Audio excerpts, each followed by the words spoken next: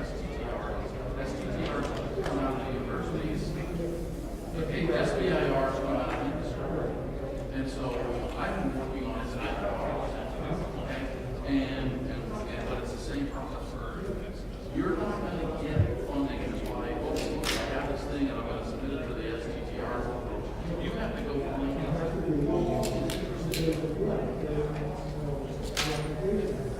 because what they're going to do is what the STTR group is going to do is they're going to take it and they're going to put it out to the people in the rest of the GeSn, and if nobody responds back saying they're interested, they're not going to do it.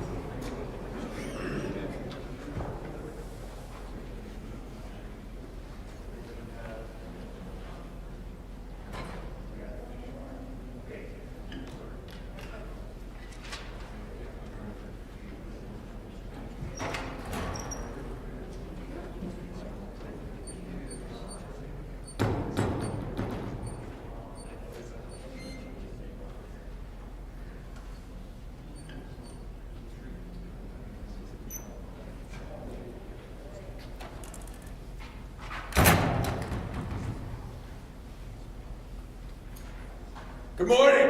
Morning. That's not bad for Saturday morning. Thank you. Welcome. I don't think I need this. I can do this from over here. Welcome to Senior Projects. We like to call it our capstone project, which it is, electrical engineering. This part's electrical engineering 391, which is the first semester. Will be followed by mechanical engineering 391, and for the first time in a while, we were lucky enough to have some integrated electrical engineering and mechanical engineering teams, which is the way business and research and project engineering really works. So we're very happy to do that. To give you an idea of what things are like, we're going to do 2 presentations. First 2 presentations are going to be electrical engineering only. They are some what I call quasi-research, kind of leading the edge in terms of some development of hardware and software to solve some interesting questions. Those will be the first 2 presentations. We'll then do a break, and we'll start our mechanical engineering, electrical engineering presentations. We'll start then with a electrical engineering team that's done some medical research and some medical applications with some very strong ME support. We'll then have a project that's got a double major, electrical engineering, mechanical engineering major, who had to do 2 pieces, twice the work, as he likes to say, which is true. And we had a team that's a mechanical engineering team primarily with some electrical engineering support. That'll be followed by the mechanical engineering teams, and Dr. Bednarz will go through and discuss those with you.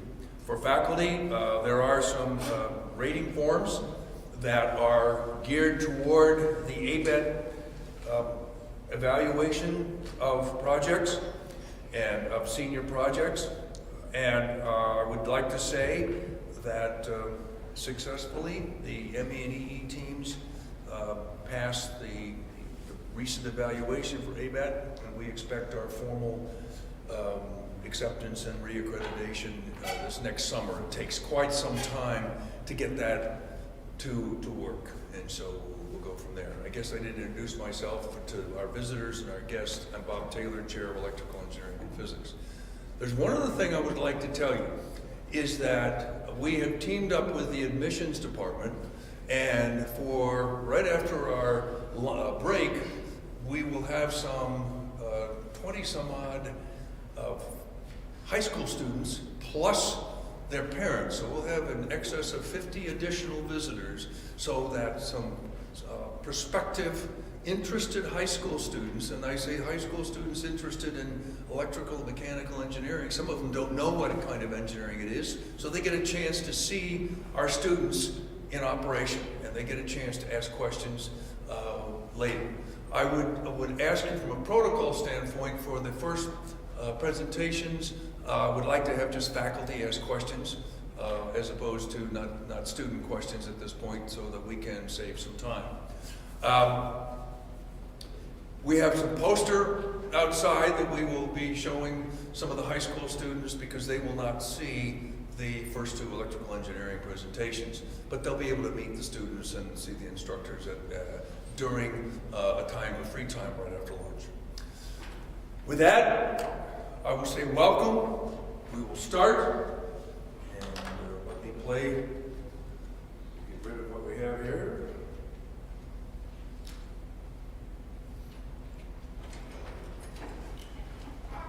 And let us start with the deep neural network team.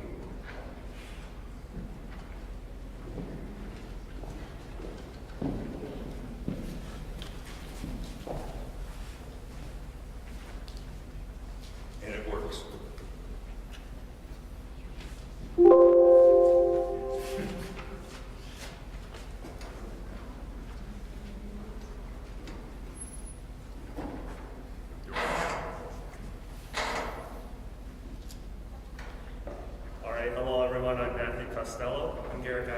And I am Charles Reeder. And our project is about the design of power and energy efficient DNN applications on embedded systems. So we first wanted to provide an introduction to our topic. So what is a DNN? It stands for Deep Neural Network. And for the purposes of this presentation, I want everyone to think of a DNN as an algorithm that performs machine learning tasks. And the most relevant machine learning task for this project is image classification. And then for embedded systems, they're small portable computers that are used for computation close to the sensor that they're connected to, meaning that you don't have to send data over long distances, and that's also good for security reasons. And you also don't have to be connected to the internet or some cloud service for them to work. And both of these technologies were booming in recent years, so the idea for this project is to combine the two. So this is a diagram of a DNN, and what you have is you have inputs, and in our case, those are going to be the pixel values to some image. You have weights, which are parameters used in the calculations of the algorithm. So the lines in this first section here represent operations between these weight parameters and the input values. For hidden layers, you can see there's only one hidden layer in this diagram, but you can have multiple hidden layers. And hidden layers represent all the intermediate calculations and results you get in the algorithm. And then for outputs, it's your last layer, and in our case, it's just going to be the values assigned to each class our input image can fall into. So there's two modes of operation for a DNN, and the first one is called training. And training is just the process of updating those weight parameters in order to increase accuracy.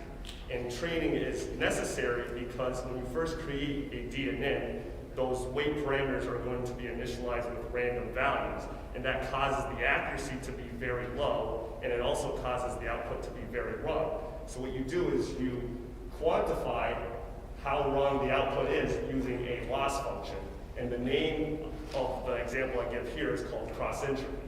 And if you look in the figure in the upper right, you can see two sets of values. The values in the green block represent the output of the DNN model, and then the values in the red block represent the ground truth label, but that's basically the answer we were looking for. And what you do is you input these values into the loss function, and you get a number. And that number is the loss or the error for that training image. And what you can do is you can input several input images into the model and get an error or a loss for each image, and then you can take an average. So that average loss is what you're trying to minimize during the training process. So how do you go about that? There's many different methods, but probably the most common method is to use a gradient descent method. And with a gradient descent method, what you do is you calculate a gradient between the loss function C here and the weight parameter. You can also think of it as a sensitivity between the loss function and the weight parameter. And you use that value to update the weight. And also that epsilon you see in the equation in the bottom right, that is known as the learning rate. So if you have a large learning rate, you'll have large updates to your weight parameter. And if you have a small learning rate, you'll have small updates to your weight parameter. And another thing, this training process works from the outputs towards the inputs. So the term you would use for that is called backpropagation. So the second mode of operation for a DNN is testing, which is a lot less involved in training. What you're doing is you're providing the DNN some input, evaluating the algorithm, and then checking the output for correctness without updating any weight parameters. And it's a lot less computationally intensive than training, and this is the process that we're actually implementing onto the board. And then this is an example output of what you would get while testing a model. So I say we use input images, so we take from two different data sets. The first data set is called MNIST, and these are 28 by 28 images of handwritten digits. And then you have CFAR, or CFAR10, and these are 32 by 32 images of more complex objects like dogs and cats. So coming to our actual project, the main problem statement for our project is that there are substantial computational and memory requirements to run a DNN, and these often exceed the constraints of most embedded systems. So if we want to implement DNNs onto an embedded system, this becomes the main problem we have to deal with. And then some objectives for our project. We want to train custom DNNs on general purpose computers, so like a desktop environment. And then we want to implement those models onto the embedded board. And we also want to create sort of a test suite where we would be measuring power, energy, execution time, and accuracy of the model on the board. And then we'll also want to identify trade-offs between those measurements. So we already introduced ourselves, but here's our responsibility. So I'm Matt Costello, I'm the project manager, and I'm responsible for creating the DNNs and validating their accuracy. My teammate Garrett Giberson is the lead for embedded implementation, and all his tasks are about performing energy estimation through the various software tools available to us. So we use a software tool called Vivado, and then there's a development suite with Vivado called SDK, and that is what we use to do that. And my other teammate, CJ Reeder, is the lead for power and energy measurement through hardware. So he would be creating a external measurement circuit and then analyzing the most critical stages of DNN execution. So for project requirements, here are the three most important ones for our project. First of all, we want to satisfy the energy and execution time constraints for DNN testing. This basically means we can't use an excessive amount of energy when we run the DNN on the board, and we can't take an excessive amount of time for it to complete running. The DNNs need to be used. And then we also want to maintain accuracy between the DNNs on the general purpose computer and the DNNs on the embedded board. This is because if they were different, the model we were designing on the desktop is not the same being put onto the board, and that's an obvious issue for us. And then the third requirement is basically about staying within the memory constraints of the embedded board. So embedded systems have very strict memory constraints, and we always have to keep that in mind as we design our DNNs if we want to fit it onto the board. So for our project constraints, beginning with our economic, we only have $500 for any test cables or any other parts that we may need for further tasks.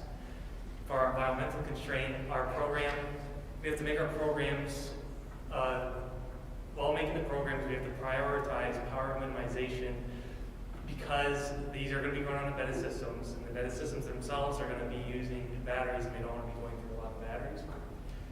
For our technical constraint, we have to keep in mind the power capacity of the board when making these programs, but we also have to keep it above a minimum accuracy requirement.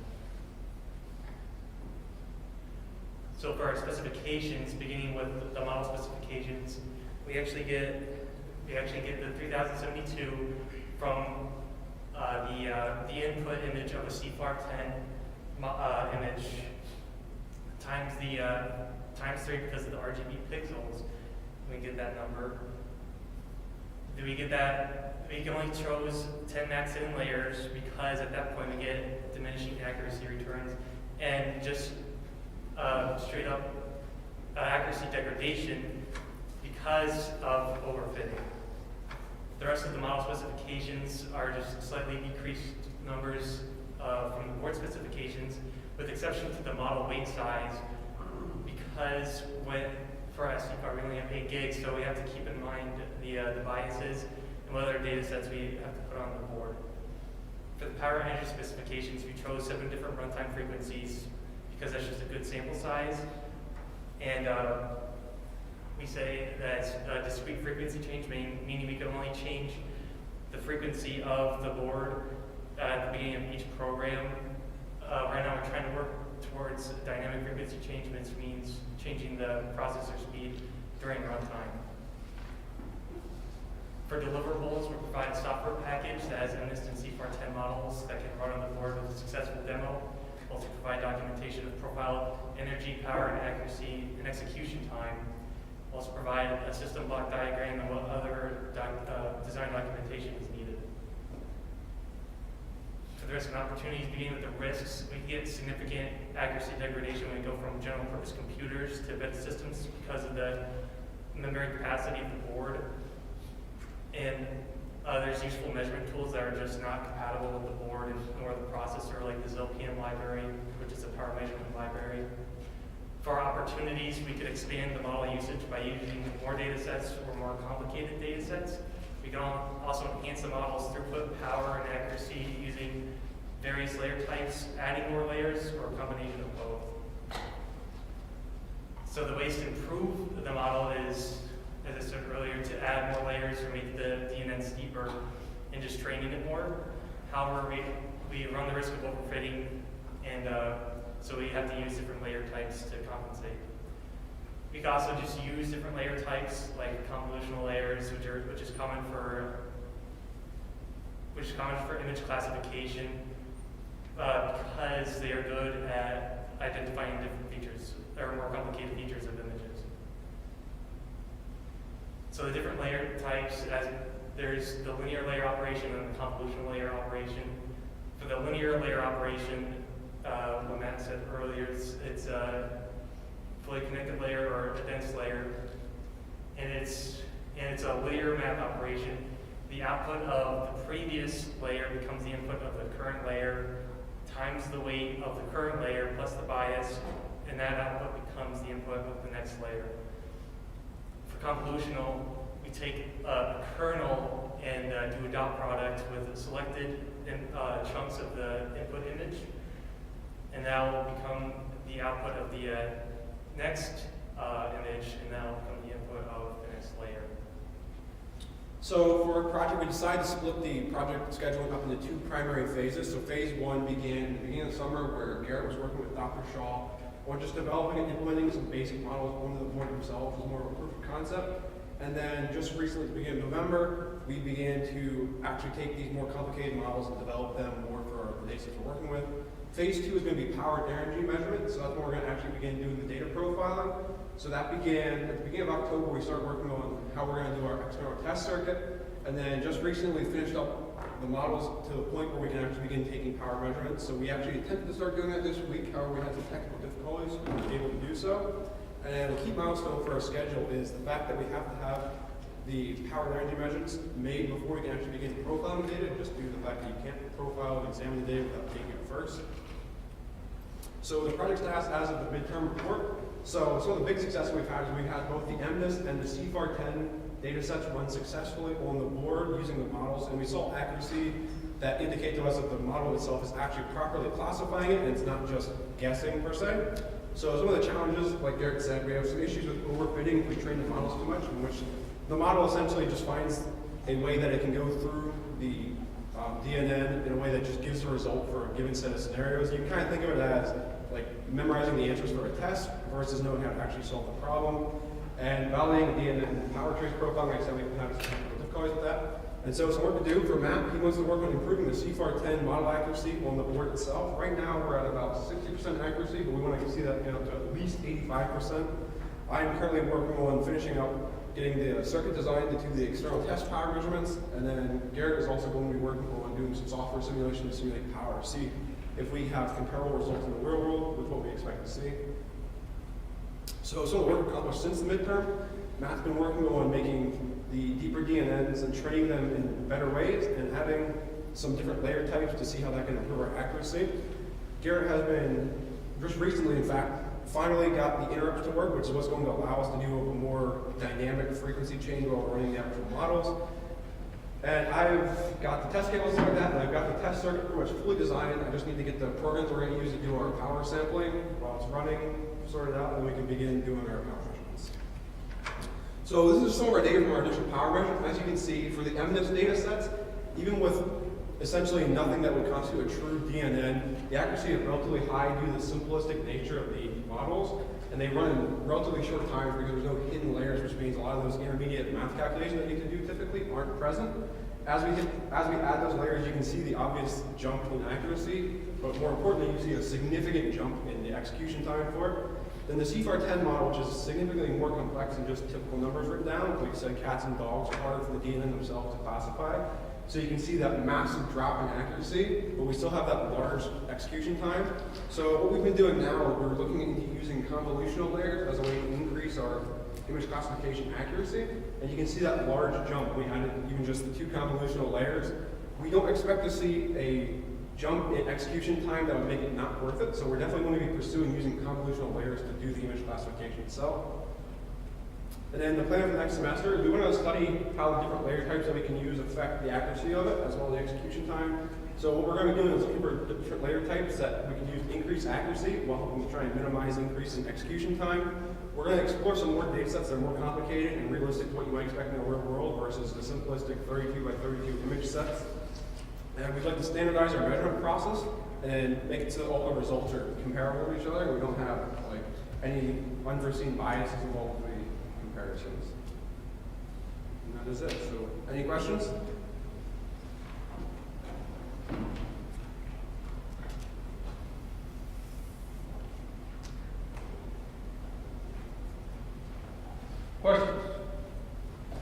Just for clarification, you did an excellent job describing the DNN, okay, and how you're going to use that.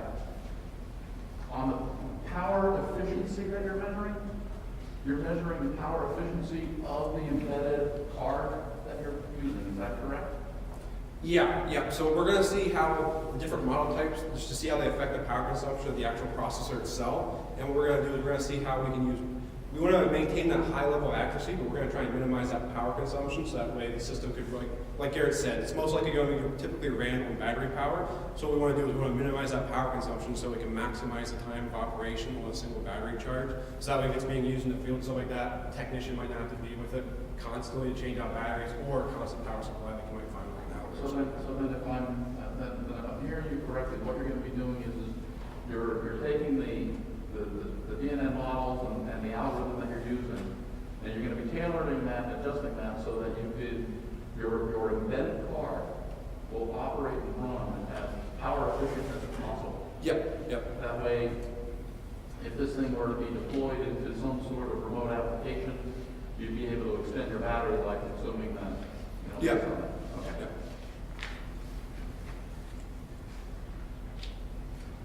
Other questions? Again? I have one more question. You used the terminology stochastic gradient descent. And so what classes did you take to learn about stochastics and stochastic gradient descent? So, me and Garrett especially, we did research with Dr. Shaw, who's our technical advisor for this project, and that was about doing neural networks. And me personally, I also did research with Dr. Lucent, and that was also a lot of work with neural networks. So it wasn't a particular class, but it was actually the undergrad research we did. Okay, because why I asked that is there's a graduate class called stochastic processes, which you would learn about that in that class, and it's a graduate class. So I'm listening to you talk about this, and I'm saying, wow, you guys are doing graduate work at an undergraduate level. Thank you. Yeah, okay, thank you. Other questions? Very good, thank you.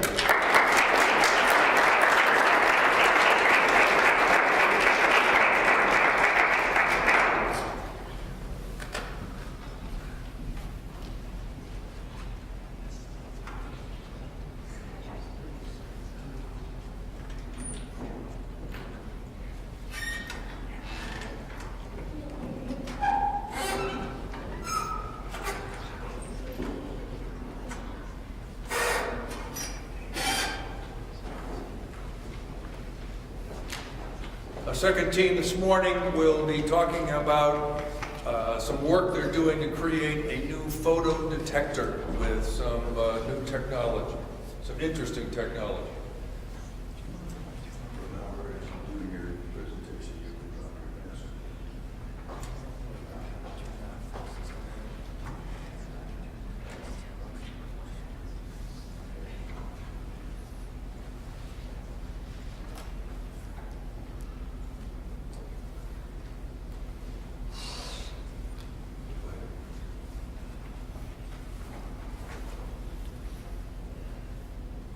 Good morning. My name is Andrew Lewis Fall, and I would like to welcome you to Wilkes University on behalf of the germanium tin-based infrared photodetectors. To the right of me are my project members, Rachel Meniscus, Kane Carpenter, and our project lead, Kyle Rosler. Here's our project agenda for the day. So, as you can see, there's a matrix above me showing some of the responsibilities that we've had for our project. There were a lot of simulations to be done, so we all did our part in helping out with the simulations. As for the design, fabrication, and measurement for our project, we've divvied up those tasks.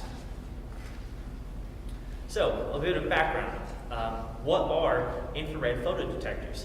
Well, let's break down the word. Photodetectors, right? Photo, light, photography. So, photo is light, and detectors is, think of a sensor of a sort.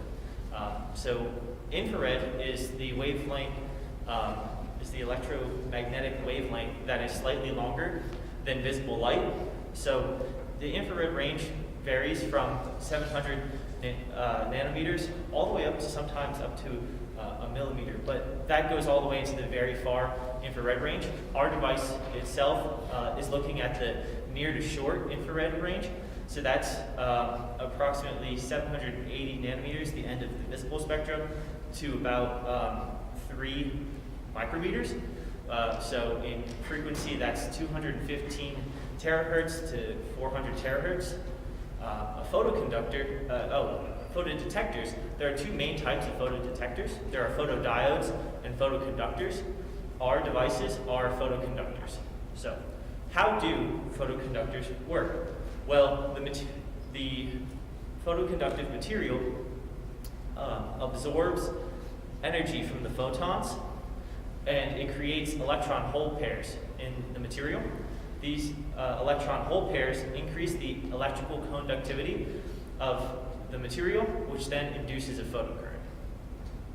Some of the applications for infrared photodetectors include infrared measurements, thermal imaging, and LiDAR. LiDAR is light detection and ranging. So how LiDAR works is a light source, a light is emitted from a source, and that light then reflects off objects around it, and then comes back to the source after a short computation. It determines how far away these objects are. So as you can see here, one of the uses that for LiDAR could be implemented in autonomous vehicles. It's technology that we're moving towards in the future.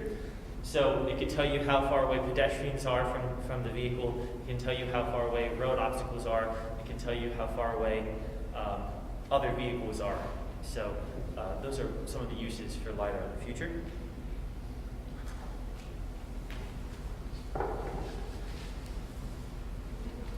So with every project comes a problem at hand. The problem we are tackling are infrared photodetectors.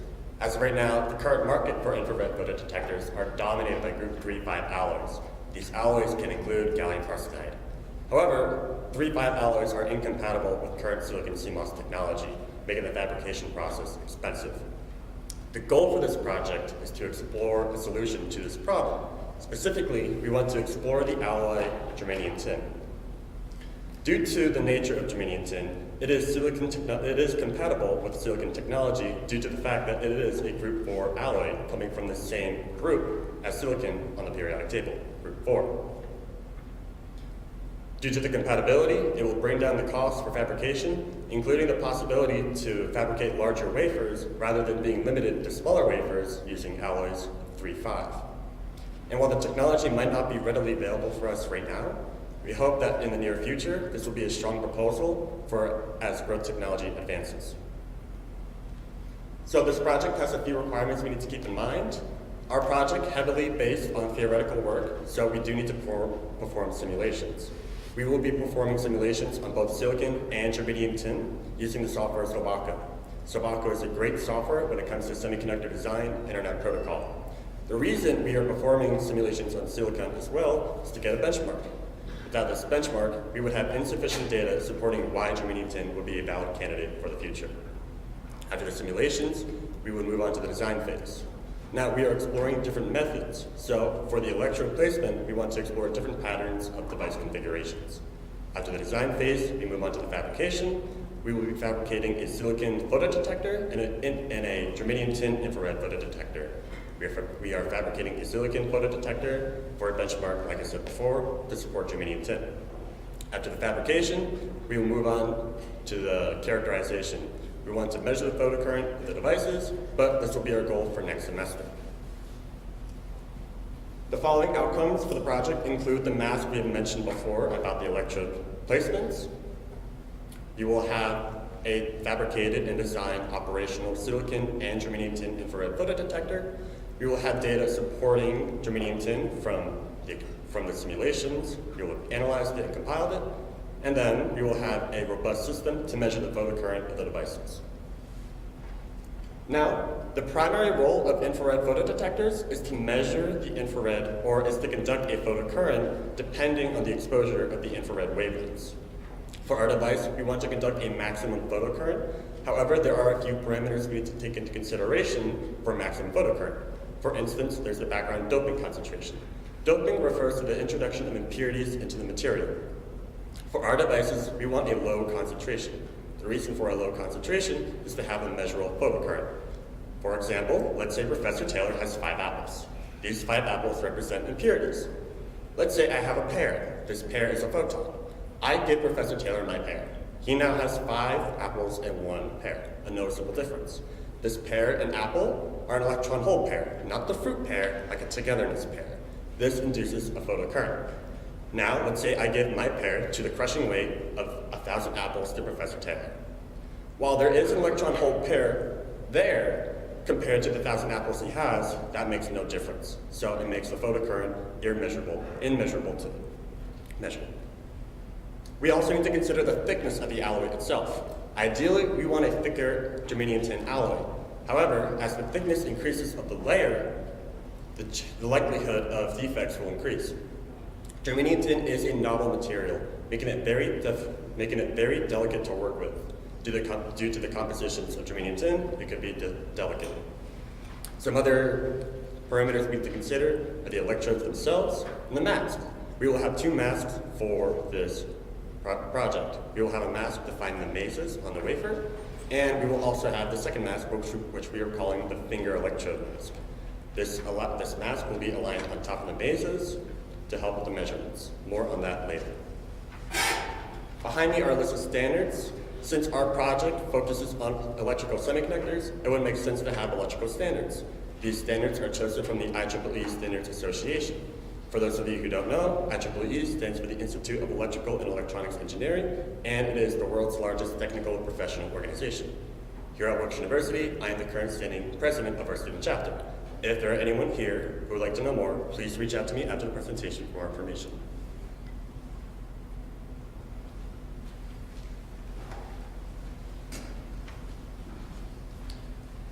So with every project comes its constraints. Some of our key constraints include economics, sustainability, and ethics. For economics, we want to maintain our recommended budget while also minimizing all of our costs. For sustainability, although the device will be made of germanium tin, it is still going to be using a silicon substrate, despite there being a silicon shortage. We're going to deal with this by maximizing the amount of devices on a single wafer at a time. We're also going to be using 3-inch intrinsic silicon wafers, and we're going to cleave them into 4 quadrants in order to save on material.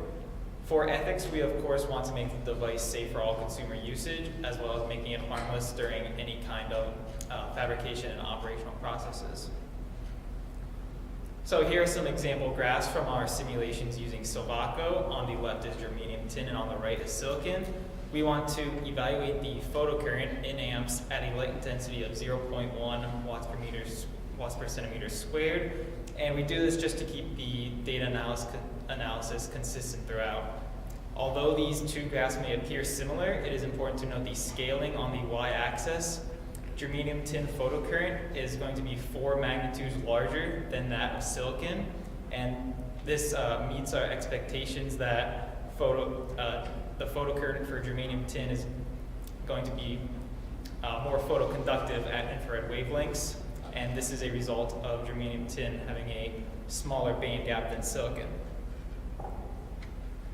So here is an example of some of our data compilations where orange represents germanium tin and blue is silicon.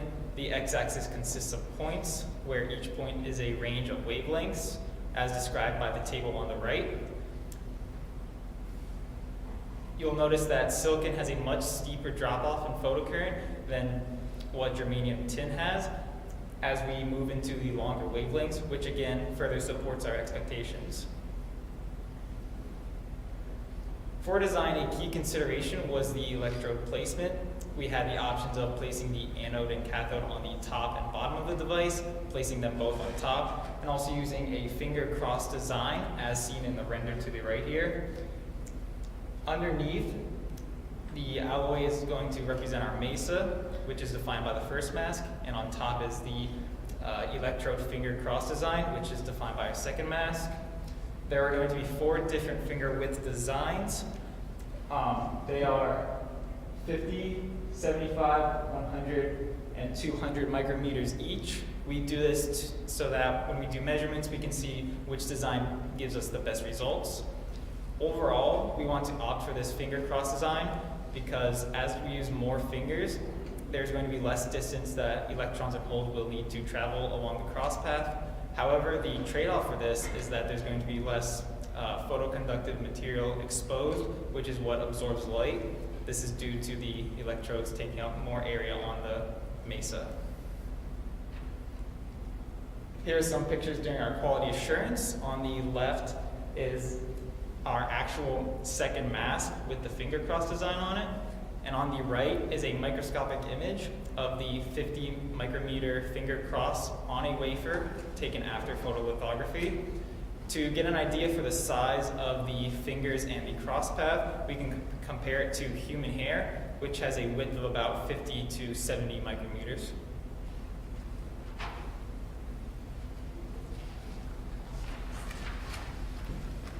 Okay, so there are a couple risks and opportunities associated with our project. To start, that we're working with a new technology, which is the germanium tin. And our project was very theoretical based, specifically with our simulations. With the Silico software we were running, it didn't actually have germanium tin in its material library, so we had to go in and manually input all the parameters for that to even be able to test it. Our project also has a risk for failure. Ours specifically applies to when we're in the fabrication lab, whether we break a wafer or anything could really happen to it, or when we're measuring, say we take a wrong measurement. The last risk would be that we're working with a limited time because the senior capstone runs from fall of 2021 to spring of 2022. There are a couple opportunities associated with our project. The first one is that there are new options for applications, such as the LiDAR that Andrew talked about earlier. Our project also has higher efficiency, as Kane showed us that germanium tin can work at higher wavelengths than silicone can. And the last would be that there's a lower cost for fabrication with germanium tin. This is our schedule for our project. The main thing to know is that we've managed to stay on time throughout the entire semester. For example, we had a certain deadline to get our mask designed and sent out, and we managed to keep that, and we're able to start fabricating this semester. There are a couple of costs associated with our project. To start, the infrared emitter was provided to us. The only issue with it is that we have to see and test to see if it does work. Our mask was sent out to be manufactured by HTA, and that cost us around $500, and the chemicals were already provided to us by the school. There are two key fabrication methods that we went through during the lab. The first was photolithography and the second is etching. So there are two types of methods. You can dry etch or you can wet etch. In the picture shows us that in the thing that looks like the waffle maker that our intrinsic silicone is sitting on, and there's plasma around it. So for dry etching, it uses a reactants of oxygen and methane, and that's what produces the plasma that is used to be the etching gas. And then some people might ask why you want to do dry etching rather than wet etching. That's because the dry etching has more control over the etching rate, and it runs a lateral etch, which basically etches anything that runs parallel to the wafer, but it still allows us to etch off the photoresist like we plan to. And then for the future, we plan to do dry etching with the germanium tin wafers, but we're not quite sure if that's going to work because of the composition of it, so we might have to switch and do wet etching instead. And then these are two photos of us fabricating the intrinsic silicon. On the left is us practicing and using the photo aligner for the photolithography process. And on the right is two pictures of the two quadrants of our intrinsic silicon chips.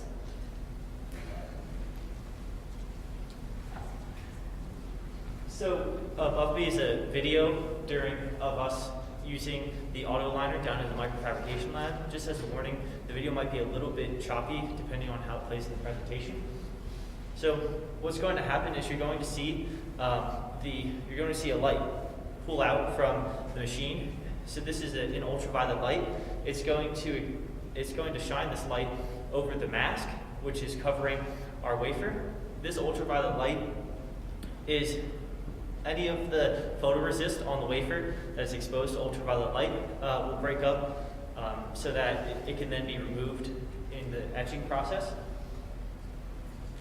So our status to date, some of the successes that we've had throughout the semester. As you've heard, we've completed simulations for both silicon and germanium tin. We then evaluated these simulations looking at the photocurrent at specific light intensities. We then compiled these data from the simulations. We designed and sent out our masks, or our second mask for photolithography. We were then able to test this mask on and develop and fabricate silicon photodetectors, intrinsic silicon photodetectors. Some of the challenges that we've encountered mostly are focused on the just working with germanium tin, this novel material. Most of our classes here at Wilkes have been focused on silicon devices and technology and theory, such as our electronics class and our semiconductor classes. So basically, we had to learn a lot of new theory in regards to this germanium tin. So some of our goals for the end of the semester include to continue analyzing the data from these simulations that we compiled, as well as to continue practicing fabrication in the microfab lab. So that way, for next semester, we're ready to use those same methods to implement them on germanium tin wafers, so we can develop our infrared photodetectors. We're then going to design a robust setup for measurement of our infrared photodetectors, and we're going to characterize these devices. We also want to build a system that we can use these photodetectors. So we've had all of our professors and staff here at Wilkes have been a help for us throughout the years, but we'd like to especially acknowledge Dr. Wei Du, Professor Robert Taylor, Mrs. Stapleton, and Mr. Knight Novosel. They've been a huge help to our project, and our success is in part from them. Thank you for your time. Are there any questions?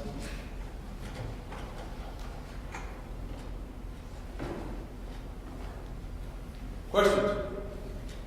We can see if anybody else has further. No, go ahead. Okay. First of all, it's great to see you using the lab downstairs and putting that to excellent use. So this is a very good project to demonstrate Wilkes has an ability to do that. Question I have is so next semester you're going to get into characterization, and this is an infrared detector. So are you going to be characterizing with a broadband infrared light source, or are you going to be able to sweep across the different? Are you going to sweep the light source across the IR range to make measurements to see how it reacts at each? What's the thought process there? I can feel that question. So we're definitely going to evaluate the photocurrent at different frequencies. We're probably going to look at individual infrared frequencies and do several test runs rather than a sweep in a single test run. Yeah. So in other words, you're going to do discrete at different light frequencies. Yes, Across discrete. the infrared band. Yes, in the near to shore IR band. Yes. Yeah, as opposed to just looking at it across the entire broadband IR. Yes, correct. Okay. At discrete values. Thank you. Yes. Could you go back to one of your earlier slides, like showing the data there?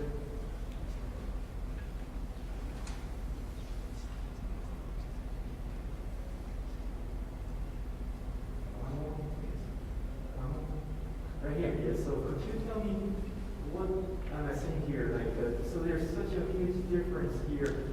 Like, apparently the material you're using it drops much quicker. What's the implication here? What is what? What's the implication? Like this huge, this property difference here. What does this imply? Like, is it really feasible? Yeah, so this is done from our simulations in Silvaco. The orange curve is germanium tin, which is what we're going to be testing and implementing. This just shows that germanium tin will be more photoconductive at the longer wavelengths in the IR range compared to silicon, which is the blue curve. That's why silicon drops off more quickly than germanium tin. If I were to add on to that, silicon's band gap is much greater than germanium tin's. Silicon's is around 1.12, and that's indirect band gap, so it requires more momentum to jump in the gap. Germanium tin, on the other hand, has a smaller band gap, requiring less energy to jump between the two. So if we were to look at the graph again, at different points we have different ranges of wavelengths. As we increase the range of the wavelengths, silicon has a drastic drop off going to the magnitude of -14 amperes, while germanium tin has a steady decline, still maintaining its -10 amperes. So what's the wavelength of the design you are going to be using? What's the range that's actually work for the sensor? So when we tested the simulations, we ran a wavelength from 0.5 to 2.0 micrometers. Like for the sensor, most probably will be working around what kind of wavelength?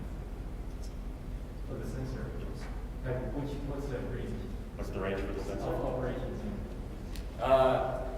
Their short IR range is 0.8 to 3, but we're testing a specific wavelength.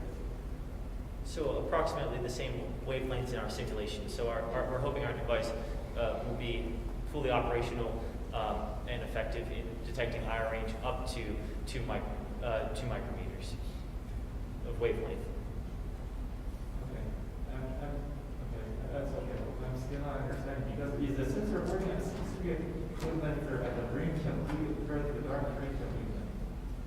Oh, it works at a range of wavelengths, but the maximum wavelength that we're hoping to function at is 2 micrometers. So the spectrum would then be visible light, which so about 500 nanometers to 2 micrometers would be the full spectrum, the full range of which our device will function.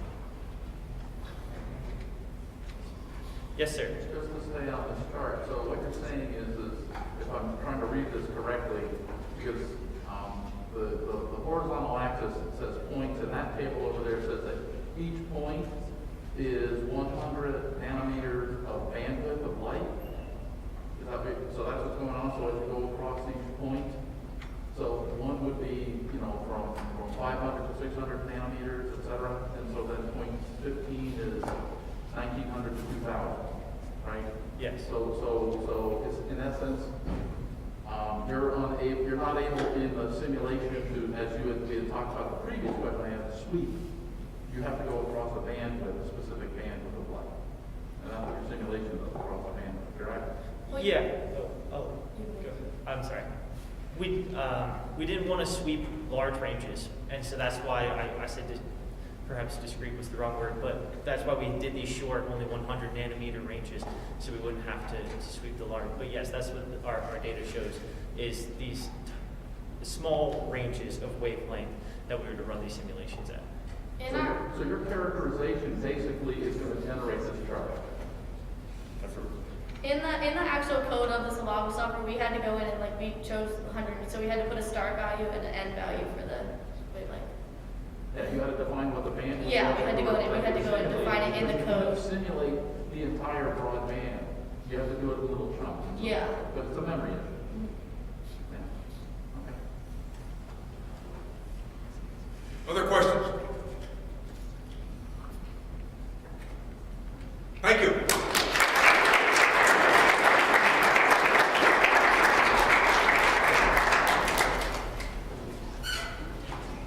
Time for a break.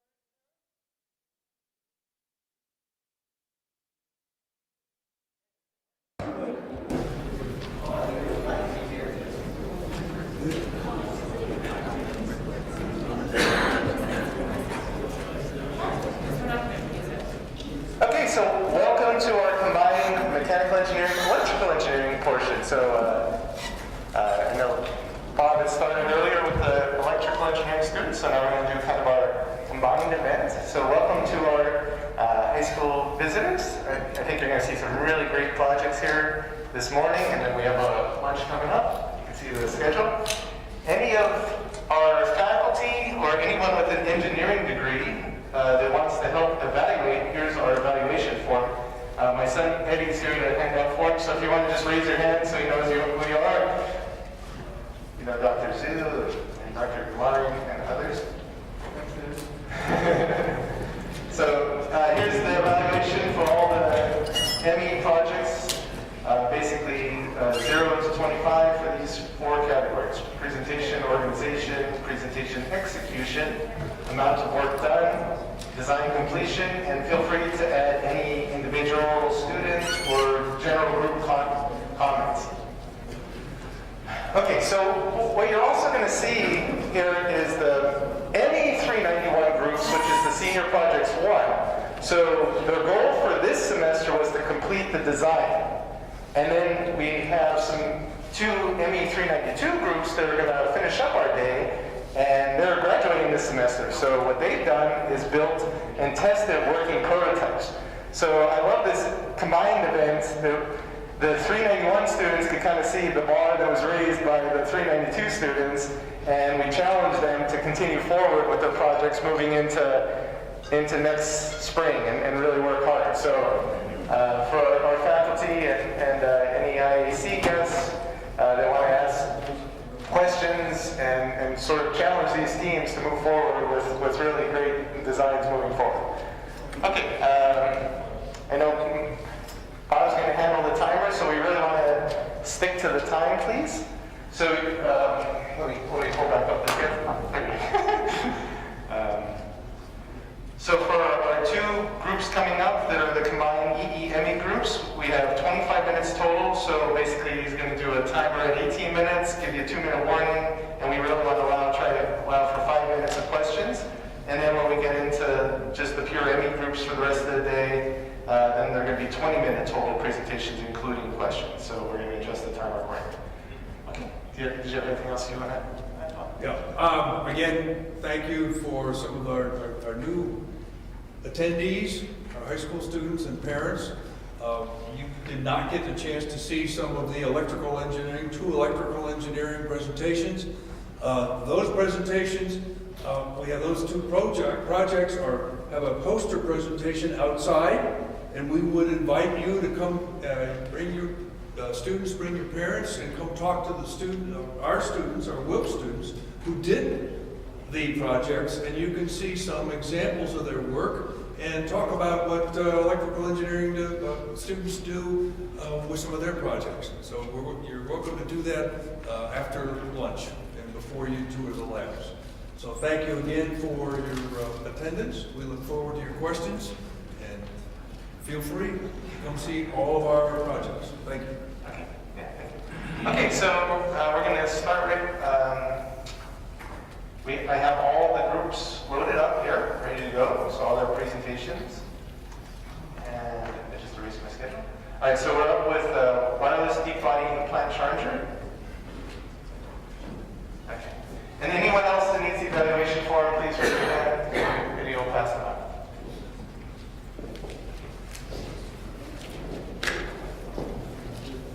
Okay. I guess. I should have the presentation loaded ready to go.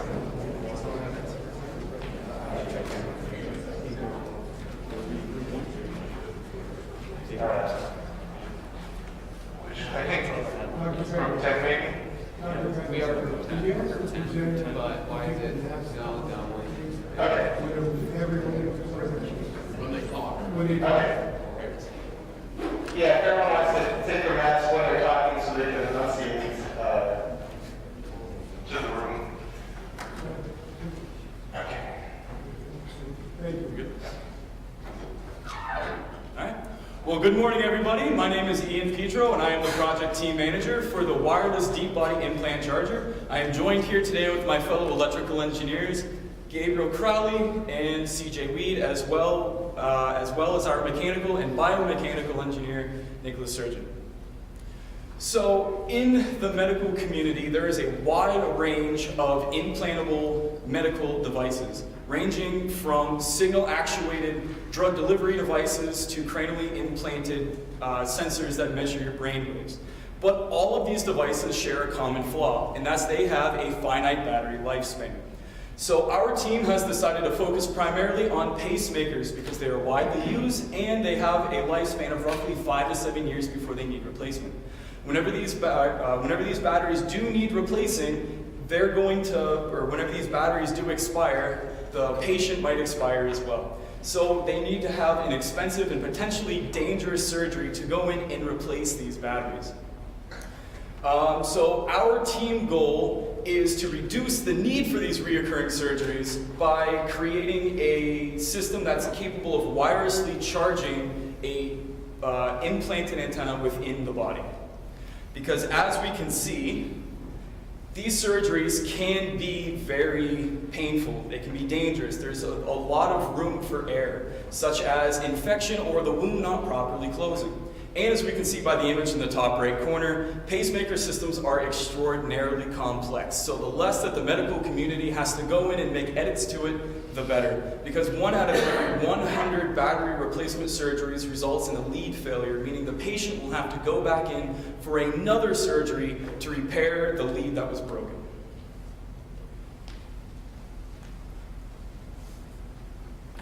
So our wireless deep body implant system is comprised of 5 main components: a transmitter antenna, a receiver antenna, rectifier circuit, the overall antenna simulations for our 2 antenna components, and the design of the capsule that will house our implanted components inside a human body. Ian and I were tasked with the completion of the transmitter antenna, and Gabe and I will be handling the fabrication of the receiver antenna. Ian has taken lead in all CST design and simulations for he's the most prominent with the software, been working with it for some time now. Nick Surgeon, our mechanical engineer team member, will be handling the heat and thermal analysis of our system, as well as the design of the capsule, which must be compatible with the human body so that it will not allow our internal components to be affected.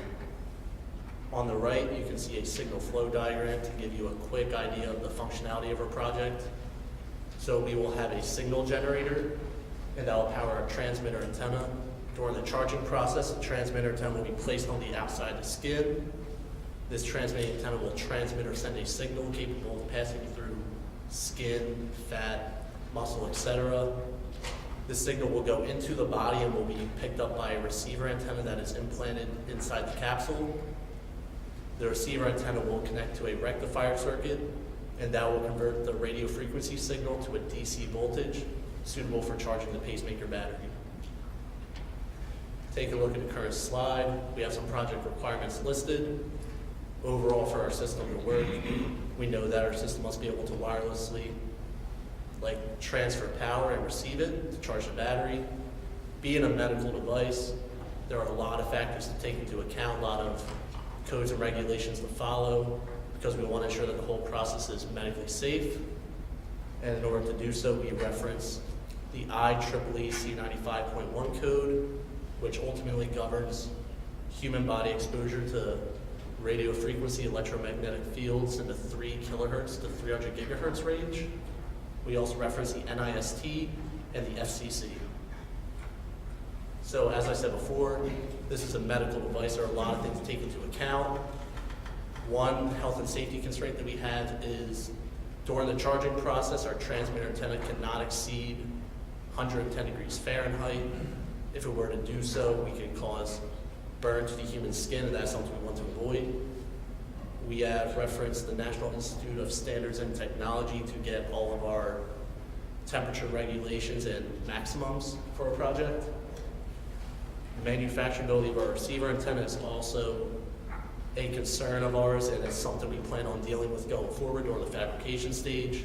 I'll talk about that a little further in the coming slide. And sustainability.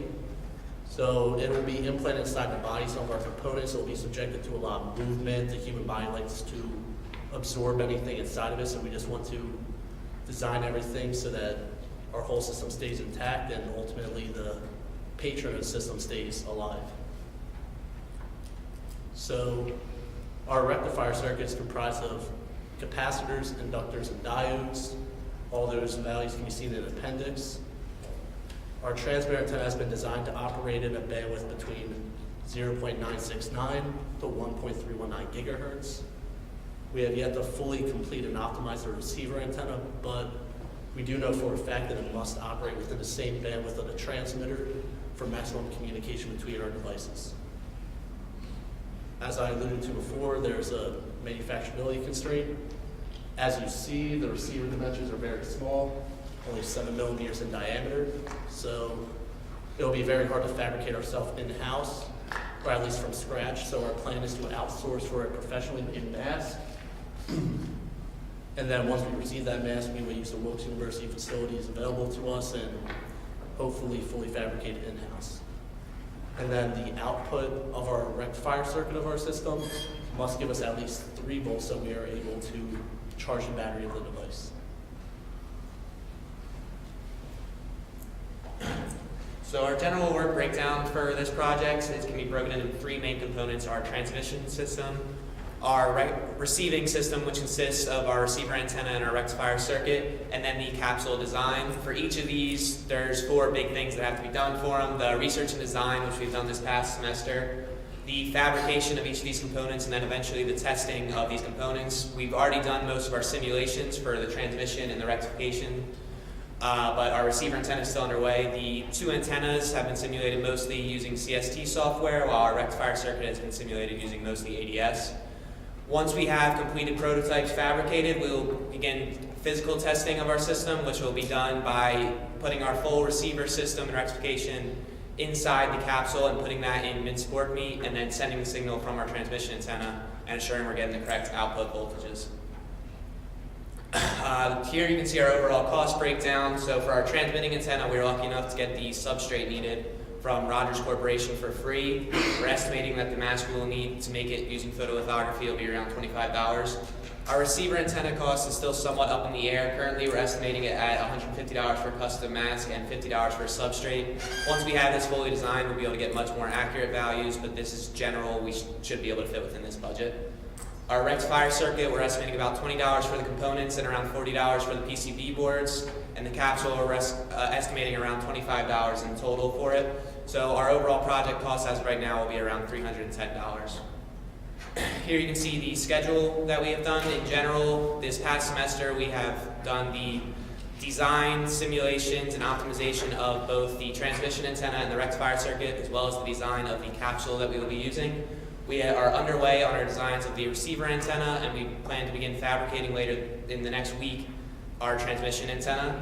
Next semester we will be fabricating our other things as well as finishing the design of our receiver antenna. Current status, similar to what I just said, our transmission antenna design and simulation is complete. That antenna is completely optimized and we are ready to fabricate this coming week. Our rectifier circuit design is complete. We plan to fabricate that early in the next semester. Receiver is designed, but we're still working on optimizing it to maximize the efficiency of it. Big successes this semester were completing the transmission antenna and the rectifier circuit designs. But we have hit some setbacks, including for the transmission antenna, we were forced to reparameterize the transmitter multiple times to help optimize it.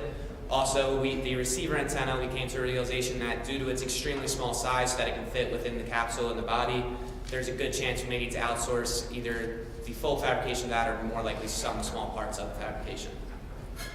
This picture is showing our current rectifier circuit design. So as you can see, it's broken into 2 main parts. First, the matching circuit, which matches the characteristic impedance of 50 ohms for our antennas, as well as the frequency that we expect to use, which is around 1.16 gigahertz. And then once we go through that, we have a 2-stage voltage doubler, which will allow us to get the output voltage above 3 volts, which is what we will need to be able to charge pacemaker batteries. Simulating this circuit in ADS gives these results. So on the left, you can see a graph of the output voltage in DC volts compared to an input voltage of dBm, or decibel milliwatts. So you can see that black line represents the 3-volt mark that we need to make to be able to charge our battery. So around 0 dBm, which is roughly 1 milliwatt, of input power, we are able to get above that 3 volts that we need. We expect that our circuit, once our transmission system and receiving system, once it's fully made, will get between 1 to 3 dBm into the circuit. You can also see on the right we have a plot of our power conversion efficiency. So we can see at around 1 dBm we get our maximum conversion efficiency of about 84%.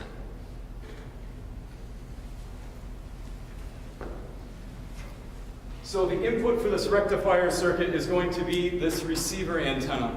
The receiver antenna, as we've been said, is still under optimization, but we do know that it has to fall within the bands of our transmission antenna. Our transmission antenna is done, we're just about to build it. So for our transmission antenna, this type of antenna is called a WPT, or Wireless Power Transfer Transmission Antenna. This particular antenna is set up as a 2-port system, with one port being in the top right corner and the bottom left corner.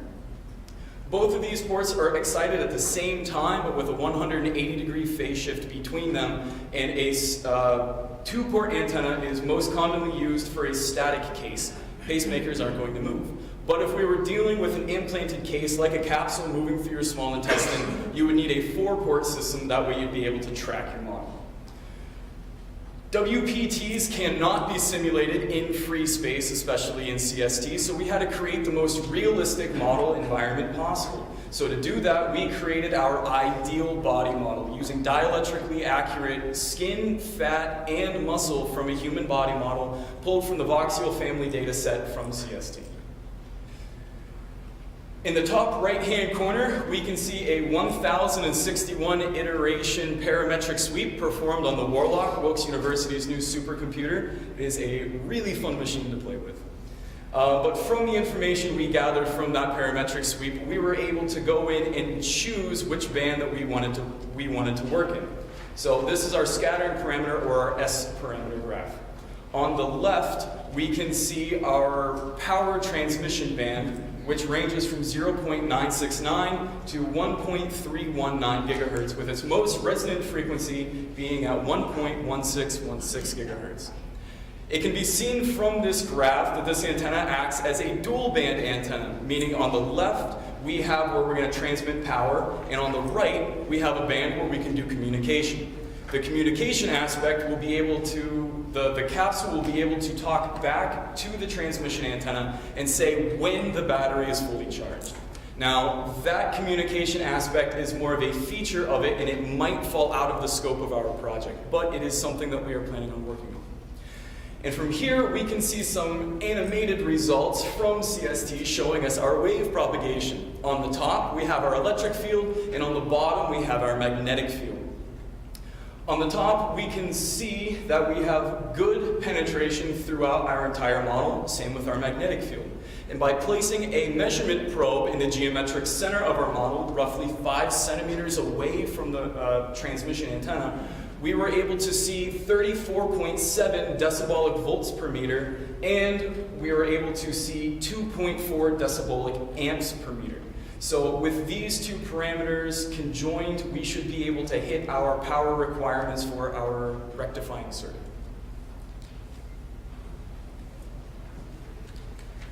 As seen above me is the thermocouple analysis of the transmitter when put flush against the skin of the body design. As you can see, the surrounding area, there we go, is set to 99 degrees Fahrenheit, which is the most comparable to that of muscle. And it reaches a maximum temperature of 104.4 degrees Fahrenheit, which may sound alarming. However, due to the National Institute of Standard and Technology, it is within the 111 and 118 degrees Fahrenheit needed to cause pain or burning of the first-degree burn to the skin. So the specific absorption rate is also very important in our design. It is the power over mass, otherwise watts per kilogram. And if too much radio frequency radiation is to be absorbed, it can cause the patient to experience headaches, soreness, and tissue damage. Our model is seen to have a 7.54 watts per kilogram, which is a controlled experiment of partial body, which means that it is within the 8.0 watts per kilogram, sorry. A little bit about biomaterials, since it is very important to have our design capsule to be biocompatible with the body.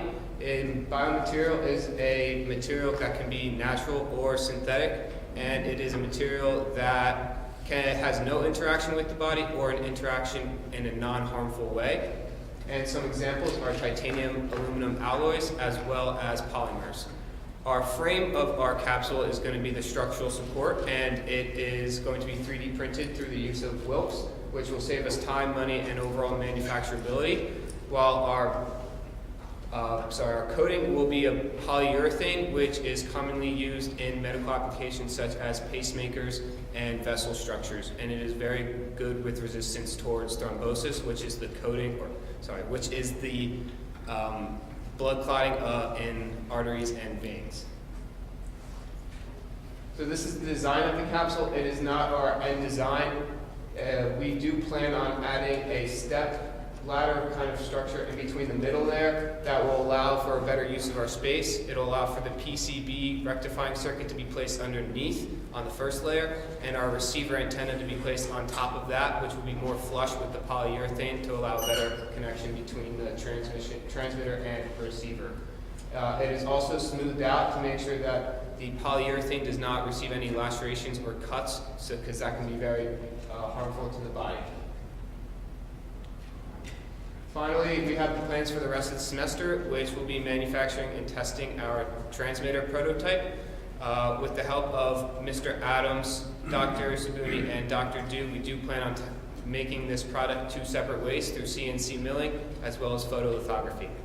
We also plan on optimizing our receiver antenna as well as ordering parts for our rectifying circuit. Plans for next semester do include manufacturing and testing both our rectifier circuit and receiver antenna, as well as creating a fully functional model that we can implement into the actual body.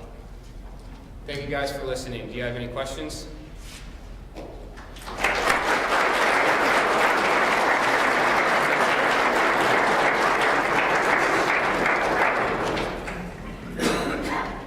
Questions?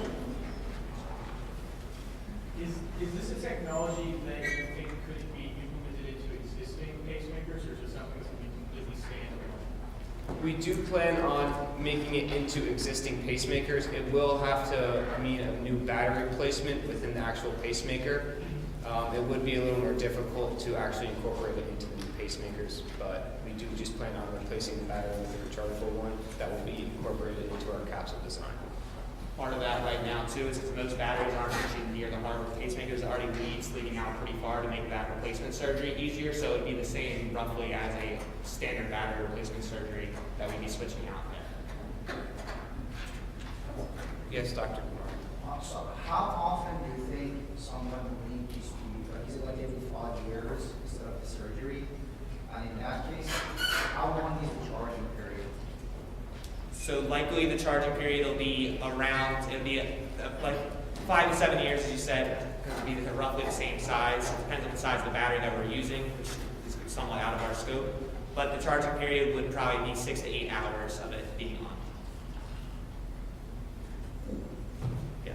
Sure. Yes, thank you for the presentation and very clear articulation of what your approach. From a cost point of view, I looked at your cost slide, you don't need to pull it up, but it seemed that you were considering that everything would work functionally and appropriately without any contingency for loss. So I questioned your total budget, and then you also articulated on another slide that your receiver antennae, they have to be outsourced. So from a cost-effective point of view, I'd like to know what your contingencies are as far as cost of the project. So for those, most of those costs that you saw, they actually are, it's excess supplies for what we need. For instance, the substrate that we're getting free from Rogers Corporation is enough to make 6 to 8 of our transmitters easily. So we have all those costs, including our components, our PCB boards, is to buy much more than we necessarily need. Like you said, the receiver antenna is the one thing we're still unsure of because it depends. It's a very small, I think it's about, it was 7 millimeters in diameter. So that is one we're not 100% sure until we have it fully designed. We don't know how much. We're hoping we can just outsource a custom mask and then fabricate the rest in-house, but we're a little unsure of that still until we have it fully designed. Okay, second question. Following up with Dr. Kamari, but in a little bit different venue. You know, medical devices take a long time to get approved. Have you considered the approval rate? Not only how long will this function from being embedded in vivo in the body, and how long it will last, but have you looked at how long it would take from an adoption point of view in the medical industry? No. Okay. No, that's not something. Yeah, we've just been fully maintained on actually creating a functioning rechargeable pacemaker in that sense. So I'm sure if we were to create the final design, then we would start to take that into consideration. Good job overall, but I just wanted to make that point. Thank you. Good point. Yes. Thanks. So when I saw this project on the list, I wrote a plethora of questions that I was going to ask you, and you guys did I commend you on answering most of them. Okay, so excellent job, because I have a whole pile of questions and you answered most of them very good. And it's an excellent use of electromagnetic theory, your simulation tools, antenna theory, all that stuff. I applaud that. The one thing my comment is when you talk about standards, NIST, what standard? Give the number. Okay? You talk about the FCC, what standard? Give the number, let me know. All right, is it part 14, part 15, what is it? Okay? Those are things that you need to know. Okay? C95.1-2019 only covers a small portion of this thing. Okay? You need to take a reference, ISO 13485. You need to take a reference, IEC 61000. These are the standards that you need to be looking at, going to more granularity and listing those, because those are going to drive and direct if this thing can become acceptable and productized. Okay? Also, you're not just looking at the United States, you're looking at something that's going to be worldwide. The EU has a standard that's completely different than what we have in this country, so you might want to look at that as well. So you want to take a look at that. There's a card that you can take which has the standards that you should probably start looking at, okay? So you can have those. But all in all, great job. Thank you. A consideration of the safety that we have been looking into is this falls within the frequency band of your cell phone usage to your Wi-Fi. So it's frequencies that we have going around us all day, every day, from the day that we pretty much... But it's a medical device. True. And because it's a medical device, there's a whole list of other things that you have to deal with because it's a medical device. One more question.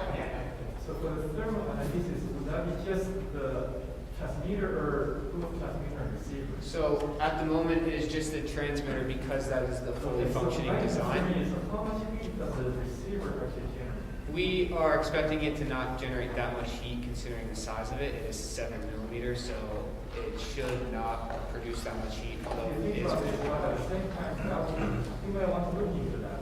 We do plan on testing it through CST once the receiver antenna is fully optimized. Because the thing about it, yes, I agree with you, just generating less heat, but at least that means that the generating the advantage will be also much different from the heat generated outside. Yeah. Let's thank the wireless deep-body implant.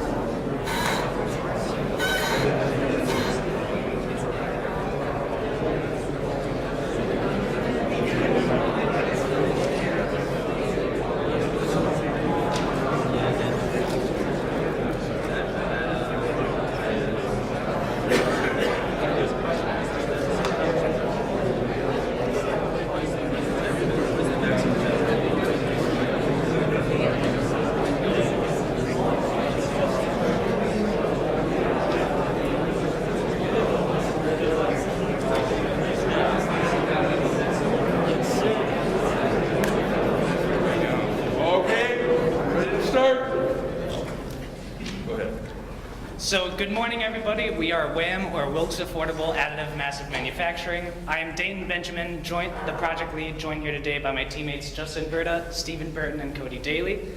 Now, as we get started, we have a render of our finalized design of a large form factor 3D printer. And you'll note at the top it says 2.0. Stephen will go into detail as to why this is our second design in a little bit. Now, when thinking of a project concept, we all knew we wanted to focus in on 3D printing, but we did some brainstorming and consultation, and eventually we're drawn towards the prosthetics industry, or more specifically, non-structural prosthetic components.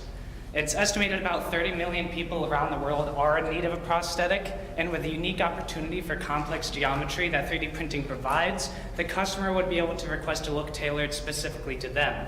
This could even include things such as replicating an entire limb with 3D scanning technology.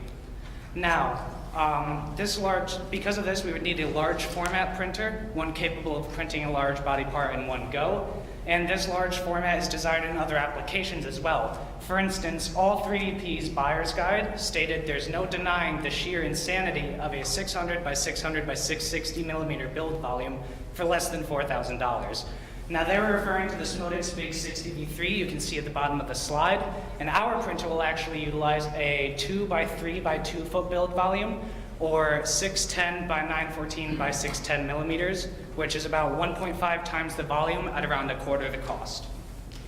So WHAM's objective is to design and develop a large format 3D printer for the casting and molding industries.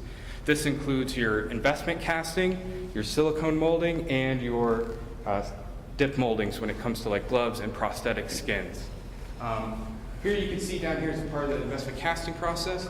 With ours, you actually remove the whole wax injection and wax assembly process and actually print right there, dip it, and then burn it out. So some constraints and standards that we had to address is health and safety. We don't want a user getting hurt in any way, shape, or form. Manufacturability, how easily can we reproduce this and then sell it? Sustainability, if a part breaks and we send it to you to install it, how easily can it be replaced? Can you do it? And then economically, we're constrained by both departments with their budgets. Some of the standards we looked at was the ME-EGM-EE standard for electrical connections and breaker loading, OSHA standards for safety and health, your ASTM standards, that includes your bolts, nuts, any grades and classes, and your materials, ISO standards for safety and health again, ANSI and ASME standards we looked at drawing, and then in B18.3 1998, it's the first time FDM was defined in a standard. And then we also have our IEEE standards for drawings.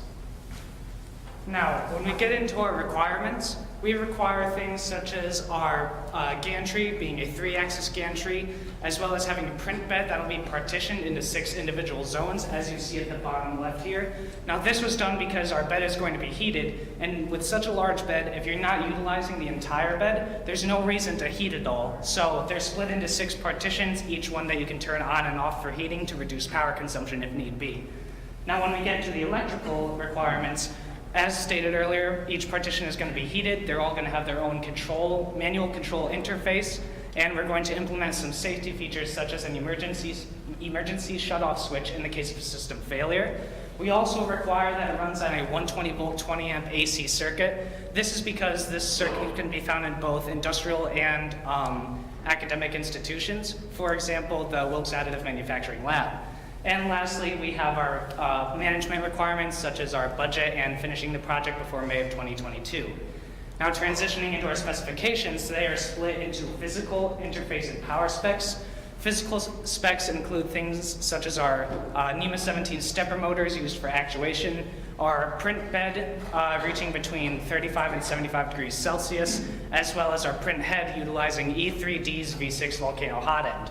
When it comes to the interface, we spec'd out a Big Tree Tech GTR version 1.0, and our system will utilize the open source software Marlin.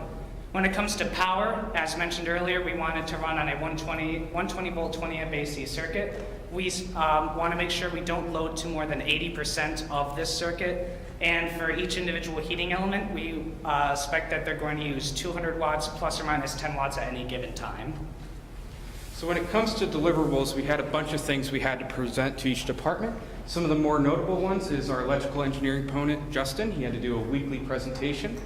We have a Gantt chart / schedule, WBS, requirements document, specifications, a report and final presentation, our budget that we have to maintain between both mechanical and electrical engineering departments, a test plan, and lastly, a working prototype. So when it comes to our WBS, this is just a snippet of it. It was way too big to fit on one slide.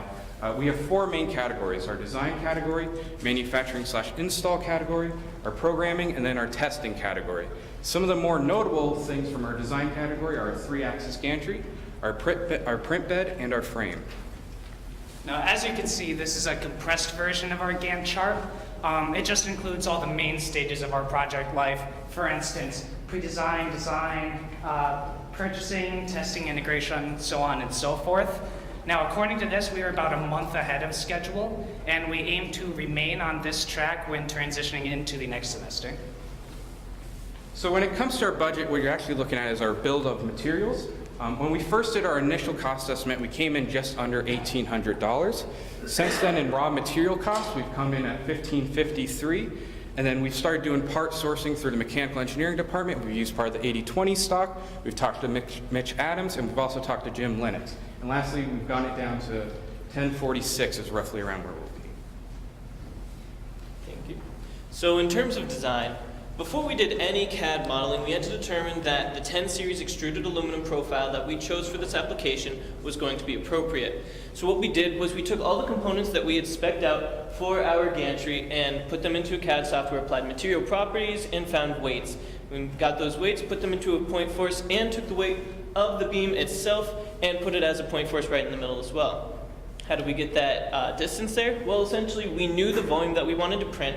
We knew that the print head had to travel along a certain distance to achieve that, so we overestimated a little bit just to give us some leeway and created this deflection analysis right here. We found that we had around 0.2 millimeters of deflection, and we specified for ourselves that there is no more than 0.4 millimeters of deflection.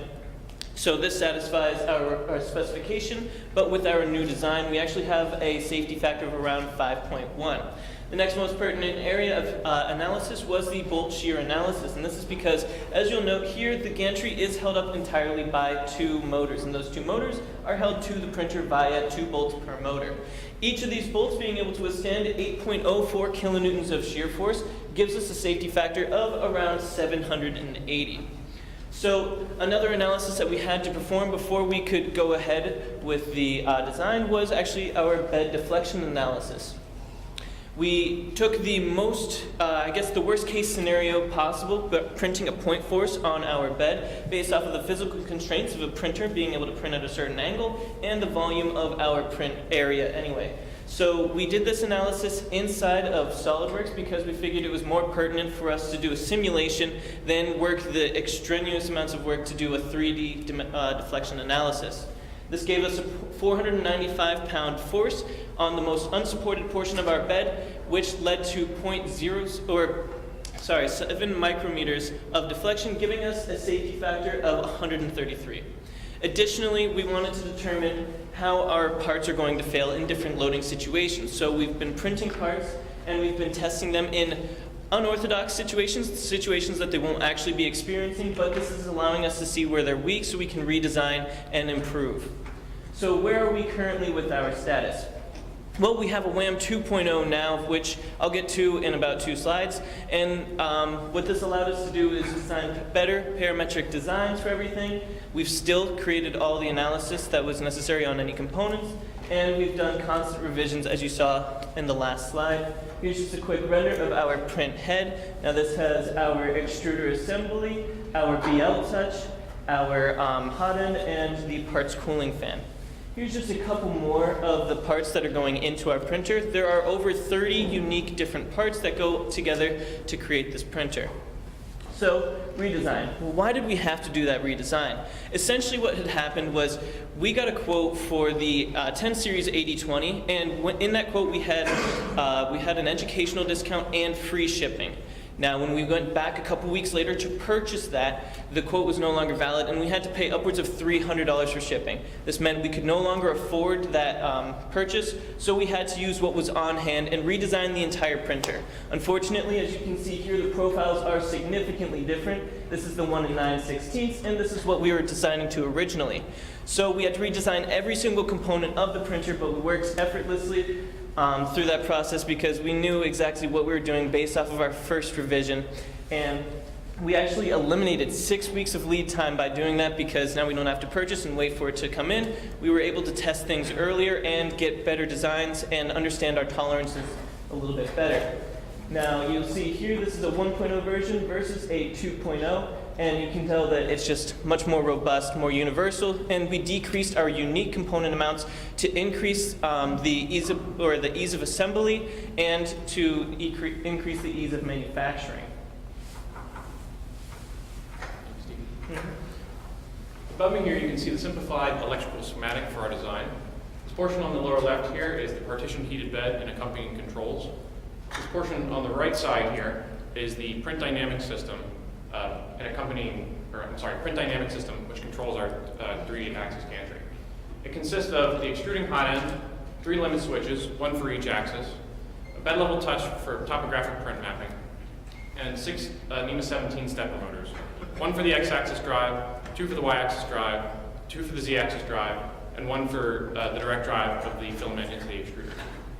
This entire electrical system is estimated to consume 1,550 watts. In order to provide a safety factor in the case of transients, we specified that this system is going to run on a 2,000 watt DC power supply. The motherboard that we specified for our design is the Big Tree Tech GTR version 1. We made this selection because it has the appropriate amount of stepper drivers to allow us to operate a 3-axis gantry of this scale. Additionally, the board supports Marlin, which is our chosen 3D printing firmware. Marlin allows us to modify its parameters to meet the physical design of our printer. The motherboard also utilizes an anti-static function, which utilizes a transient voltage suppression diode to account for the case of electrostatic discharge, surge, or any source noise. Furthermore, there's an onboard EEPROM to take into account the case of any data loss during the printing process. Each of our heating partitions needed to be able to hold a user-defined set point, and to address that problem, we decided that we were going to utilize thermostatic control modules. We opted for pre-manufactured thermostatic control modules because after a bit of analysis, we realized it's going to be both more cost-effective and more time-effective to do so. The schematic you can see here shows the basics of what we're looking for in a thermostatic control module, and that corresponds to the W1209 module. After more analysis and testing on our heating partitions, we realized that this was not going to be adequate for switching the amount of power that we needed to deliver to each of these heating partitions. This prompted us to switch to the W3230 module, which allows for 24-volt DC switching at 10 amps. Additionally, each of these thermostatic control modules uses a thermistor to collect temperature data. This thermistor is mounted on the bottom center of each heating partition and is insulated by a sheet of Teflon. This provides us a near perfect conduction instance where we have as high accuracy readings as possible with respect to the real-time temperature of our pads. Additionally, it was found that the switching time of each of these solid-state relays on the thermostatic control module is on the order of milliseconds, whereas the time it takes for the heating pad to go up through or down through the hysteresis value determined by the thermostatic control module is on the order of 10 seconds or more. This means we'll never run into the problem where the solid-state relay cannot switch fast enough to keep up with the heating or cooling of our heating partition. We also determined, through testing, which you'll see later, that the maximum allowable current based on the minimum specified manufacturing resistance for these heating elements is 8.33 amps, and this gives our solid-state relays a safety factor of 1.2. Finally, we also wanted to define that the solid-state relay will not be able to be activated unless the thermostatic control module is powered. So in the case that we lose power to the thermostatic control module, we're not going to have a problem with runaway. We wanted to do a little bit of testing to outline the parameters for these heating elements. When we began, we knew that we wanted a heating element that was not only cost-effective to manufacture, but also time-effective and worked well with our design. We went through a couple options such as PCB or silicone-coated nichrome, and finally we settled on a conductive paint field that we would apply a voltage to. These pads are current limited, and we wanted to do some testing to characterize exactly how they work because they're not well utilized in industry. The first thing that we wanted to identify was the relationship between the electrical input and the thermal output. So essentially, if we're putting in a certain amount of power, what is the temperature rise that we're getting out of that power? Next, we wanted to dimensionalize the power for any case.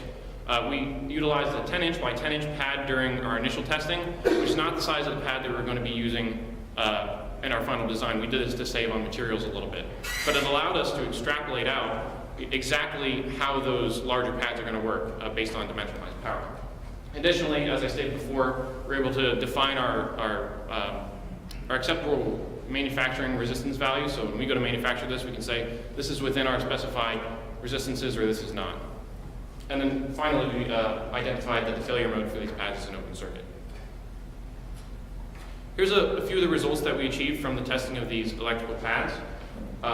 Before I get into the details of the testing, I do want to state that we realize that a faster time is more desirable. It allows us to have less downtime in the printing field and therefore recoup costs. You don't have to spend as much time starting up the machine. And we also knew that the optimal print bed temperature for PLA is 60 degrees Celsius. This keeps the part from curling off of the bed and ruining your geometry. As you can see here on the graph, the 30.1 volt DC test in green was able to reach our desired set point of 60 degrees Celsius in about 10 minutes. It had a steady state temperature of 64 degrees Celsius. This ended up being what we defined as our minimum requirement for our heating pads, and that had a dimensionalized minimum of 1.46 watts per square inch. The 30.1 volt DC test in blue was able to reach our set point in 6 minutes and had a steady state temperature of 72 degrees Celsius. Had a 72 degrees Celsius. This was much more desirable than the 24 volt DC test as it reduces our startup time. Additionally, we recognize that the power consumption for each of these elements decreased as the temperature increased, as they are current limited. And this, again, was why we decided to do all of our analysis at the startup temperature, which is the time of worst case scenario for power consumption for these elements. So when it comes to ethics, we looked at a few things. We looked at ASME, NSPE, and IEEE. One of the major points we wanted to make is that according to NSPE or ASME, we have to have our printer marketable at a correct price. That's to what's being bought. NSPE and IEEE, we want to hold the safety of the user paramount. And then IEEE, we want to be able to accept and give honest criticisms from supporting groups. Our test plan for next semester is to receive all our components, test them individually, assemble our sub-assemblies and test them, then assemble our whole printer, test that individually, and then flash our whole printer with Marlin and create a first successful test print. In addition to that, we'll go back and we'll fix any errors. So as for our plan for next semester, first things first, we need to ensure that all of our documentation is up to date. All these are living documents, so we need to revise as needed. Additionally, initiating that test plan.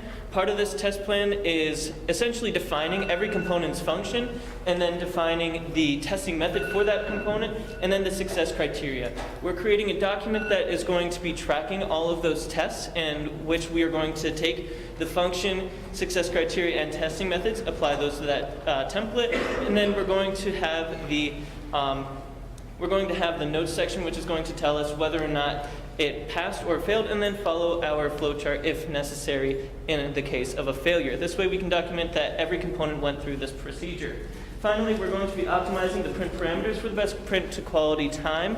And what this essentially means is we're going to start off slow, and we're going to optimize our quality, and then we're going to increase our speed to determine how the speed actually impacts that quality to determine the best properties for our printer. So to sum it all up, our team is ahead of schedule. We have created a full 3D model with over 500 individual parts.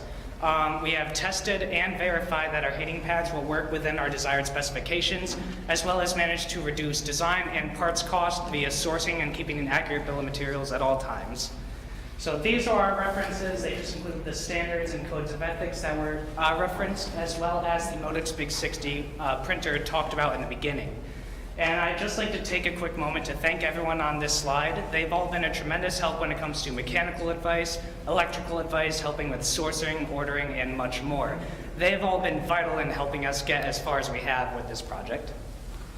We'd also like to thank some of the donors to our project, Main Street Snack Attack, Diamond's Farms, the Halala Cart down the road, and also Frank's Pizzeria. Are there any questions?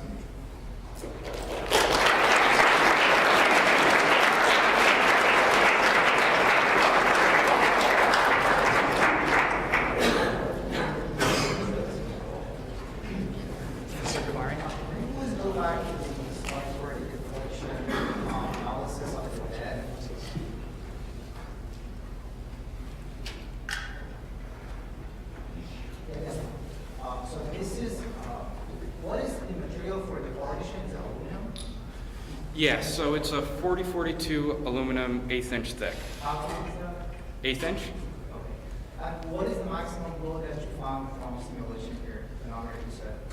So it was 495 pounds, and based off of the frame that we have, essentially the largest area that's going to be unsupported is 12 inches by 12 inches or so. So we supported it on those edges and left the rest of it unsupported in the middle and put that point force directly in the middle. So 490 pounds, that's a lot of force. Where does it come from? Is that the weight of the... Yeah, so essentially, if you print this volume up there, if you print that with solid PLA, you apply the volume, you apply the density of PLA to it, multiply it by gravity, and that's the weight of it. And is this test on, did you consider that the plate is going to be warm, or you just decided, or this simulation is just for kind of cold aluminum? This was at this was assumed room temperature properties. How much do you think the thermal effect may influence that? Because if it's kind of warmer, the properties will be different, you kind of distort. Is it possible? Yeah, I believe that the difference will be pretty negligible. We were even looking at thermal expansion coefficients for this material, and it would have been, again, micrometers of thermal expansion at the temperature that we would heat it to. 60 degrees Celsius is not all that warm, especially in terms of metal. So I don't believe that it will significantly impact our material properties where we lose our safety factor of 133. 60 degrees at the top of that. Correct. And we found through not transient, but steady state thermal analysis that the bottom, because of how thin the piece is, the bottom's effectively like at most 1.5 degrees or so more than the top temperature. One last question. So to me, it seems like you mentioned in the last slide there's like 500 parts in assembly. What I see is it seems more like a design like a deck. Did I get it right or no? Because what are the other parts? So, yeah, Cody, you can explain. So when it comes to our design, we individually have all these different corner brackets. All of our hardware that we have is substantial just because it's such a big printer. Our bed actually, if you print our whole print volume, has a whole load of 1,000 pounds distributed across our bed. So just the hardware supporting that gets up into, I think we have 86 just bolts that actually hold our whole frame together using T-nuts. So that's just one component, and then all of our corner brackets, there's like 12 of them, and then every component in our extruder head.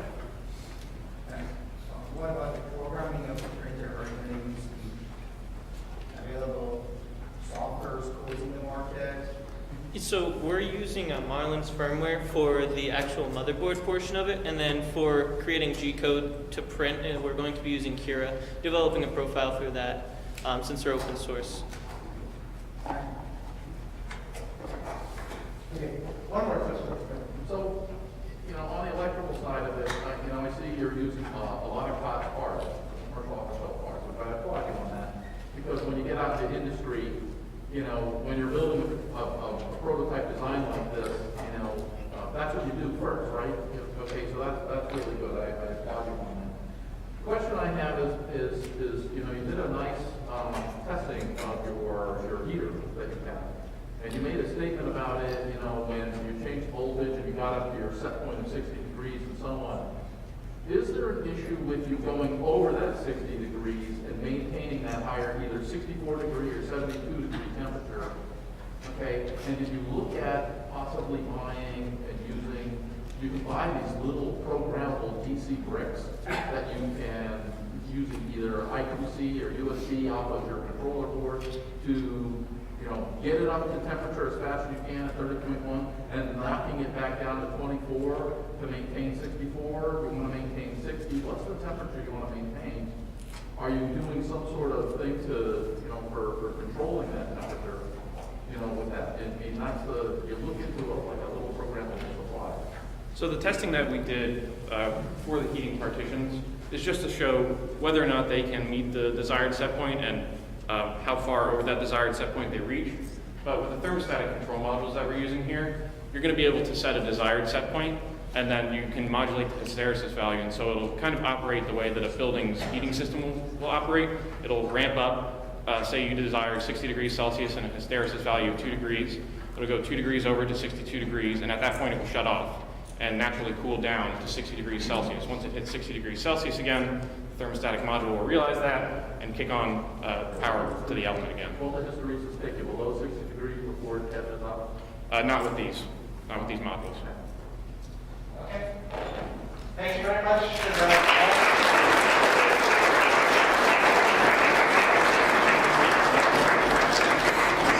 Okay, next we have KITS. Heavy Impact Training System. Yes.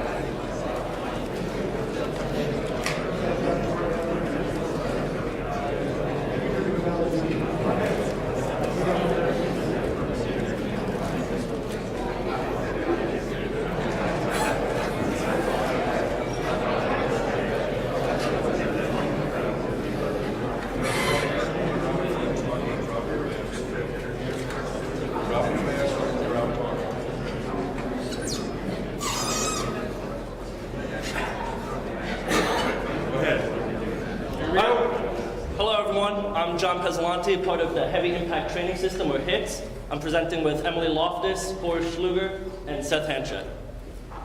So the problem statement, current boxing training aids only show you if you actually hit the object. So you see the silhouette dummy, the punching bag, and sparring gear.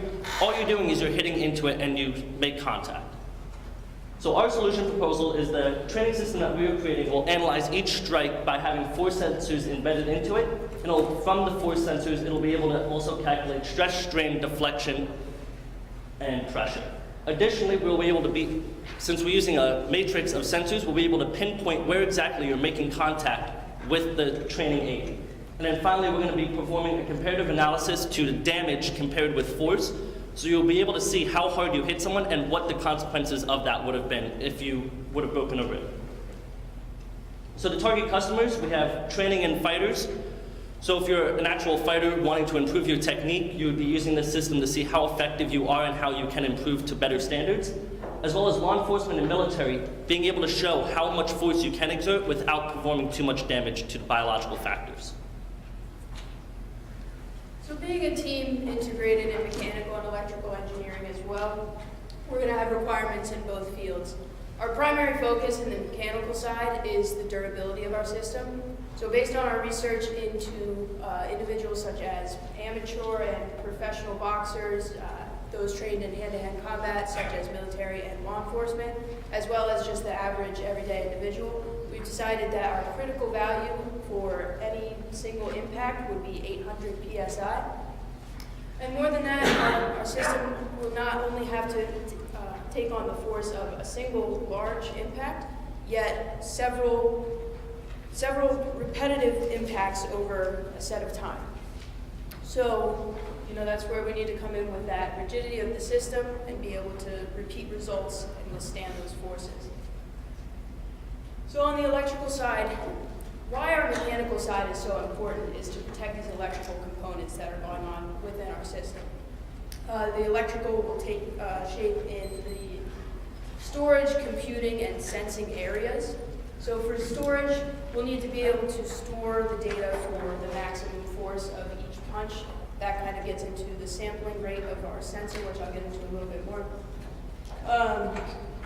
As well as we will need to have our own database of biological factors, such as at what point of force would a rib break, at what point of force would you bruise something within that individual. So that will need to be in a matrix that we can call upon and compare to our values that are measured directly from the bag. As far as computing, we need to store that. We need to have the power to compute quickly from the red sensing value and then compute that into a value that is readable by the user. So we'll have those, the electrical side and the electrical parameters that are output by the sensor, and that needs to be into something that the average person can read, because you're not going to be looking at a value of like resistance versus force. And then for the sensor itself, we'll need to be able to withstand the force of a punch and have the sampling rate that can identify the maximum value of an impulse force, which happens over a very short period of time. And as well, that sensor itself will need to be flat so we can fit it within the system, mounted to a flat plate. That goes back into the durability as well. So that's going to support the backing and help for the repeatability of results. And then our sensing area will need to be large enough to take in the entire area of impact. So what we're moving forward with is an array of 2x2 sensors, each sensor having a 2x2 sensing range, giving us a total of 16 square inches of sensing area. And then to indicate that on the exterior of the bag, what we're doing is we're going with a skin-like material. So that's going to show you where you can hit and have your punches kind of read and given back to you. We are working with a company called Noble Biomaterials, and they're helping us get that skin-like material. And that's also going to help us model the dispersion of force when you're impacting against skin. So this is going to be our system event diagram. This is how the user will actually interact with the system. So it's going to start with the user actually striking the bag or our system. Once they make contact with that, the sensors are going to collect the data on the force that the user hit with. And then there's going to be that data collected from the sensor that's going to be stored through our Arduino into a computer. And then that data is going to be analyzed, and the output's going to be given to the user in some graphs and charts that they can use to analyze their trainings. So the system flow diagram kind of just explained a little bit. This is more what's happening inside the system. So in the top left, you can see the actual bag. It's just going to be a standard cylindrical punching bag with, as Emily mentioned, that skin-like material in order to protect the sensors where the user actually strikes it. We're still working on the array of sensors that we're going to use. That's a quick display of it with the 4 sensors lined up next to each other. The electrical components that go in are going to collect all the data through a SPICE, a electrical system that we'll look at in a little bit with Bo. But all that's going to go through the Arduino. That data is going to be analyzed and stored and then pushed out to the user, as I mentioned before. Okay, so getting down into the guts of our sensor choice. So in this slide, you see our current design choice for 4 sensors embedded into the punching bag here. We chose to go with 2x2 sensors. They are 2-inch by 2-inch sensors from TechScan. The reason we chose to go with these sensors is they have a high dynamic range, so they can sense up to 40,000 newtons of force, actually. We're going to be working approximately in the 6,000 to 7,000 newtons of force range.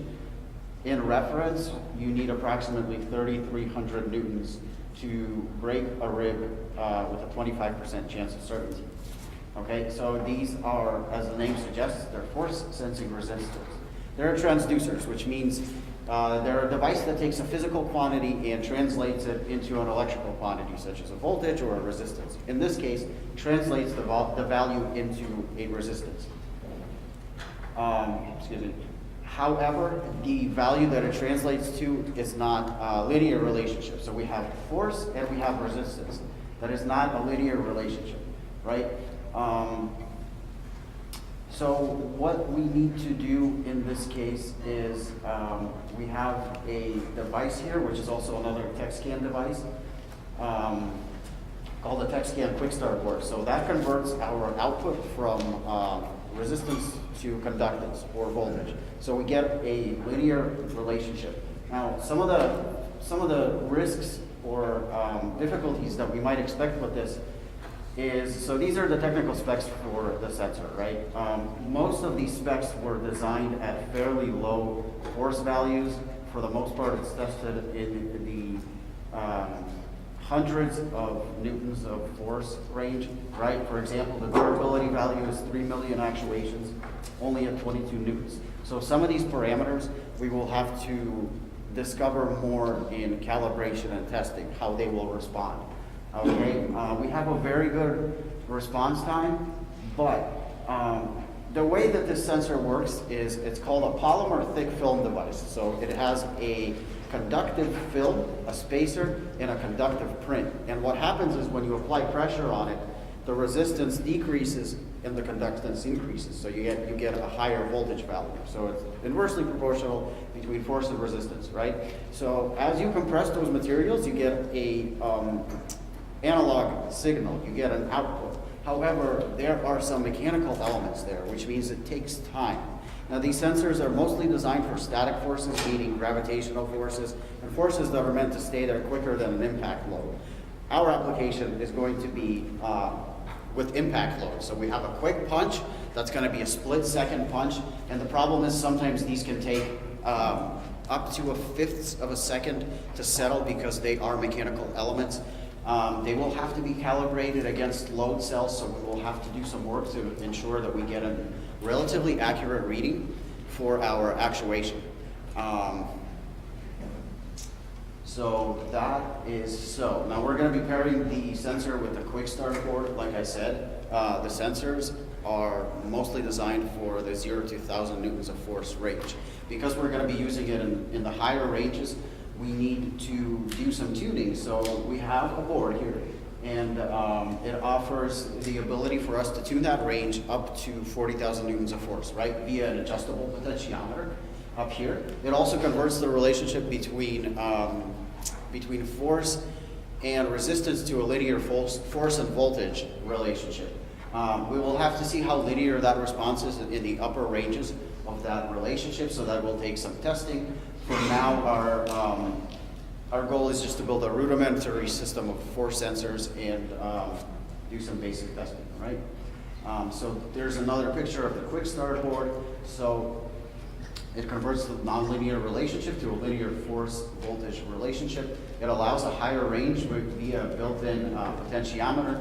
And then the output from this is then fed into our Arduino. It's fed into a analog input. Now, what happens is we also have a multiplexer. So we have several sensors. They are plugged into a multiplexer. And the multiplexer has selector pins that go into the Arduino. So at the same time, we have 4 sensors going at once. Let's say you trigger both of the sensors. If they were to be in close proximity with each other, how would it know which sensor gives you which value? Well, the sensors are collected to a multiplexer, which has selector pins, and it tells the Arduino this value is for this sensor and this value is for this sensor. Then we take the highest force value, and that's how we know, okay, this is approximately where the location of the hit is.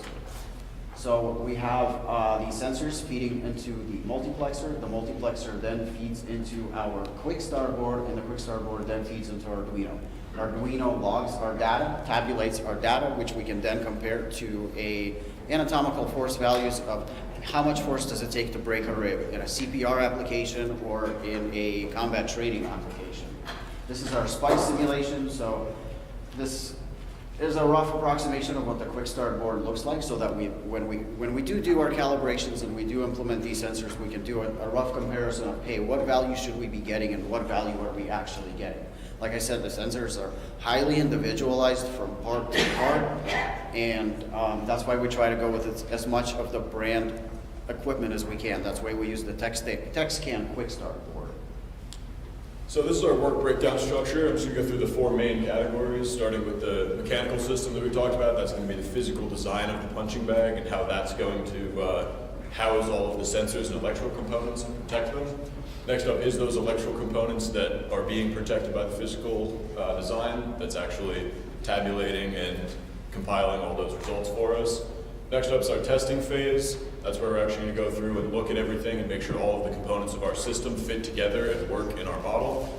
And then lastly, the management stage, which is the actual behind the scenes of running our project, which John's going to talk a little bit about.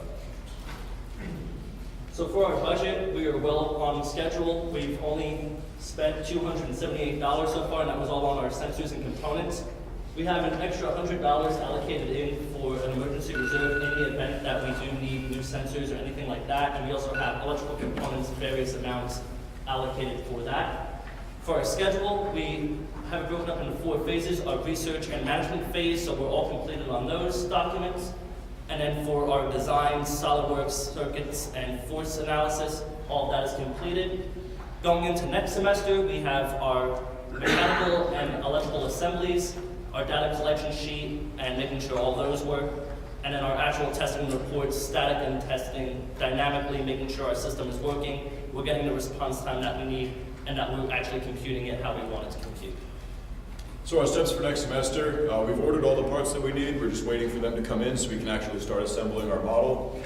We're going to embed the sensor in the punching bag to actually make the model. Once that's done, we're going to start our testing phase, which is coding the Arduino, as well as getting the sensor and computational device together to actually put out the information to the end user. So I'd like to offer special thanks to everyone that helped with our project, our advisors, our instructors, and everyone else that we mentioned up here. So does anyone have any questions?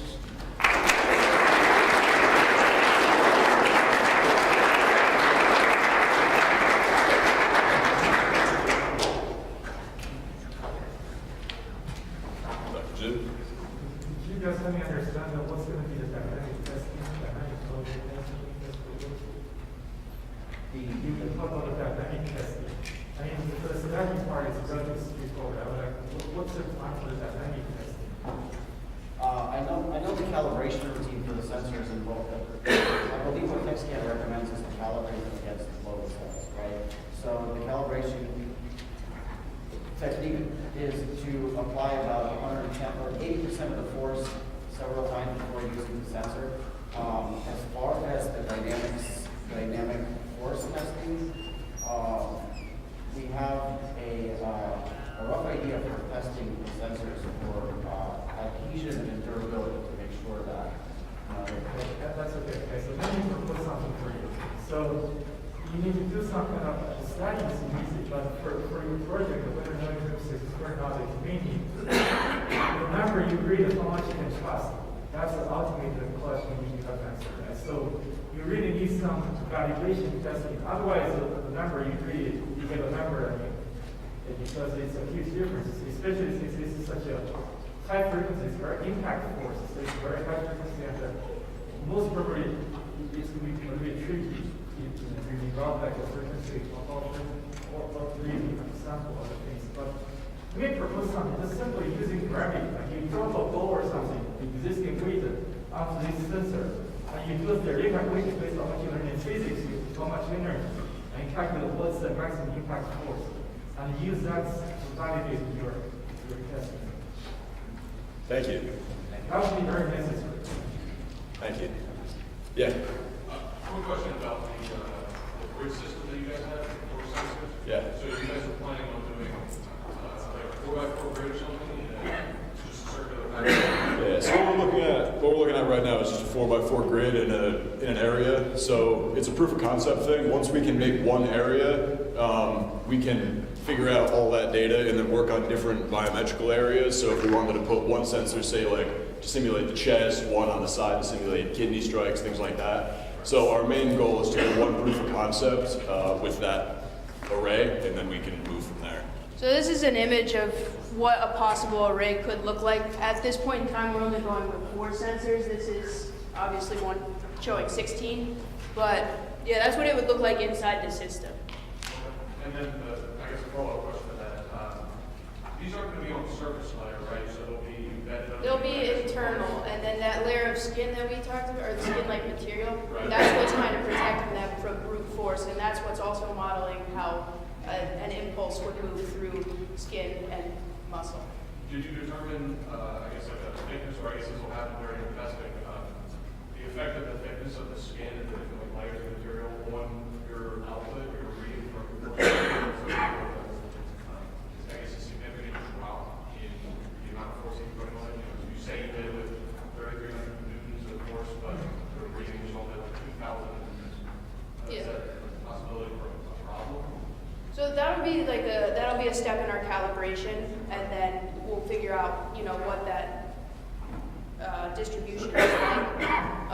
And then further than that, we can model it using SolidWorks. Yeah, that's why the rigidity of the material, like Emily mentioned earlier, is so important for us to be using a skid-like material in something like the punching bag, but still provide enough rigidity so that most, you know, not most, but the force transfers into the sensor, right? Registers, as you said. One more question.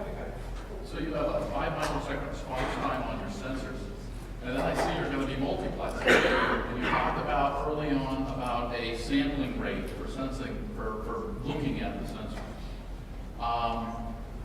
How is your multiplexing and your sampling rate going to affect what you're actually measuring and looking at? And will you be missing any information because you're multiplexing across a 16 by 16 array here? Will you miss any information in there? Would you be better off doing a parallel sampling versus a multiplexing sampling? What's your thought there? I haven't looked at the logic response time for the multiplexer yet, so it's possible that it'll cause some delays. But we'll have to see potentially, or we'll have to have a parallel circuit just for the location and the identification of the signal, which sensor it comes from. I mean, the Arduino has multiple analog inputs, so you should be able to sample at the same time multiple sensors, even though internally it's sampling and multiplexing. But that's something that you're going to need to investigate. Okay. Thank you, sir.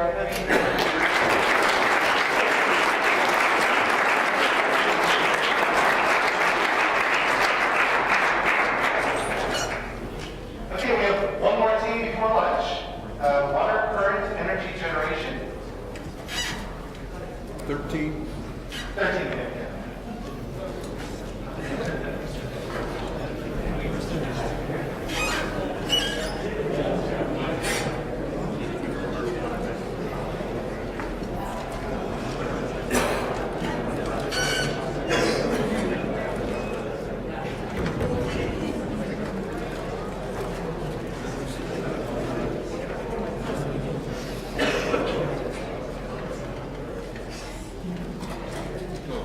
Good morning, everybody. So we are the water current energy generation team, also known as Group 4. Our advisors for this project were Dr. Goreshi, Dr. Sabuni, and Dr. Mu. I'm the project lead, Ryan Lasher. This is Gage Pedre and Chase Olson. So before we dive into the meat of our project, I wanted to discuss how we arrived to this. Whenever we sat down at the beginning of the semester, we all concluded that we wanted to develop a system that is very practical and very simple. That way that it could be used by a number of people. So we did some research and we landed on redesigning a water wheel.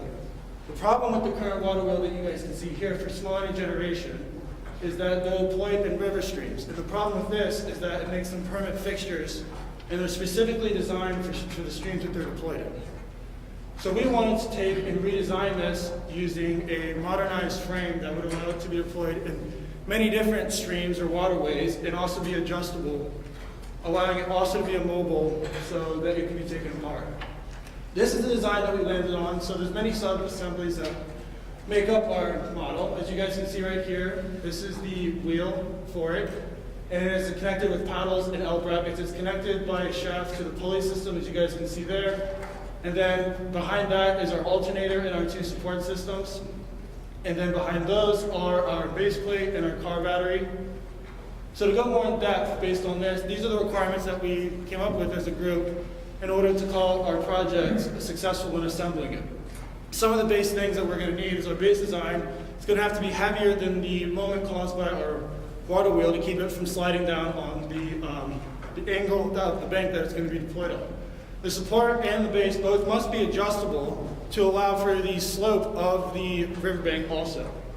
The wheel we wanted to make sure is light enough to where it won't cause any sliding from the weight, but it also needs to be heavy enough to produce enough torque to spin our alternator on the back of our pulleys.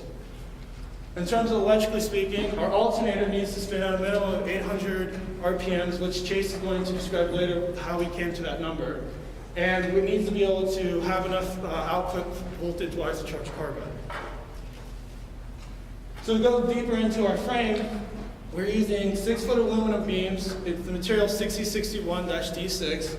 It has a yield strength of 40 KSI. It's a 1x1 with a 1/8 thickness, and it has 5 cross members on it. Each of them are 8.5 inches apart, which is from the same material.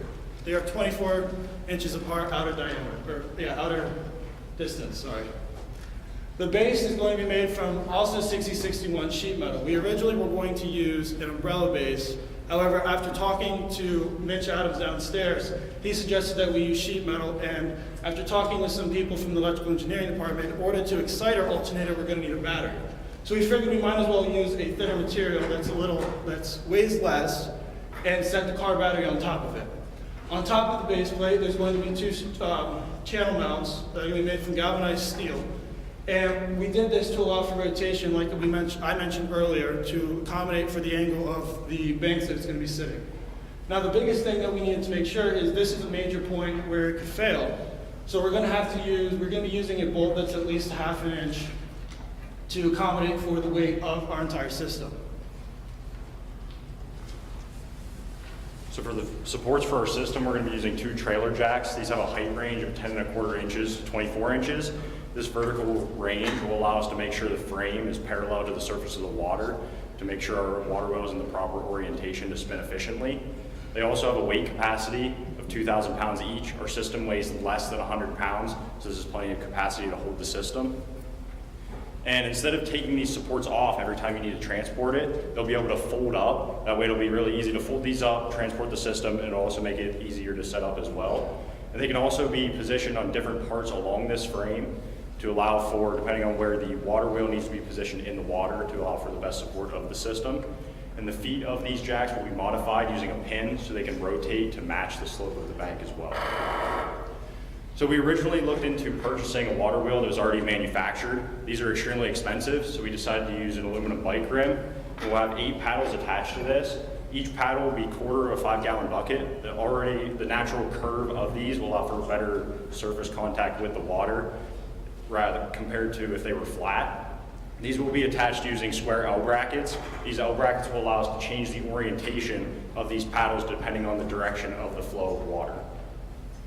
So for our pulley system, starting from the water wheel, working our way back to the alternator, we have 3 gear ratios. The first one will be a 10-to-1 ratio. The second one will be an 8-to-1 ratio. And lastly, we will have a 6 to 2.5 ratio to the alternator, giving us a total gear ratio of 1 to 192. Chase will describe in more detail later on how we chose that ratio, but we knew we wanted to load the front of our system closest to the water wheel with torque, and then lower the pulley diameters to produce speed as we got closer to the alternator. We will be using pillow blocks that contain ball bearings to hold the shafts in place, but also allow them to rotate. And then each belt is the same length. That way, if one needs to be replaced, you don't have to remember 3 different sizes. They'll all be the same, so it's easy to remember.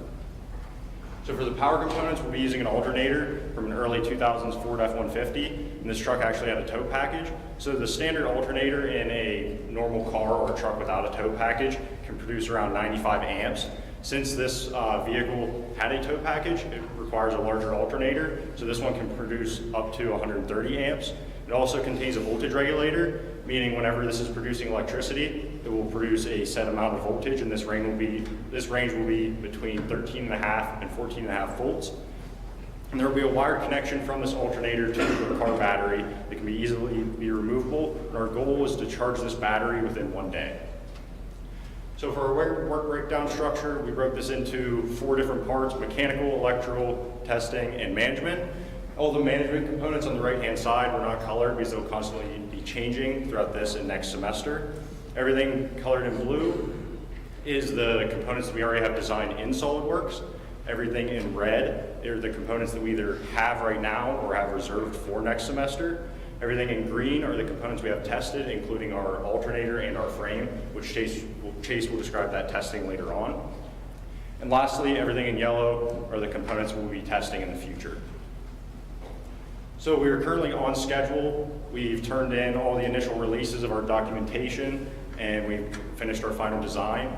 So now we'll begin to order our material at the end of this semester and throughout the break, which will allow us to come back in the spring to make all of our subsystems and test them, and then put all these subsystems together to test our prototypes.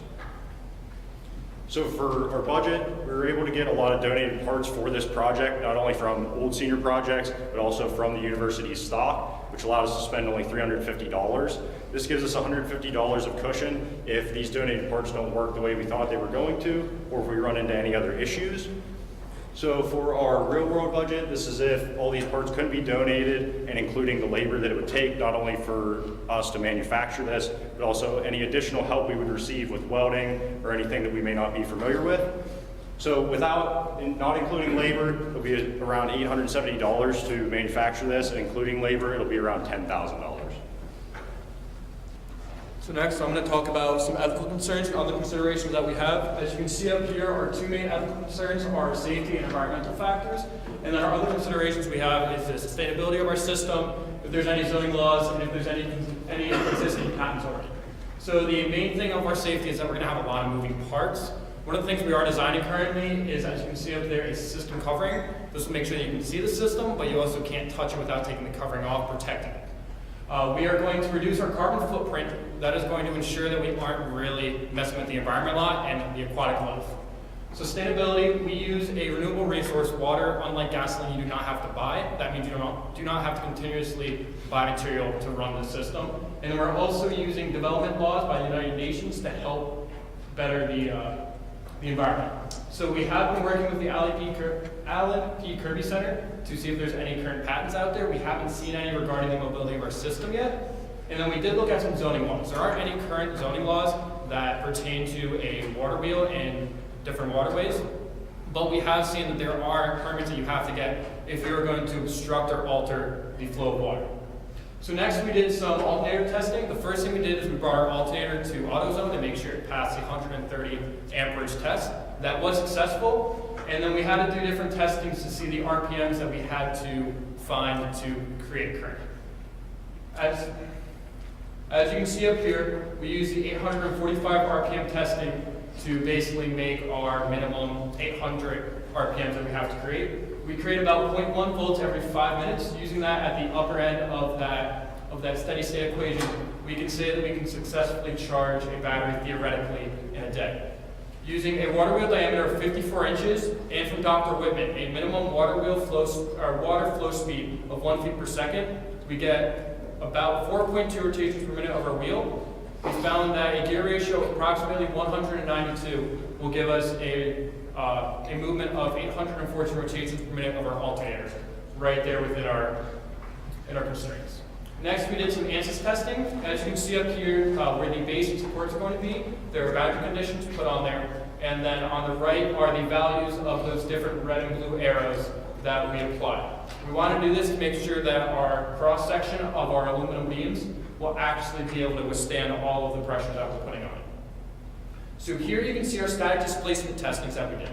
We got a maximum deflection of about 0.14 inches. That's about 5/32 of an inch. That might seem a little bit high, but when you take into the fact that our pillow blocks are going to be able to rotate so our shafts can stay straight, we're not really too concerned about that much of the deflection. Next, we go to our static bending. We knew just from class that we taken prior that our maximum amount of stress is going to happen right here, right by our support systems. We didn't really know exactly what it was, so we wanted to put it in ANSYS to try to figure that out. We found out that that's approximately 1,740 PSI. With a yield stress of our material of about 40 KSI, we get a safety factor of approximately 20. So some of our plans moving forward, we're planning on towards the end of this semester and over break, we are going to order our materials so that we can start constructing at the beginning of next semester, primarily at the start of February. As we construct our subsystems and our overall system, we are going to continue to test, make sure our efficiency is high, and make sure our subsystems are going to work correctly and work as best as they can. We are additionally going to be continuing to develop our system covering, and then we're also going to try to add an inverter so we can change that DC voltage back to AC voltage. And then finally, we are going to test our system in some type of true waterway, such as a different stream, creek, or some type of man-made canal.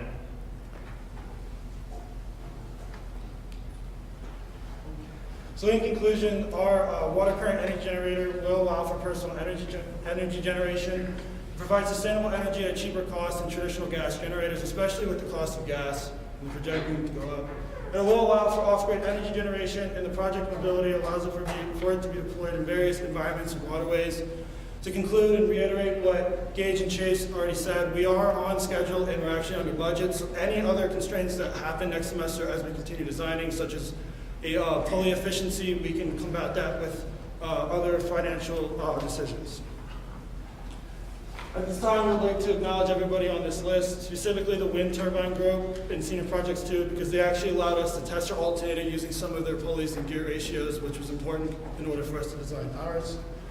And does anybody have any questions?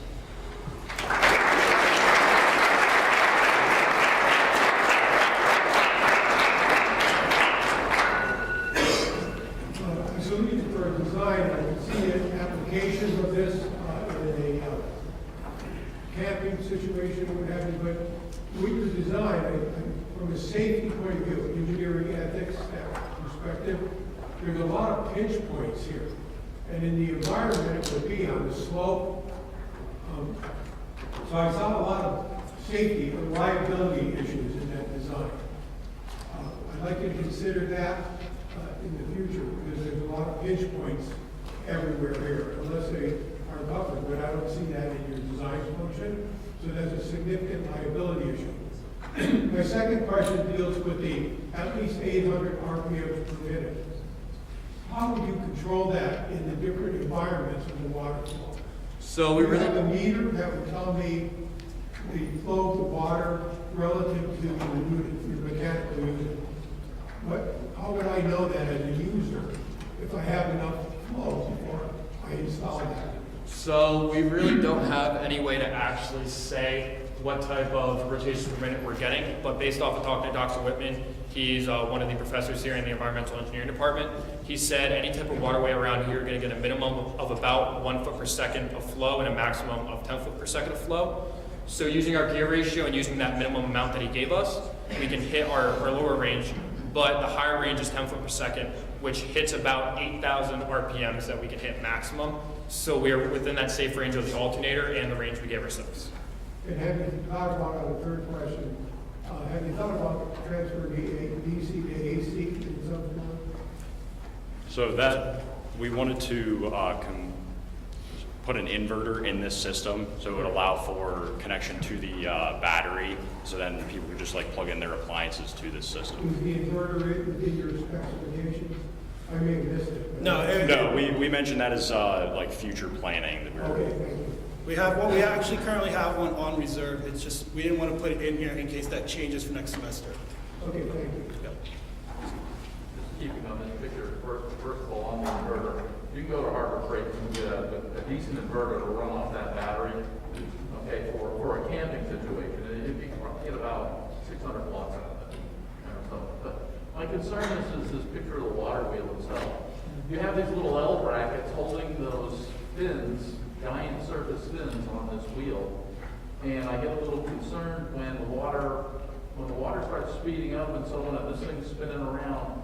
How much torque are they going to handle before they're going to shear off?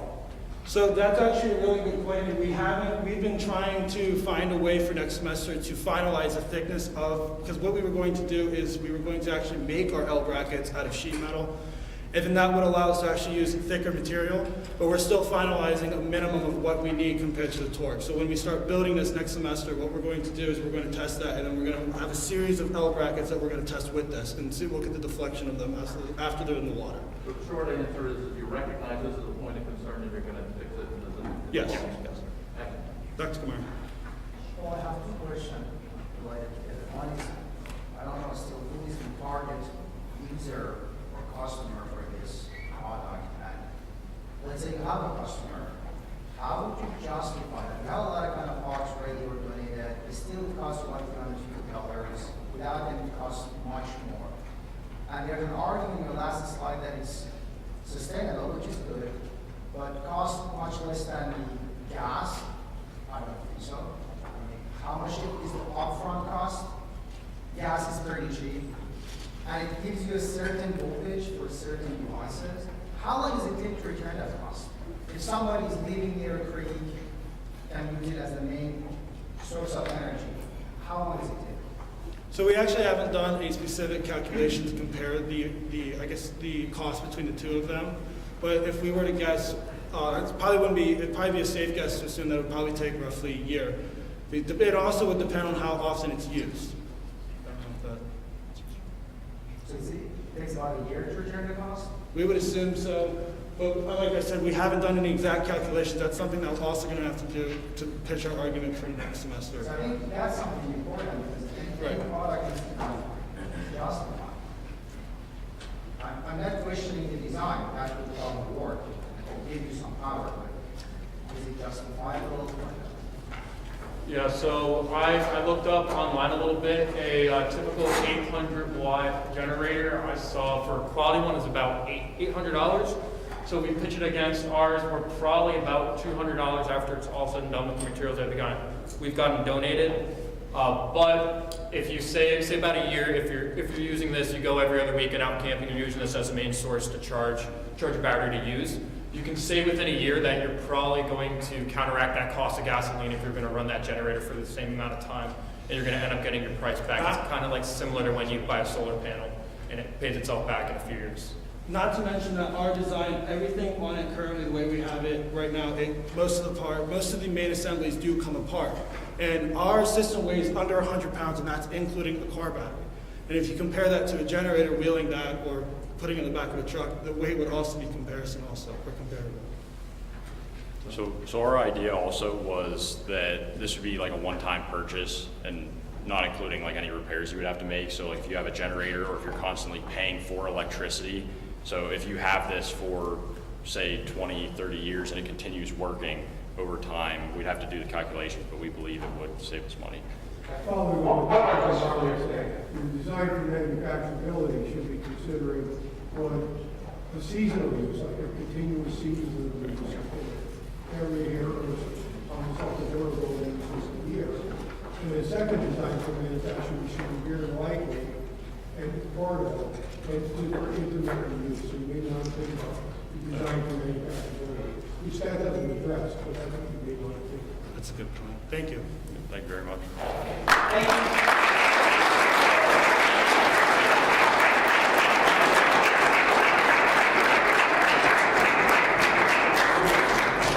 Okay, thank you guys. Okay, so lunchtime. Okay, so just thank you for our guests that have come, and I think are they leaving after lunch? Maybe. Our guests, we're going to be doing lunch. After lunch, you can talk to the electrical engineers with their poster presentation, and for our guests, there'll be a lab tour and then a tour of the campus. And that's what your schedule is, and you'll continue. Yeah, but thank you for coming. I think you saw a great combination of mechanical, electrical systems that we saw in the last 4 presentations. They were really awesome. They impressed me for sure. I asked that you come back at 12:20 so that we could resume promptly at 12:30 for the next group of presentations. For the rest of the afternoon on, we have all mechanical engineering presentations. I would like to have the electrical engineering and physics staff or any of the ME folks who helped out with grading of the electrical engineering presentations, please bring those evaluation sheets to me during lunchtime, please. Thank you. Okay. Thanks to all.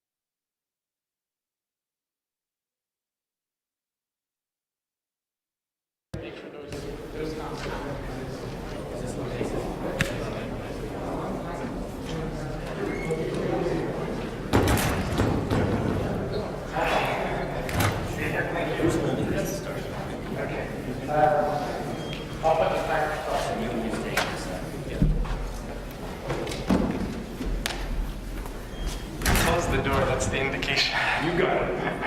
Okay, all right, so I'll do the timer on my watch. Okay, everybody, we're going to start the training portion. So we're going to lead off with rainwater power generation. Okay, okay. Hello everybody, thank you all for taking the time out of your day to come watch all the presentations. We are the Rainwater Power Generation Group. I'm Gavin Schofield along with Alex Myers, Archie Plant, and Ethan Weaver. So to begin, we're just going to give a brief overview on everything we plan on talking about in this presentation. So to start, we're going to go over a little bit of the background and like why we're doing this. Then we'll go into our Gantt chart, work breakdown structure, and our budget. This is followed up with our mechanical and electrical requirements, and then from that, our power specifications. Then we're going to go into the turbine that we are using and that we plan on using in our final design. Then we'll show our testing setup and the numbers that we have obtained from that test. Additionally, we're going to go into what we plan on doing moving forward, and then from there, our anticipated final design, risks, concerns, and ethical considerations, along with our end goal. So Wilkes University and Dr. Fredrickson have helped a community in the outskirts of Dhaka, Bangladesh by helping to bring electricity and improving the education there. A few years ago, Dr. Kaleem and another senior design group installed solar panels and a power bank at this school. And due to the heavy rainfall experienced in this area, approximately 46 gallons per square feet, we're looking to capture the rainwater in a standalone structure and then use turbines to generate electricity. So this is our Gantt chart. This is our schedule that we're going to follow for this semester and next semester. This is broken up into 4 sections. The first section is the research portion, which is coming up with the concept and trying to see how we're going to complete it by the end of next semester. The second part is your prototyping 1 and testing of prototyping 1 to get just some initial data to see if it'll run and if it'll work. The third part is prototyping 2 and further testing that to make sure that we have concrete data and know that we can show Dhaka, Bangladesh what we think the energy we're going to get from it. And then the fourth thing is building and making sure that the building and the structure is okay and ready to be able to ship over to Dhaka, Bangladesh. The work breakdown structure is broken into 4 major parts: the mechanical, the electrical, the testing, and the management. All of these parts have sub-parts that we are going to further look into and making sure that everything is okay and ready to be able to be shipped. The budget, this is what we're going to follow for this semester and next semester, is broken up into the different parts that we think we're going to use. And the 4 major parts are the aluminum beams, or the metal beams that we are going to place underneath the collection tank to hold up the structure. The collection tank itself, which is going to be made out of aluminum to make sure that we can collect it. The piping that is going to be straight PVC that will help the water flow from the bucket to the turbine. And then last but not least is the turbines itself. These are going to help generate the power that is needed to transfer into the power bank that's already over there. The mechanical requirements for this project are broken into 2 sections: the structure itself and the turbine. In the structure, we have to follow the flow rate that we want to put the water through, the piping that the water is going to flow through, the enclosed system that will help get the water not to be entangled into the electrical devices so it can short circuit or not create the energy, the support and collection system, and then last but not least, we need to make sure that the water that runs through the turbine can be channeled outside to the river, streams, or just away from the buildings so that there's not flooding or anything that the kids can slip in. The turbine is broken into 2 sections. The flow rate needs to be going in one direction to make sure that the efficiency of the turbine is maximized. And then also on top of that, we need to make sure that we have the right flow rate and velocity for it so it can be work at the most efficient. The electrical requirements are broken into 3 sections. The first one is the power generation, the second one is the transfer from DC to the power bank, and the third one is the charge capacity.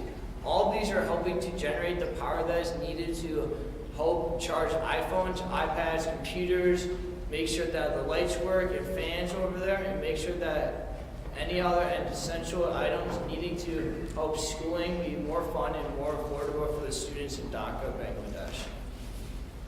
So the power specifications, a Yeti 1250 power bank is already being utilized at the school.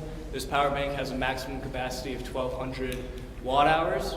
And since we're looking to power fans or allow them to charge an iPhone or an iPad, we noticed that a fan takes roughly 30 watt hours to power, and you can charge an iPhone with 6 watt hours.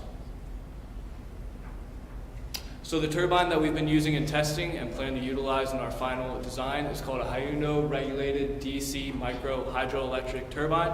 It's pictured to the right. This is a small turbine that has an inlet and outlet pipe outer diameter of 3/4 inch. The inlet pipe has a choke point that helps to increase the velocity, which then turns the turbine. It also is noted that this turbine can run consecutively for 3,600 hours. So as you can see behind us is the testing setup that we have for our initial data. So to simulate the collection tank, we used a 5-gallon bucket, as you can see up there, on top of a stand that will kind of control like what our stand for our overall system will be.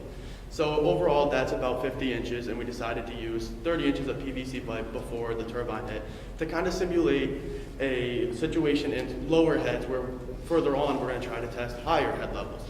And on the next slide, you'll see is the data that we collected from these initial tests.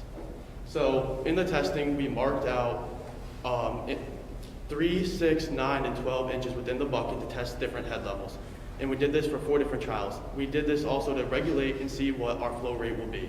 So from the hydraulic bench, we pumped in water, but with the valve of our system closed. And then once we opened it, we wanted to control the water level at each level. So we found that roughly 3.4 liters per minute was the number that kept our flow rate the same in and out. So through 4 trials, we started at 3 inches, let the water run through the system for a little bit, and took our values. Did that for 3, 6, 9, and 12 inches, like I said.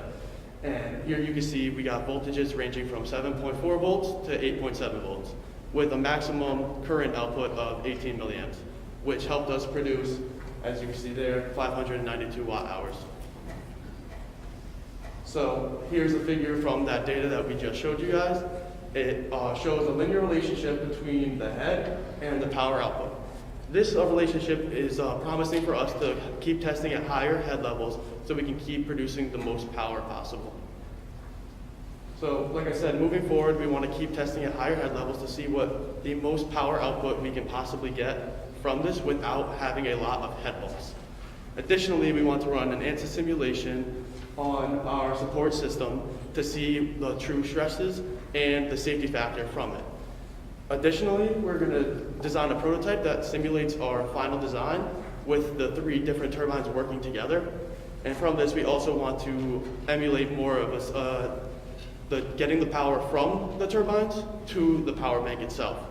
Additionally, we are going to be working with Dr. Fredrickson on the logistics of shipping this over from here to Dhaka, Bangladesh. And finally, we want to develop a system that can be assembled and disassembled very easily so it has true portability and they can put it wherever they like. So if they have it somewhere initially set up and they're not getting the most rain there and they have an area that they could collect more rain in, they can easily move it to that next place. So our anticipated funnel design will feature a funnel style system, most likely made of either a tarp or metal sheeting that will be supported by aluminum beams. This will allow for a rigid structure, but also the capability to reduce weight, which may be a concern down the line. Ideally, we need to include a leak-proof shell. We need to make sure that all the water we are collecting remains within the system to ensure we're not losing velocity, pressure, or head. A mesh filter will have to be utilized to prevent any debris, including dirt, leaves, twigs, anything that may interfere with our system from entering it, whether this creates a blockage in the pipe or damages our turbine. And then we'll need a structure to support the weight of the system. This is one thing that we will need to heavily focus on next semester. We will manufacture an actual collection system that will be utilized in the final design. And from there, we can gain a better idea of how to support the weight of the water that this tank may hold. So our SolidWorks design on the left shows the feature of the stand and the one on the right that is hidden. On the left, the aluminum rods that come up will support the tarp or metal sheeting. This is left out right now just to show the rest of the model. The big question still for us is the trusses, because we did not get to do any strength analysis or any stress testing yet, so that is a design that is still up in the air and may change early next semester if all goes to plan.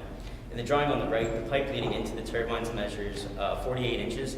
As of right now, we believe that this is a length that will allow us to most efficiently generate enough power, and the outlet tubing is 6 inches. That leaves a clearance on the bottom that we have not decided yet, mainly because we are unsure of the topography of the areas that this may be implemented. And we need to avoid standing water in a humid environment where mosquitoes may find a home near the school. So some risk concerns and ethical considerations. Our first concern is the shipping cost to Bangladesh. Since we are going to be creating the final design here, we will need to get it over to the school. We want to keep the shipping cost for that as low as possible, both for our budget and for the budget provided by Dr. Fredrickson. Our second concern is a structure that can withstand all the elements. They do experience a short monsoon season, so there are chances for high winds. We need to keep this in mind while we're making our structure.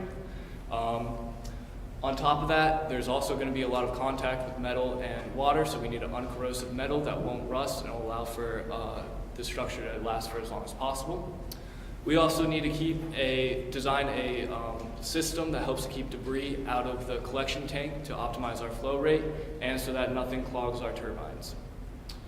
During our initial testing, we noticed that there was about an inch of standing water in the bottom of the tank that wasn't able to flow out due to the bulkhead fitting that we used. This is a concern in a humid environment, obviously for mosquitoes. We also don't want to have an accumulation of bacteria or mold in the system. And lastly, we need to create a water runoff system that moves the water away from our structure and away from the buildings that are in the school. We don't want to cause any kind of erosion in that community, and we want to safely move that water away from the kids in the school. So our end goal, along with Dr. Fredrickson, is to get a working prototype sent over to the school come April. This is a model that can greatly benefit the lives of all students and members of the community in the surrounding area. Additionally, this is a structure that can be implemented in not just the school, but other areas as well, perhaps areas that don't have access to a central power grid due to remote location, or perhaps loss of power due to natural disaster. Overall, the system is definitely going to have to be light yet sturdy enough. It is a structure that's going to be taken down perhaps in their dry season if it's not worth maintaining and keeping up. It is something that can be taken down and rebuilt once that wet season comes. And additionally, it is something that may be moved from location to location due to overhead tree coverage or where the wind is pushing the rain. The system must also be simple enough to allow for easy access to repair parts in the local community. There is also the possibility of parts that Dr. Fredrickson and I believe Wilkes University has a small budget for that allows for some assistance. However, most of the parts will be found in the local markets in Bangladesh. Additionally, one problem that we may face is due to monetary restrictions and code possibilities over the next coming months, the inability to actually travel to Bangladesh to establish this model. That would require us to implement a user manual. And the main issue there is the translation from English to Bangla. We have looked into possibilities of getting some translations done by external consultants.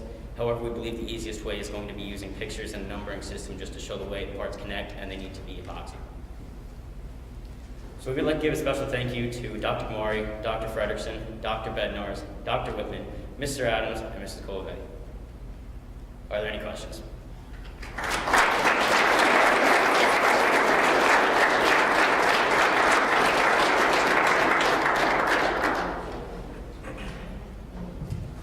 Could you group back your table? The data table? Yeah. Yeah, right here. So I think this is I want to compliment you guys for doing even the experimental work in the first semester. That was very convincing. So, but I do have a very small, like the last column, that's not power, that's so what should that be? The last column. The watt hours? There's no way watts and the watts hour are both power. So what should that be? What should be the last column? should be your energy, should be energy, not your power base. But a very good job. I like this very much, because, especially the setup. I give you a general example whether or not this is feasible or not. Because for most of the time, before you go any further on this project, this kind of very rough proof of concept is very, very, very good. Thank you.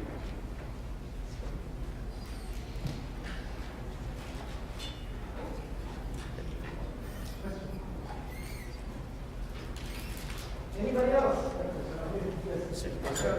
don't know if there's a difference or not, but I think in the Nepal and Bangladesh, they all use 220 instead of 110 for their electrical system. I guess this is not consistent. It's not going to be connected to the grid or everything to do with this. Like your fans and so forth, they will, I think they should be sure they run on 220 above it. And the largest, one of the uses of power, instead of being like overhead lights, would probably be like handheld lights or lanterns. So that's another thing that we have considered in how they may use the power. So in that case, that does not also become a problem. The community itself doesn't tie into the grid. It's only based off the power bank that we showed. So we'll just have to tie into that, which is consideration for next semester. I do have one more quick point, because you guys were talking about the cost of shipping. So I would imagine this one, like this is the biggest part, the heaviest would be the container, right, or something. So maybe that's something you don't have to do. You just need they will provide a container. I mean, it's easier for put something big on the roof, right? So maybe you guys don't have to provide a container. You just provide a connector, something to connect the container. That's going to save like half of your cost and the weight. Make the shipping much more feasible. Yeah. Great. That's good.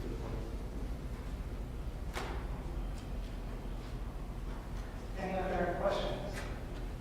Yeah. Did you guys say you were planning on being able to charge with the power output that you're getting from this? So we're trying to charge, they have iPads and iPhones that they use sparingly over there, so we're trying to allow them to either charge that, or they do have like handheld lanterns for light, and then there are talks of trying to get like a over-ceiling fan installed. I'm not entirely sure if they already have one, but if we're able to generate enough power to power that, that'd be fantastic. Thank you.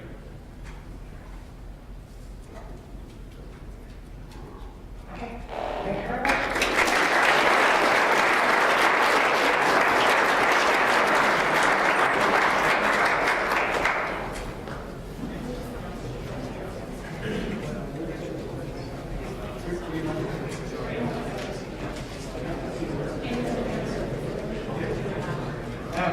If there are any families that are doing the tours for admissions, they're doing the tours right now. And do we still have extra lunches? There are a few. Yeah. There's a few lunches as well. If anyone get lunch in. So. Thank you. Okay.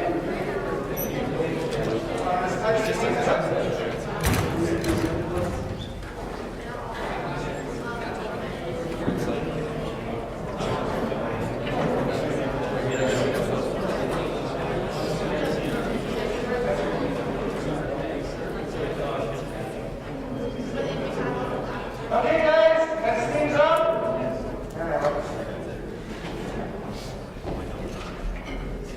Good afternoon. I am John Van Lenten, proud member of the Autonomous Tundra Shield group with Liam, Jonah, and Ezra. So this is our final 3D model of our design, so you can have a picture of what we're talking about as we go through the presentation. This is our, I believe, third redesign for the system. We've had some issues with complexity and anchoring into the ground of the Tundra, so we came up with this low profile, very simple design. What our project is for is we're working with Dr. Fetcher and the biology department and the National Science Foundation, who have funded this research project in Toolik Lake, Alaska. And this is the field station where our project will be taking place. We're doing a study on the phenology and the adaptation ability of a plant in the Alaskan tundra called the tussock cottongrass. What we will be doing is designing an autonomous plant cover that will cover the plant and completely negate any effects of sunlight would have on the ability for the plant to grow, and During other times of the day, it would be completely open and allow for normal sunlight. So our requirements, it has to completely shade out all sunlight because that is our control variable in the experiment. We need to be able to limit the impact it has on the sample plants as well as the surrounding environment. It has to be autonomously controlled so that we don't have to have someone go out and manually open and close these 12 shades that we are planning on creating every few hours, and it has to be able to withstand the typical environment of the Alaskan tundra. For our specifications, we have a computer housing that is going to house the motor and our Arduino microcontroller. We have a base that is created out of 1/2-inch thick plastic that is going to hold all of our components, the mechanical hinge that we created that is going to hold the poles that support our canvas cover. The motor we are using has an internal 1:100 ratio, so the cover is going to be able to open within about 30 seconds, and it has a torque of 0.2157 newtons per meter. And our support arms that we are using utilize fiberglass that is going to rotate around a single axis. And our polyester cover is going to be opaque, so it blocks out any external sunlight that is introduced to the system. So here is our work breakdown structure. It's made up of 4 components. There's the mechanical, the electrical, our testing, and our management. For the mechanical aspect, we have the electrical compartment, which houses the motor and our Arduino motherboard. The torque motor, it uses a 246 milliamps, and our half-dome frame, which holds our fabric. For the electrical components, the torque motor, which I just talked about, and the Arduino microcontroller, and our power source is we're going to have a solar panel implemented on the site that has an internal battery that is going to supply power to all 12 systems. For testing, we plan on purchasing multiple materials and figuring out which material has the most opaque, so it blocks out all the sunlight. We have to test how strong our frame is because it is going to have factors implemented on it, such as rain, possibly snow, and also wind, and then the durability of the system as a whole. And for our management, we have the requirements, the specifications, our budget, and also the schedule.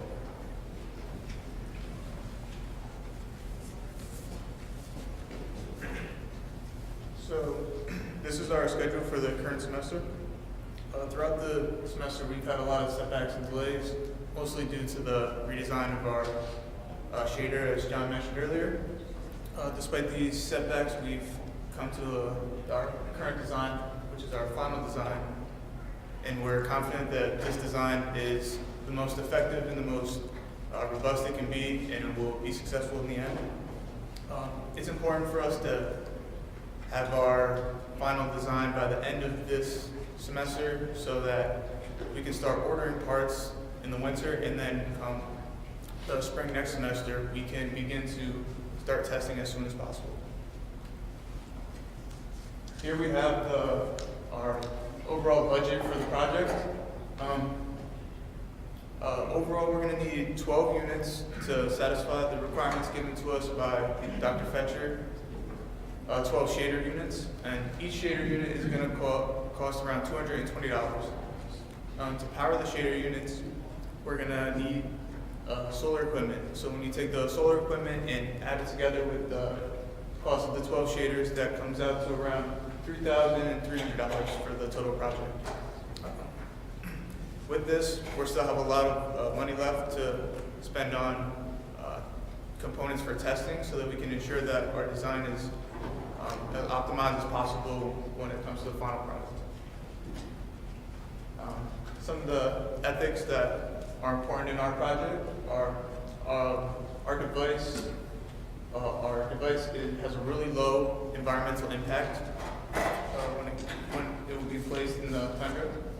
Also, that we're working with Dr. Fetcher, so our design needs to meet the specific requirements set by him and the project that he's doing.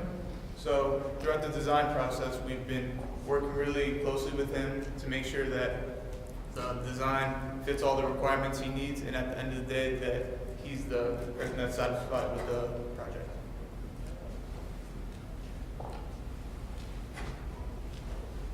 All right, so as far as our testing goes, we are pretty confident with our design we have currently, but we'd first like to do some 3D printing with our school budget. to make sure that our mechanism is up to par and just have a physical prototype there before we should start spending money on CNC machining aluminum parts or using whatever material we're going to decide going up with.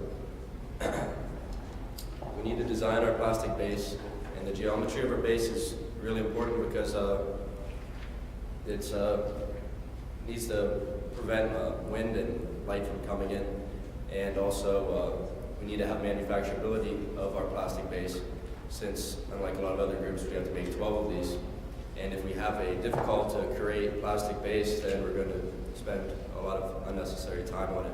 So we're really going to want to see what geometry is necessary and what we can avoid.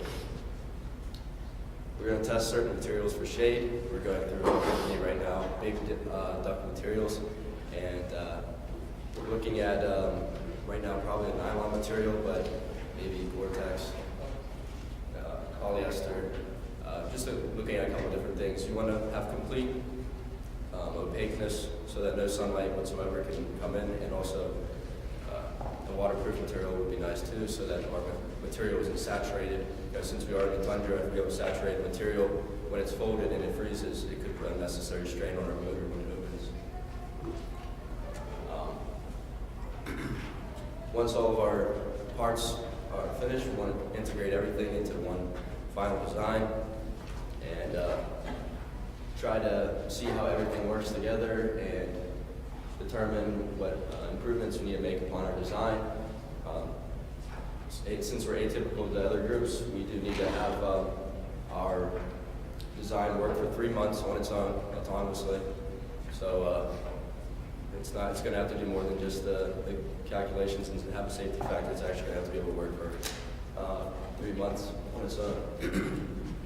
Another thing we're looking at right now is using a sensor to determine whenever the plant shade is closed, because with our material we're using and our motor has such a high torque, if our plant shade closes and the motor is still torquing on our components over a 3-month time period, this could produce a ton of strain on our mechanical components and could cause failure. And testing, and then unfortunately Ezra and I are here over break because of wrestling, so we're going to try to have a working prototype and put it outside in our backyard and run some tests and see how long it can last on its own.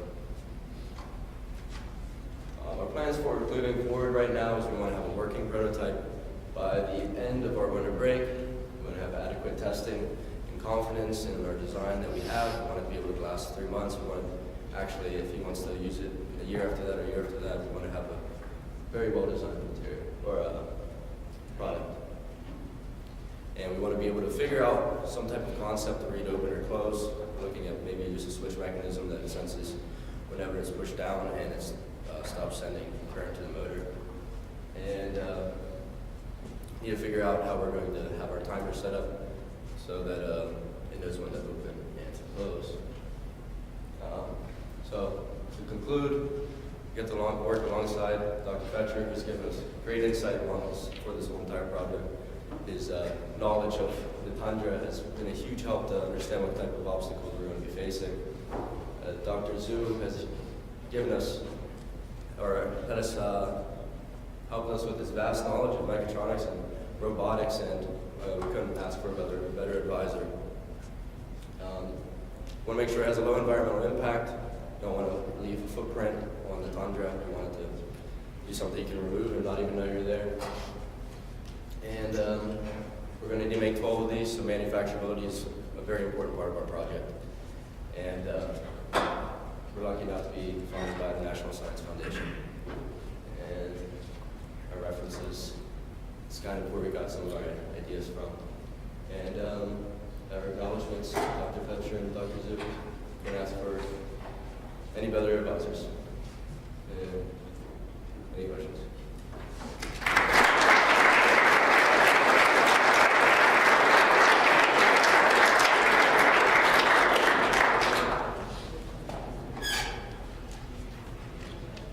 Regarding the final design, is it something covering tarps, or I thought this was a configuration of plastic, big plastic?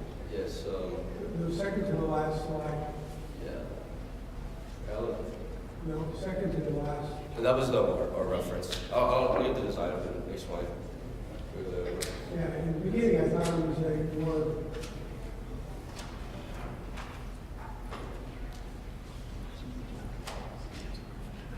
Yeah.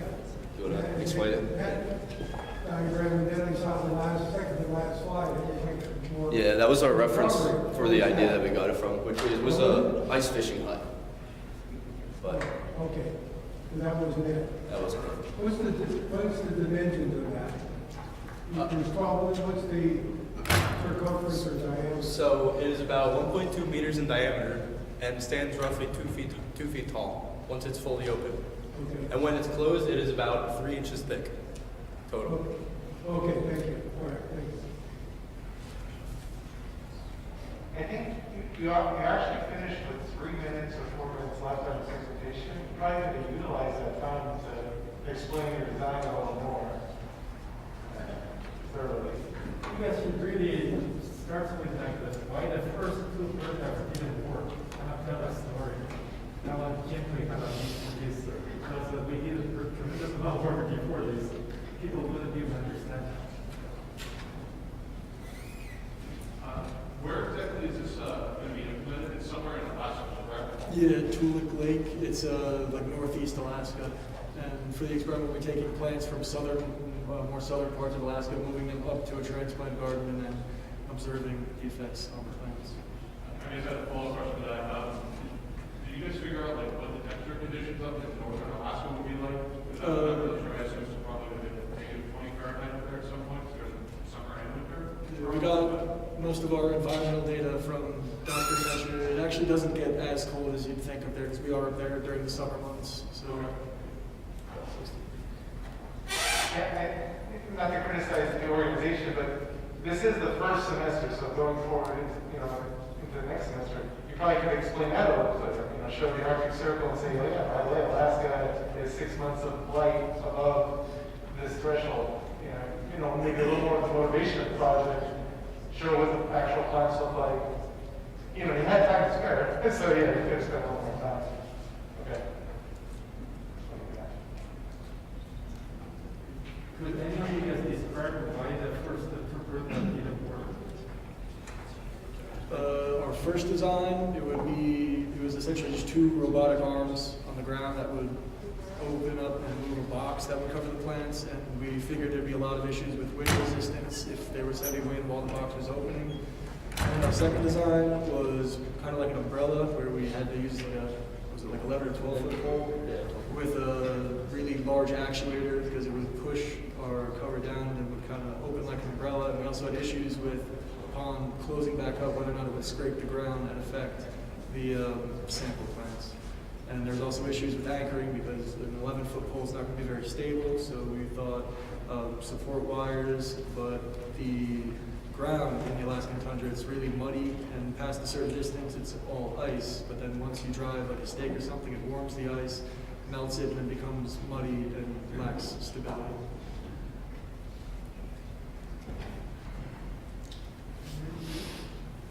Anything else? Okay, thank you very much.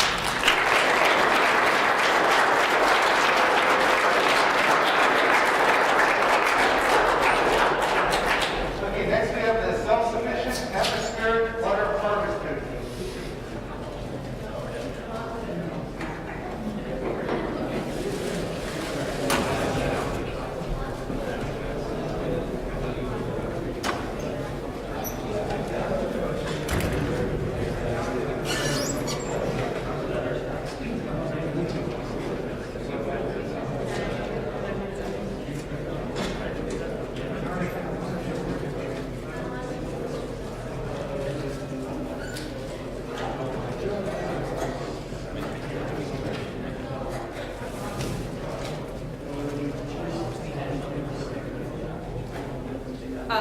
Good afternoon, everyone. Our project is the self-sufficient atmospheric water harvester. I'm Ashton Allison, this is Edison Fowler, this is Rafiq Davis, and our advisor is Dr. Garishi. As we've kind of seen in the news, we've seen kind of an uptick of like natural disasters. So it's becoming more of a current or more consistent and continual problem. And issues like earthquakes, floods, tsunamis, things like that can often destroy cities and knock out infrastructure, leaving people without access to their basic necessities, mainly water. So most places have a power grid, and water and everything is attached to that. So if you knock that out, you have people who do not have access to water. Similarly to that, is not like a direct and major catastrophe like an earthquake. You have issues like drought or poorly managed water resources. So areas like Iran, Iraq, and then like South Africa have been in water crises since as late as 2015, and as early as, or as recently as like March of this year. Iran and Iraq have been in conflict over water rights and control. So areas like that are all coastal regions, so they have relatively high humidity as they are near a large body of water. So water vapor from the air is very prevalent in these areas and can be extracted. So we have seen machines and prototypes and designs that do try to extract and harvest water from the air. But most of these machines are very, very large, and they often run on a power grid. They cost tens of thousands of dollars and weigh thousands of pounds. So our system is designed to make it smaller, more portable and accessible, and more applicable to people, and make it more attainable as a smaller unit.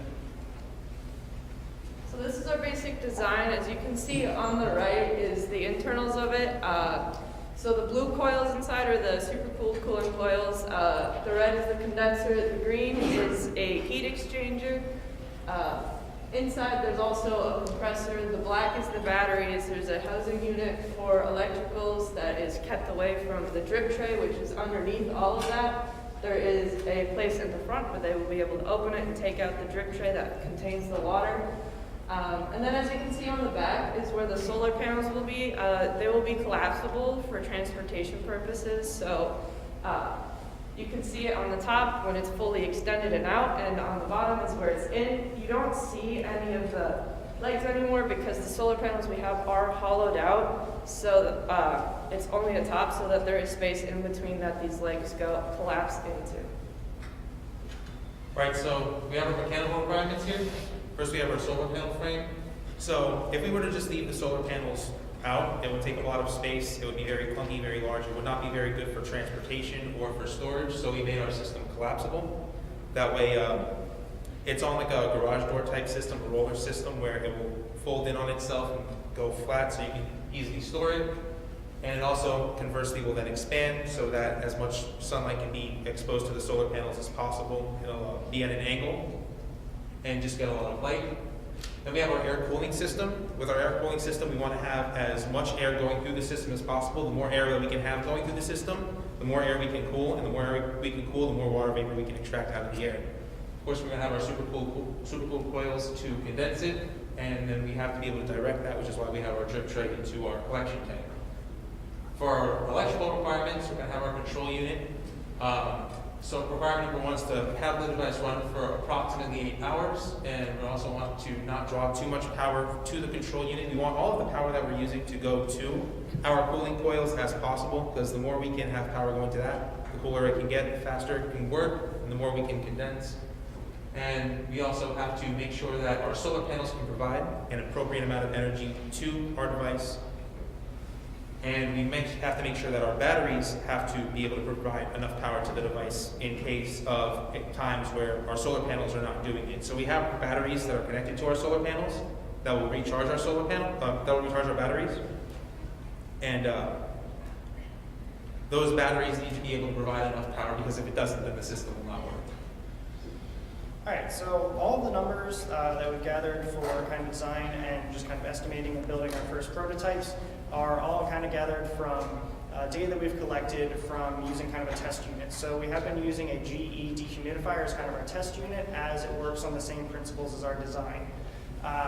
So from the data that we've collected, we need about 450 watts to power the whole unit, and to get a battery that will operate under that load for that time, we need about 8 hours of runtime. is going to need about 300 amp hours. The solar panels that we have, we got them from the senior projects closet, so we're trying to keep our budget down and use what we have. Each of those panels generates about 80 watts a piece, and they can put out about 20 amp hours worth of charge per day per panel. So more realistically, to kind of fit within our budget, as I'll go into a little bit more, we're going to be using two 12-volt 100 amp hour batteries, bringing us down to 200 amp hours. So we won't be able to run the full 8 hours as we originally hoped, but we will also have a inverter to convert the DC power generated by the solar panels into AC needed to required to run the unit. Like I mentioned before, we do have some design considerations. As batteries and solar panels are very expensive, they do not really fit within our budget. Ideally, a unit that is working to harvest water from the air runs 24/7, so it's something that just runs continually. But with our budget, we do not have the money to afford solar panels that could power and supply power to the battery, and we do not have the money to buy batteries that have enough charge to run for that time.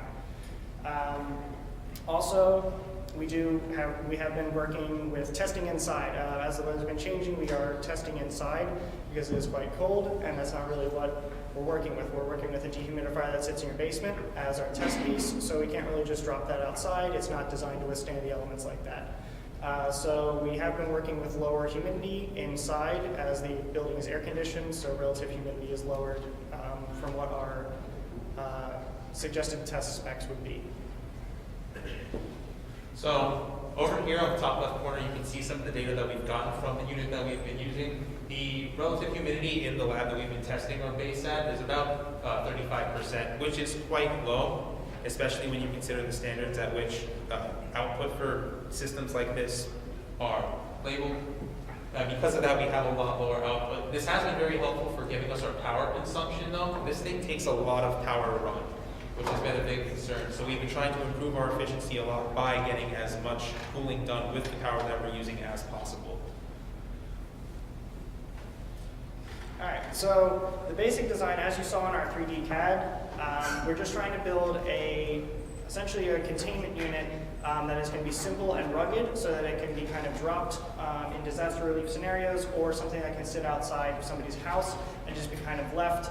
And it is a simple design that will be rugged, withstand the elements, and just be able to be easily maintained. So we're just going to be using aluminum channel for our frame, and we have plexiglass plate paneling that we've also sourced from the senior projects room that we will use to kind of contain everything. We will be partitioning the inside, so we will be keeping our cooling unit that draws air with our fan and everything. We'll have that partitioned from the actual water reservoir. We'll be collecting water, and all the electronics and everything will be separated from that, so we have everything contained within a waterproof and durable container. So how the main unit works is it draws air through the system, so it's drawing air over supercooled coils. The air condenses, the water molecules condense, and they rest on the coils, and they drip and drain into a receptacle so that it can be removed and used. We do have a wraparound heat exchanger system to try to boost efficiency. So you'll often see these in air conditioning units because with an air conditioner, you're trying to dry the air out as much as possible so that you can pump cool, dry air back into your space. We don't really care about pumping cool air back into anywhere. We are trying to extract as much moisture as possible. So to up the efficiency, we have added an additional system to make it kind of a dual part system as opposed to just a single cooling coil to extract that air, water. So then the solar panels, we do have them that they're able to collapse flat against the back of the unit, so it can be moved around if need be, but also they expand relatively easily and are supported at both the back of the panel and at the edges of the solar panels. As seen in our 3D designs, you can see they have legs supported, so at different places in the world, you do have to adjust your angle of your solar panels so that you can maximize the efficiency of solar power gathering. So those legs will not just be holding the solar panels perfectly perpendicular to the ground, they will be able to adjust the angle so you can maximize your power output. So for our testing plan, there's three main things we have to test. The amount of water output that we're going to get. So we're going to try and test this at different humidity levels and different places, and we're going to do it repeatedly so that we get the best data as we can. As the humidities change, the amount of water that you get. So our solar panels are going to be tested through how well they recharge our batteries, how long it takes to recharge the batteries, how much it does, and our solar panel supports are going to be tested through the use of strain gauges at the points that bear the most stress, because you can't have them breaking on you. So this is our work breakdown structure. As you can see, we have our mechanical, electrical, testing, and management requirements. For mechanical, we have our solar panel frame, our chassis design, our refrigeration, and our throughput fan. Most of our work in this area has been on the refrigeration and coming up with what system we are going to use to get as much cooling as possible. And then for electrical, we've been doing a lot on our power supply stuff, how much power we can get from our solar panels, what kind of power we need from our batteries. Here's our schedule that we've created. We are a little bit behind schedule. This is our second version of this project. The original version of this project, we realized that we couldn't quite accomplish the scope of it. It wasn't really a feasible project, so things had to change a little bit. But we have done a lot of work and we have been rapidly catching up. So this one is our first budget. It's the budget that we're actually having the cost to Wilkes. As you can see, a lot of parts we do have sourced from Wilkes in the senior projects closet. Right now we're at a total of about $493, which is very close to our $500 budget. If we're looking to find some of our parts for cheaper, because these are rough estimates, and also, if necessary, we can cut down to one battery. It will run the system still, but that's just in case something goes terribly wrong. But here's the real world cost of it. It's about $1,600 if we include labor and stuff. Ideally, it wouldn't cost that much if you were to be mass manufacturing this, as we can buy things in bulk. So ethical concerns. First, we have intellectual property concerns. This is mostly around the cooling coils of the system. Since we are using them from a base GEE humidifier, if we were to make an actual commercial product, we would have to create our own cooling coils. We didn't want to do that originally. The thing is, they require pressurized refrigerant, which is not very safe for us to work with. So we kind of have to use what we have. We also have our testing standards to consider. So when you go to a store and buy an in-home dehumidifier system, if it says that it's 50 pints, that means it achieved 50 pints of output after 24 hours at 60% relative humidity and 60 degrees Fahrenheit. And that's a little bit difficult for us to simulate, so it'd be hard to get a comparable standard number for that. We have to, of course, consider safety in our design. We do not want to have any sort of water components be next to any sort of electrical components, because that's a safety risk. And of course, the drinkability of the water that we are getting is a concern. We are originally going to put a filter in the system. We might still put a filter in the system if it becomes something that we can do, but for right now, we've decided that it's outside the scope. All right, so just moving forward with the next semester, we're just going to continue doing research and trying to find improvements and things that we can add to our design to make it work more efficiently. And we're also going to keep testing to try and work with different environmental specs. So trying to find places that have our humidity, different temperatures, see what we can work with and get some different numbers so we can have a good base to jump off of, and then start testing our unit and see how we compare. And we're also going to start working with doing research on, and continue doing research on more passive types of water absorption systems. Kind of create a hybrid unit. There are different things that we can use, like desiccants, so things like silica gel that naturally just absorb water out of the air, and water can be extracted from them. So we're looking to work with potential hybrid systems like that. So in conclusion, our project is here to generate water for people that are in need. It'll be solar powered, and it's going to use ideally some active and passive units. The solar panels will be collapsible for easy transport, and in the future we plan on designing a little bit more and then prototyping and testing it out. These are some of the references that we used. If you wanted to see them, you can ask us about it. And We'd like to especially acknowledge these people as they've been helpful to us, especially the Senior Projects 1 class, because they've had some good feedback for us, especially when we were in the rebrand phase. Any questions?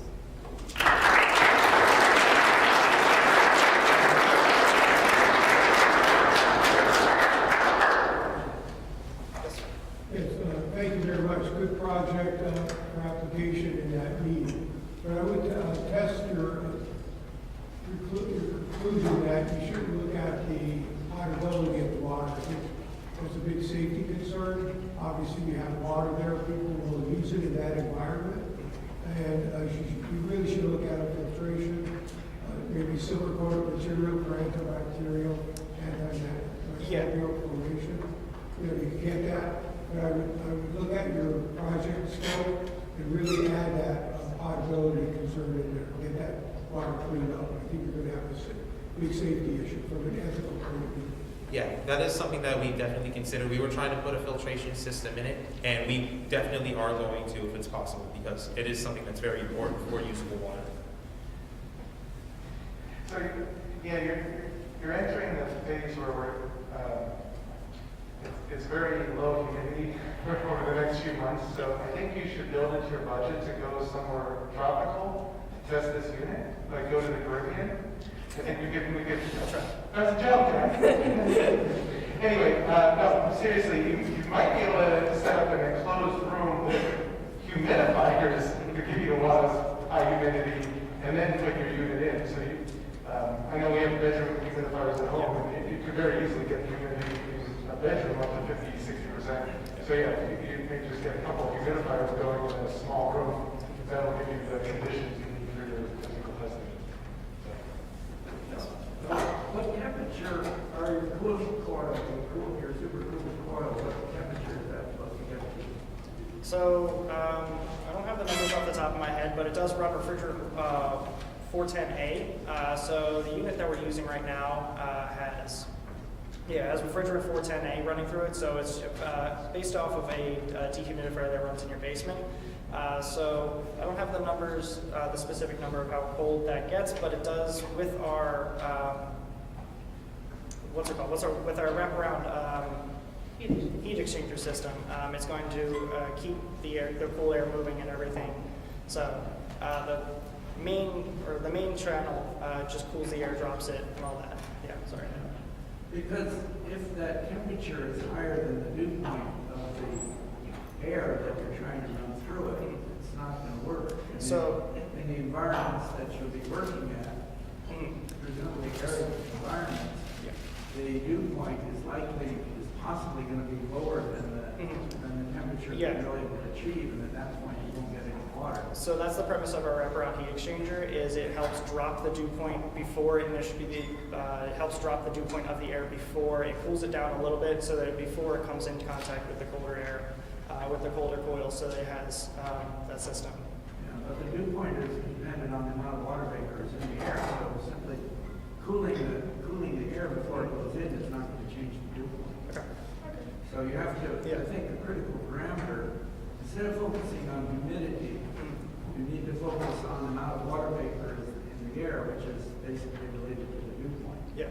That's the critical thing that you need to monitor. Okay, yeah, thank you. Because 60% humidity at 60 degrees Fahrenheit compared to 60% humidity at 90 degrees Fahrenheit, those are two different amounts of water in the air. Thank you. Yeah, thank you. Yes. One more question? Yeah, so you said that we need a minimum of 20% humidity, I guess, to get some water out of this. And 20%, I am from like a rain pond. It's very dry here, super dry, super hot. And an average annual humidity is about like 20–25%. Winters is 40–45, and well, 40% at different temperatures, feels way different. So how much water this dehumidifier can generate at a certain humidity? I don't know how much, what do you have? So kind of the numbers that the unit itself I guess, promotes is the unit we're using is a 70-pint dehumidifier. So it's 70 pints over 24 hours, and that's based at 60% relative humidity. 70 pints over 24 hours. Pints? Yes, so it's about 9 gallons.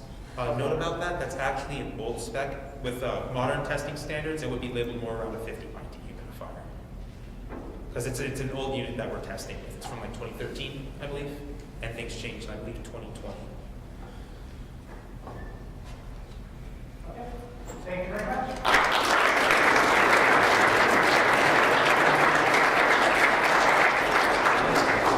Okay, we have one more thing for break. It's algae bioreactor. Trying to say they can go to the Caribbean for testing.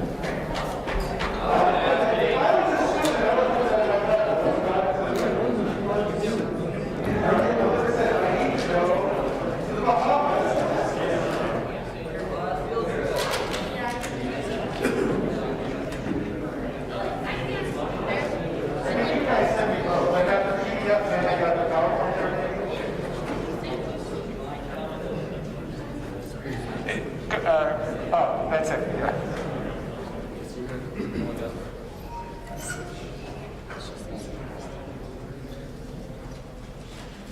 Good afternoon. We are Group 7, Autonomous Algae Bioreactor. I'm Dylan Kuipers. This is Kevin Doler and Brandon Gordon. We're advised by Dr. Carabador, and this is our final presentation. So this is the current design of our project. It's an algae bioreactor. A bioreactor is a device that supports a biologically active system. Our goal is to capture carbon in the form of algae by creating the optimal environment for algae growth. So our motivation stems from our passion to protect the environment from climate change. As you can see here in the graph, carbon emissions are rising at an alarming rate with little signs of slowing down. And it's for these reasons that drive our interest in climate change technologies. And then on top of that, we see an opportunity in this field. There are very few carbon capture technologies deployed throughout the world today, and we see this as an opportunity that we can take advantage of. So our goals, this is a proof of concept. We want to make an autonomous system and prove that we are capturing carbon. We want to make advances in the current climate combating technologies, so we want to show that the amount of carbon that we are capturing is sufficient to make a difference. And then we want to prove these goals within our budget. We believe if we can do this within the budget that there's a lot of room for improvement. Our vision, so we see our device being used in industries such as energy, food, pharmaceutical, fertilizer, and plastics, as well as being used for carbon sequestration. We believe there could be possible financial benefits to the device. So, for example, the government gives out tax credits for electric vehicles. We see this device as a way to show that you are reducing your carbon footprint, similar to an electric car. And then we see it being scaled up. So right now we're only using a 5-gallon tank. We think that we could increase the tank size or possibly use several different tanks to increase our carbon capture and algae harvest. So the requirements, there are several mechanical, electrical, electromechanical, and biological components to our project. As shown in the block diagram here, these components will interact by the solar panel basically absorbing the energy, charging the battery, which then provides electricity to the components, creating that optimal environment for the algae, allowing the algae to photosynthesize so we can harvest it, and then the components will measure the variables as well, providing feedback to the controller will then create the optimal environment through sending out outputs to all the components. So this is our work breakdown structure, which outlines our major requirements for this project. So a few of the major requirements are the main tank, which must allow the maximum amount of sunlight to the algae. The harvesting tray, which will be made of acrylic material. The bottom must be sloped towards the drain. Our control unit, it must be able to control multiple components. Our solar panel must be adequate enough to charge our battery. And then our battery must be large enough for a minimum of 2 days for the autonomous algae bioreactor to run for 2 days. Our water pump must have a large enough head to pump the water back into the tank. And then our algae growth needs the water, carbon dioxide, sunlight, nutrients, and controlled temperature. This is the Gantt chart we created to represent our schedule for this project. And really at the beginning, it all started with networking, talking to various teachers around campus. Then came our research and finding relevant sources. We nailed down the scope of our project, and then really came to discussions of what a design would look like. And then with everything in between, came to the 3D model that was shown previously. So here's the total cost of the project. This is including all the parts that were shown in the WBS and also shown in the budget. As you can see, we are well over budget, but however, we were able to source a lot of the expensive parts from the ME storage room and an outside contributor. The big ticket items are the main tank where the algae grows, and the 80/20 extrusions plus all the hardware for it. The more moderately priced parts are the battery and the plexiglass for the harvesting tray. Luckily, we were able to get these for free, opening up a lot more room in the budget. So this is the new budget. After removing all the parts we were able to source for free, we saved a lot, about $700. Due to what we saved, we were able to look into adding more features to increase the intelligence of the system. We're looking to adding a pH meter, a couple photoresistors, a temperature sensor, and possibly a water heater. Adding these will allow us to more effectively and more accurately determine when to harvest the algae, and it will also provide a more ideal environment for the algae to grow. So this is the current design that we plan to build next semester. The main tank is 5 gallons and will be placed above the rest to ensure it can receive the proper sunlight, and it's not shaded by the solar panel. The harvesting tray is placed directly below, so we can use gravity to drain the tank, removing the need for another water pump. This table is missing a few parts, but that's just because they're hidden in this view. They'll be shown in the following slides. Most of the parts are here, however, showing the overview of the device. This figure is mainly to show the water pump that was hidden in the previous view, but it also emphasizes the servo valve connection. The water pump is used with a filter to return the 2 gallons of water drained from the tank during the harvest back to the tank from the tray. The ball valve is threaded directly into the outlet of the tank and has 2 3D printed parts to mount and interface the servo to the valve. This is a view of inside the control unit with the top cover removed. It houses a few important parts of the system. In here is the Arduino doing all the controlling, the touchscreen display for user accessibility, the aerator that's mixing the algae, the voltage regulator converting 12 volts down to the necessary 5 volts for a few of the components, and the 2 relays connected to the aerator and the water pump. We found it necessary to add the touchscreen display so the user can have more control and more feedback from the system, even though it won't need any input to run. So this schematic may look very messy, but I promise it makes sense if you stare at it long enough. Everything runs at 12 volts or 5 volts and has a common ground. The charge controller is a necessary component between the solar panel and the battery to ensure the battery is not overcharged and destroyed. Although the Arduino has a voltage regulator built in, it cannot provide enough current for the aerator and the relay board, hence the reason for the regulator in the control unit. So the biology behind the autonomous algae bioreactor, we chose Chlorella vulgaris as our species of algae. It's a green, single-celled microalgae that lives in fresh water. Its rapid growth, flexibility to environmental conditions, and its accessibility make this a good choice for any bioreactor. We are utilizing the process of photosynthesis, which is when the algae uses sunlight and water to produce sugars to generate energy to complete their metabolic processes. We are also utilizing carbon fixation, which turns inorganic carbon, like carbon dioxide, into organic carbon, which includes glucose and other compounds. Nutrients, such as phosphorus, nitrogen, and iron, along with sunlight and temperature, are essential for algae growth. Without regulating these factors, the optimal growth for algae is not possible. So we actually did start some of our testing early in November. We purchased a culture kit, and our first test was unsuccessful. We saw no algae growth.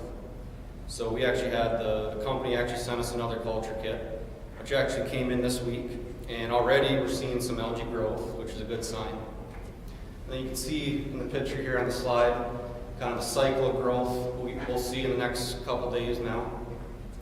So then we'll observe what we see and use it to further optimize the autonomous algae bioreactor. So we did a SolidWorks simulation on the support structure. At the most, this support structure will undergo a load of 50 pounds. And you can see the max stress it'll experience is 276 psi. The max deflection it'll experience is less than 1,000th of an inch. These aluminum extrusions have a yield stress of 40 ksi. And then with such a small deflection, this support structure is more than adequate enough. So listed here are some of the ASME Code of Ethic fundamental canons that we see our project falling under. So the first canon, engineers shall hold paramount the safety and health and welfare of the public in the performance of their professional duties. So we need to make sure that the support structure can support all of the components, as well as the electrical components being shielded from any moisture or any exposure to water. Fifth canon, engineers shall respect the proprietary information and intellectual property rights of others, including charitable organizations or professional societies in the engineering field. This project was done completely on our own through help from the university, as well as a bunch of research. We are in no way impeding on anyone's patents or intellectual properties. And then the eighth canon, engineers shall consider environmental impact and sustainable development in the performance of their professional duties. So if we were to actually produce this into a consumer product, through all the manufacturing, we would need to make sure that we are not producing more carbon than we are capturing. So to conclude this presentation, we're going to take a look at the autonomous algae bioreactor's carbon dioxide impact. So at 100% optimal conditions for algae growth, one harvest should produce about 18 grams of algae biomass. Under these conditions, it's approximated that 1 gram of algae biomass absorbs 1.8 grams of carbon dioxide. So ideally, one harvest should absorb about 30 grams of carbon dioxide. So to put this in comparison, at any one time, there's about 420 parts per million of carbon dioxide in the air. If this is converted to grams per cubic meter, it's roughly 1 gram per cubic meter. So in theory, if this autonomous bioreactor is put in a space that was 30 cubic meters, it would absorb all the carbon dioxide in one harvest. So our plan moving forward would be to order the items to complete the build of the autonomous algae bioreactor. We will then figure out how to effectively use the rest of our money within the budget.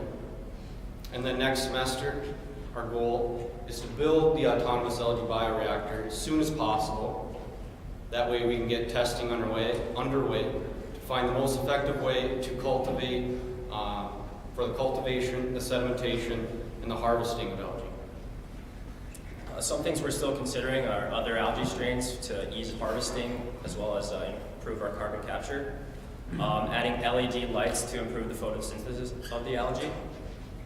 We're considering the possibility of inadequate sun exposure. So for example, if there's a long storm, like 4 or 5 days, we need to make sure that we have enough power to control the device.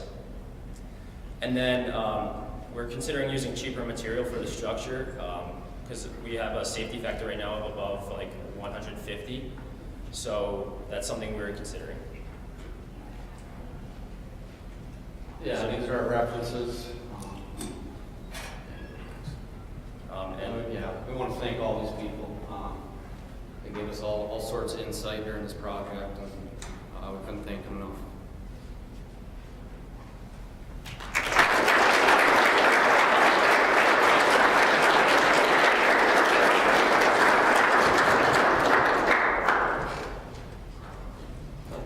Yeah, I'm wondering if this is a continuous operation, how are you going to prevent contamination of your culture by viruses?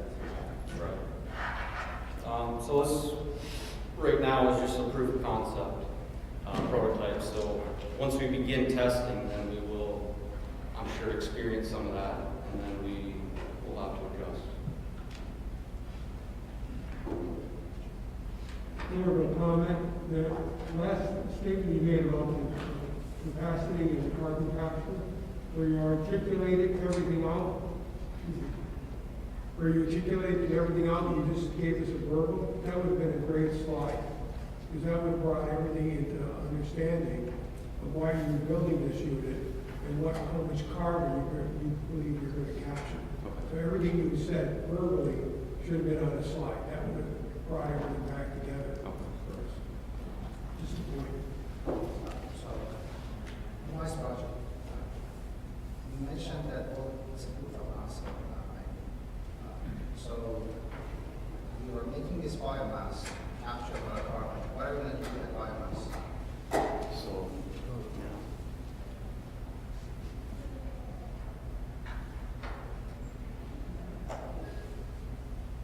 So your question is, what are we going to do with the biomass? Yeah, it's not a biomass, it's more kind of, are you going to bury it like a biofuel or something? well, that's the whole point. It would be a biomass, yeah, the algae. We can then ideally go use this in the energy industry, the food industry, the pharmaceutical, or go to carbon sequestration. Algae currently has a lot of uses that people do. For all of with our it. Bulgarians, biomass does have a lot of uses once harvested and dried. There's a lot of food supplements with it, Yeah. and energy uses. So it's going to eventually go back to the environment.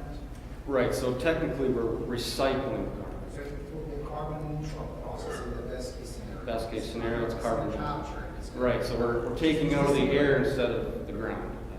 And you did two set of tests. One failed, the other one you said succeeded. Do you know what was the cause of the first So one? we- I- Yes, yeah. there's no reason the next one will not fail. So I was in contact with the company we purchased the culture kit from, and actually when we got it, you couldn't see anything in the sample. And we followed the instructions, and we didn't see any growth. And then we reached out to the company. They sent us another one, but then they recommend to put it under LED instead of just natural sunlight. And then actually when we got the culture kit, you could see the algae growth started in the sample. Compared to the first sample, we didn't see any. And then yes, we have it under LED light.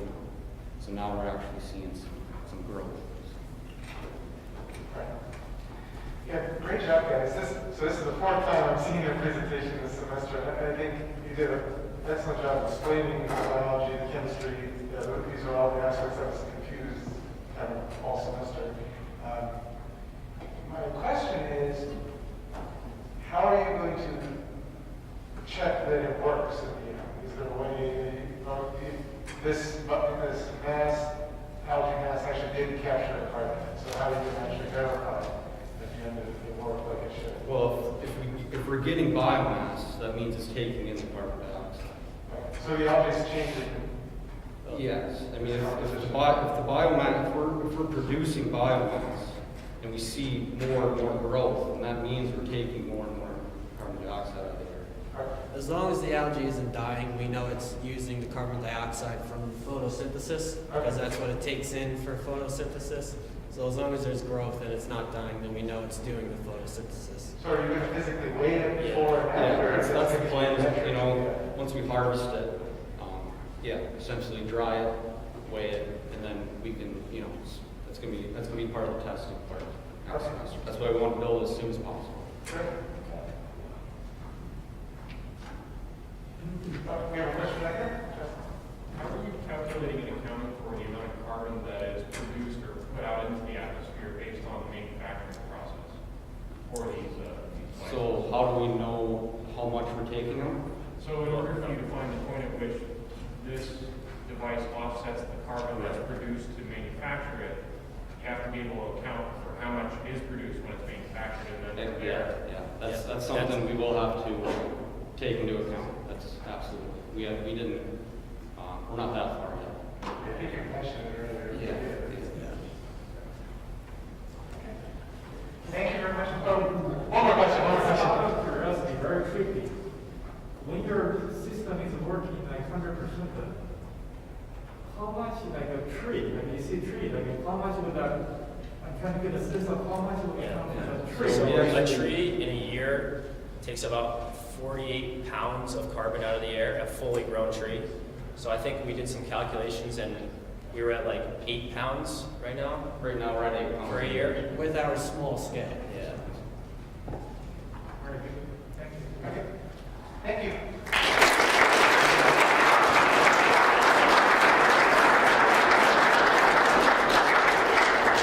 Okay, so we are right on schedule to the minute. So great job, everybody, practicing your times. So we're going to take a quick 5-minute bathroom break. If Lisa has some snacks set up, drinks, and then we're going to please funnel back to your seats if you do leave the room, and we're going to start promptly with 1:55 with construction aid traffic.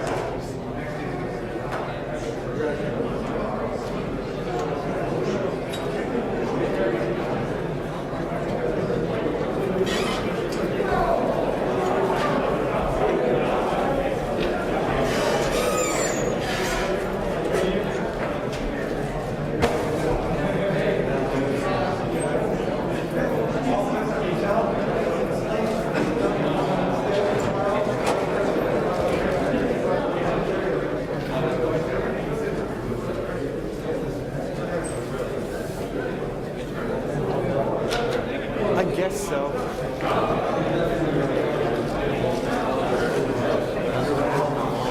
Yeah, I think my report doesn't go. I don't think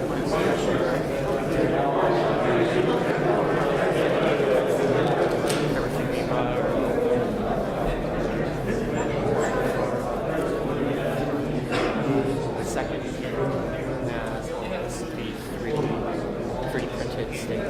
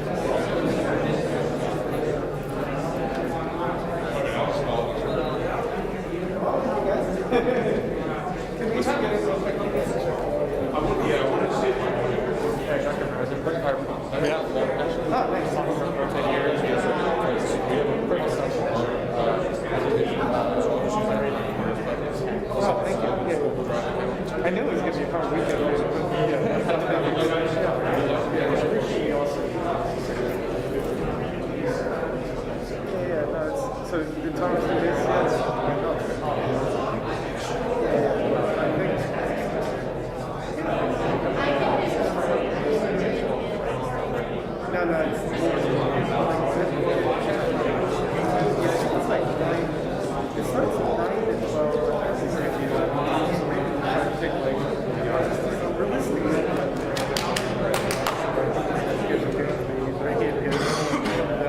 like I might say, let's use that time to maybe if you want to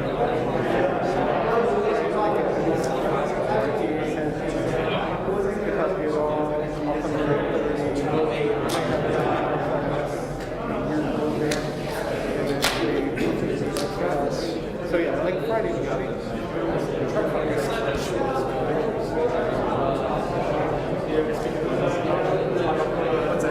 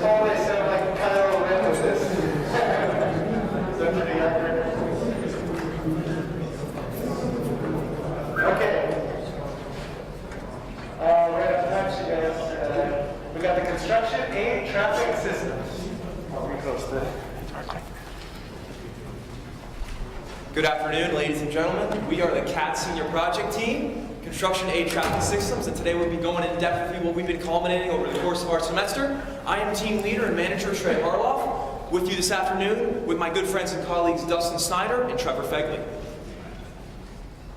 And our project advisor is Dr. Sue. To begin, we want to give you guys a visual representation of something to go off for the remainder of our presentation this afternoon. First off, we have our CAD assembly that was done in SolidWorks of our Smart Sign LED module. Now what this is it integrates the components of our LED matrix in addition to our reflective sign that is mounted on top of your traditional signpost that is outlined and regulated by the Federal Highway Administration for particular dimensioning and limitations. And this electronic device is going to be the main module that will be directing the messages and all of the display for on-road construction sites for vehicular oncoming traffic. In this second isometric CAD viewing, you see the control center. This is where the user will interface with the system. On the left, you see in black rotary encoders, which is where the user will select different settings, and those settings will be displayed using the LED diodes displayed in green in this picture. On the right, you see the emergency stop button in the event of an emergency or if a lane needs to be cleared so that something can proceed through the work zone that is unplanned for. So here we have our speed bump apparatus, which consists of two speed bumps that are placed side by side next to each other with two infrared sensors, one at either end, one being the emitter and the other being the receiver. And this will be used so that the system has an accurate count of the number of cars within the construction site between each module. What is our background? What have we taken over the problem and how are we going to solve it together as a team? This first fact here is that construction sites are both very dangerous as well as busy for both motorists, cars, and people that are all involved. What we want to do is we want to design, build, and test an automated traffic control device that's going to make these construction environments as well safe, number one, in addition to this, more efficient, aiding in the work of these flaggers. One statistic to back this fact up is that over a 15-year period, there were an average of 123 work-related injuries on these road construction sites occurring per year. This does not even take into account the 91 deaths that were recorded within the state of Pennsylvania alone, which is ranked third in the nation right now for most fatalities. And this is just an astounding number, and this is something that we want to aid with these human traffic flaggers that are working on the front lines, risking their lives every single day for us. So this is what we want to do with our project. So the product requirements for what we have planned include the system overview, which is mainly applicable to the control center. Since this is going to be in a work zone, we need to make sure that it has a rugged, durable design, and as such, the control center needs to be able to fit that standard. In addition, reconfigurability is important for this system since no two work zones will be alike. So we want a system that is applicable to multiple different intersections or a two-lane roadway. Also, our smart sign pole, since it's an electronic component that will be used outdoors, it must be waterproof and other weatherproof. And our speed bump module must be able to withstand cyclic loading since it's going to be driven over by multiple vehicles ranging from small cars to large trucks up to a maximum axle weight of 20,000 pounds in Pennsylvania. Additionally, our power is a constraint that we have to take into account since our LED matrix is one of the major consumers of power in our system. This is where we will start our testing with. Some documentation that we've taken into account for this system that will get more specific as we go on include the FHWA, which has a lot of overall requirements for systems like this, as well as PennDOT requirements for just in general traffic, as well as safety and work zones. So here are some existing solutions that are out and about in the world today. We have the automated flagger by Wanko Incorporated, as well as the TLD 2312 portable traffic signal trailer by Vermac. As you can see, both of these modules utilize a stoplight to control the flow of traffic within the construction site. And how our project will differ from this is that these two modules here are a more permanent solution, while ours will be more temporary and a more maneuverable solution for the construction sites. This diagram here gives a kind of basic design so you guys will have a better idea how our system is going to be implemented in the real life application on a dynamic road construction site. So first off, our system is going to be set up on a varying road construction site, number of intersections, wherever the traffic needs to be controlled. Next, it's going to be powered on using our control center module. And after that, the user will be able to customize and select the number of smart signs that are connected and associated with the control center. And this will vary based off the number of road intersections or the type of construction that's occurring. After this, the user will then be able to input the number of, basically, the control apparatus will be able to control via the time interval or by the number of vehicles that are passing through the work zone, which in turn, this will be able to be measured through the use of our infrared sensors. These are going to be used to count the vehicles that are approaching in the queue line over the speed bump and determine the speed of these vehicles.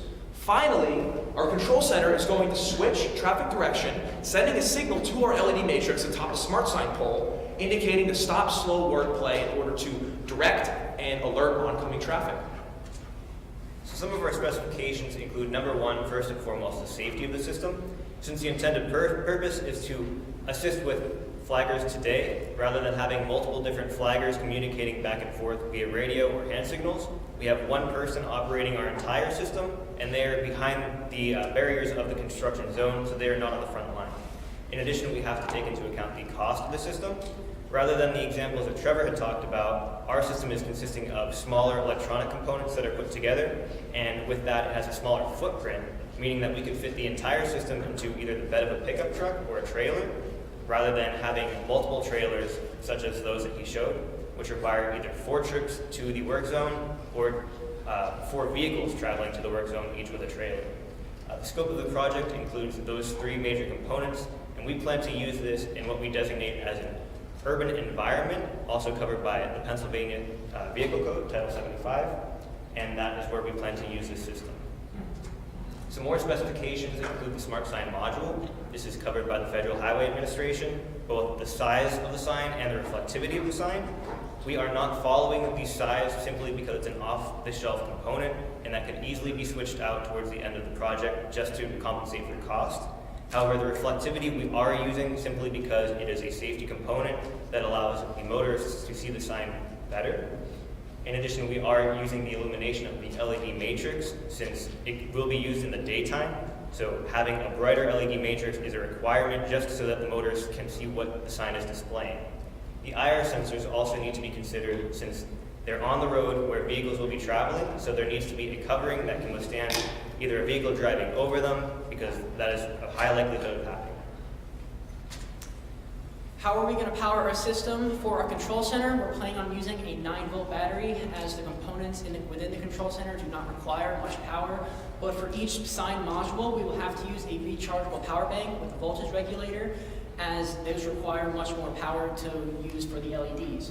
As an end goal, we would hopefully like to incorporate some solar paneling to add a aspect of rechargeability to each sign module. For the interface, as a proof of concept, we're using an Arduino Uno, but if we were going to take this full scale, we will need to use the Arduino Mega, as it has more ports for higher data compatibility. Mechanical testing for the modules will consist of traditional stress analysis for each sign to determine the durability and the stability of the sign, and for the speed bumps, we will have to use cyclic fatigue analysis to get a rough lifespan of how long each speed bump will last. Electrical testing will consist of the IR sensors and the LED matrices, as these are new materials to us, and we have to figure out how they operate and how we can incorporate them into our overall system. So this is our schedule for this semester as well as next semester. It shows that we are reasonably ahead of schedule simply because rather than testing the entire system altogether, we opted to test each individual component and then assemble smaller subsystems to put together into the main system. So our WBS also breaks down these components into mechanical and electrical, and that is further broken down into the 3 different components that we have for this project, as well as the testing procedures and the management procedures. So here's our proposed budget through Wilkes University. As of now, we have our proposed budget is around $312, and as of recently, we have purchased 4 of these items: the LED matrix, the photo sensors, the voltage regulator, and the rotary encoders, and that comes out to about a total of $158, which means we have $153 left of our proposed budget to spend. If we were to take this out and buy all the products in the real world, we would be spending around $446. As you can see, there are more components on this budget from the Wilkes budget. This includes the speed bumps, batteries, wires, and the Arduino Mega. These will be donated through Dr. Zhu to us, or they have been already purchased through an outside vendor. As engineers, we need to make ethical decisions for our project. One of these is that we have to hold paramount the safety, health, and welfare of the public, as construction sites are very dangerous for both the motorists and the construction workers, and the emergencies must be taken into account for any emergency vehicles that are coming through the construction zone. Also, as engineers, we are encouraged to participate in civic affairs and work for the advancement of the safety, health, and well-being of the public. This also entails the safety of the construction workers and the motorists as well. And we have referenced the NSPE Code of Ethics for our considerations. So for some initial testing plans, like I had stated, we have tested each individual electronic component that we plan to use in our final system, and we have combined those into a subsystem, which on the top left here, the next slide, you can see one of the subsystems that we made, and this is for the control center. This is where the user will interface and select the different settings, and that is shown by the LEDs shown there on the breadboard. On the bottom left, we have the IR sensors. We have tested those up to beyond 20 feet, and the PennDOT standard for a lane width is 14 feet, so we have a wide enough signal just for that. On the right, we have our LED matrix, which right now it's displaying a stop, but the word is a little bit wider than the screen, so we have to proceed with a little bit more testing to reduce the length of the word and increase the boldness so it's more visible to the driver. As for further testing plans, we are planning to implement our system next spring semester on campus in the sub-parking lot. And what we plan to do is simplify our complex work sites into 3 more easily configurable situations. Of those, 1 will be primarily tested for testing purposes, and that will include implementing 1 to 2 smart sign modules. And the 2 main interfaces that we would like to test would be the first one on the top here with the 2 longer arrows, which represent a double one-way road intersection where vehicular traffic patterns will be observed in one singular direction, and 1 to 2 smart sign modules will be used to observe and measure the traffic pattern. In addition, we plan to test a 2-way traffic pattern where additionally 1 to 2 smart sign modules will be measured and observed in order to direct the flow of vehicular traffic. Some additional adversities that were faced throughout the presentation and throughout the course of the semester include us having to do conducting a lot of intensive research regarding being up to date and compliant with all the laws, rules, and regulations of both PennDOT and the Federal Highway Administration, and some of the considerations we haven't taken into account regarding the dimensioning, the limitations, and the regulations. In addition to that, some of these products that we've purchased are relatively unfamiliar to us, so we've had some initial challenges with getting the proper display on our LED matrix. And finally, we've had some concerns with our power consumption, as we do need to find the most suitable optimal balance for our LED matrix between the display that it creates, the level of brightness, since it will be used in an outside application in a fast change environment. In addition, we've had to design the matrix where the orientation of the board is displayed in a relatively reasonable and visible fashion.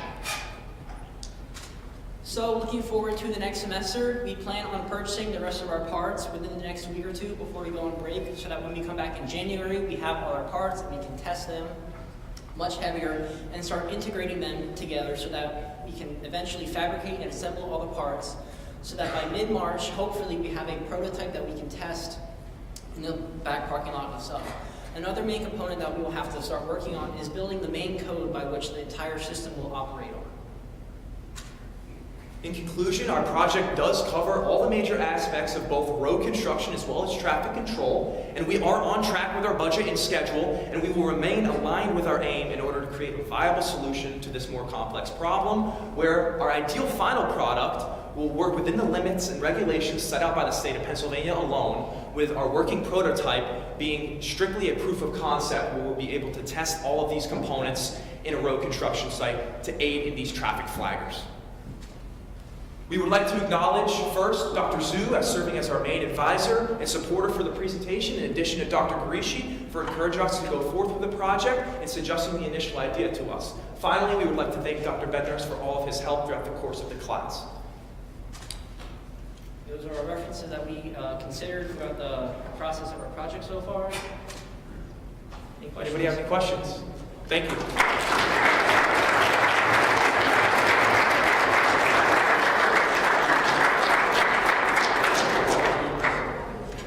Yes, Dr. Kumar. So it's a great cause, even if it's going to save 1%.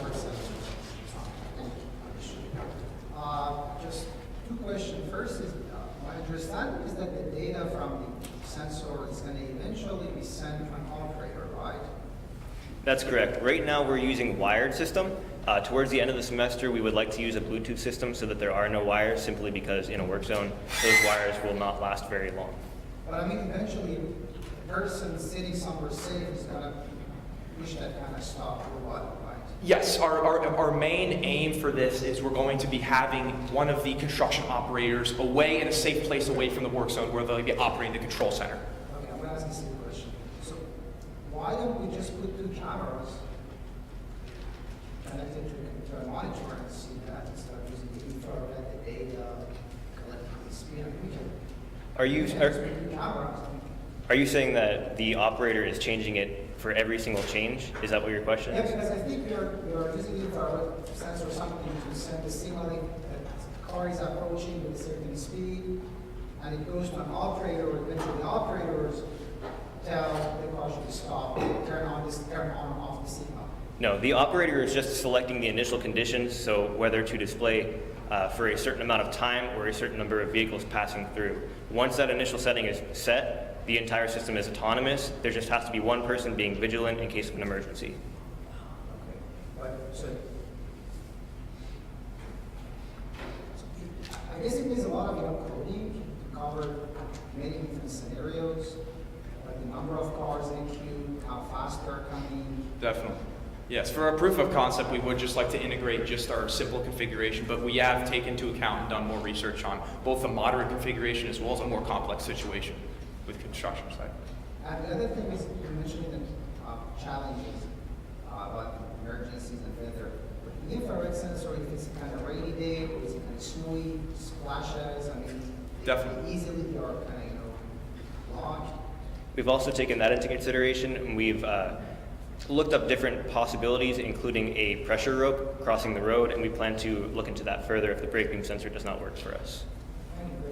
Thank you. Thank you, Professor. Any other questions? Yes, sir. I like your idea, and again, with Dr. Kumari, reinforcing what he said, if you save one life or if you save one accident, a car accident or any kind of damage, it's well worth it. Consideration would be when you have emergency vehicles.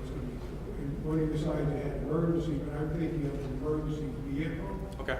Where if you had this as an automated system, or it's an intelligent system, but it's not intelligent in the capacity of the human mind.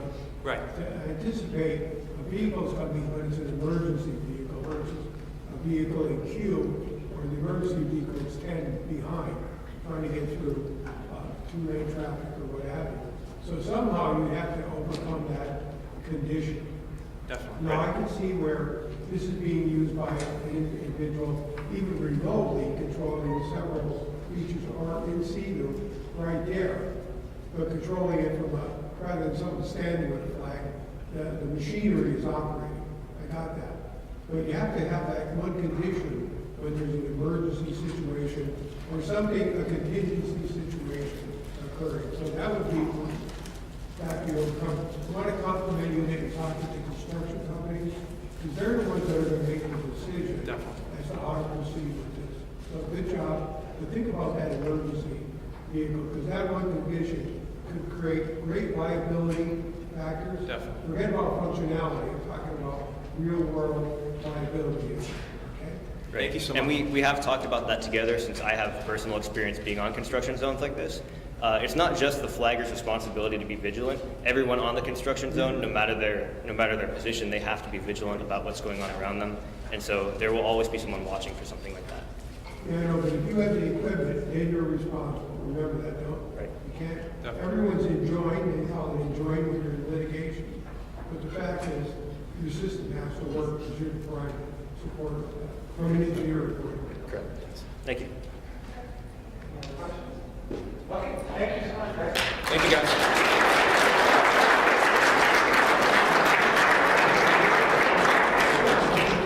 Okay, next we have pneumatic stair climbing and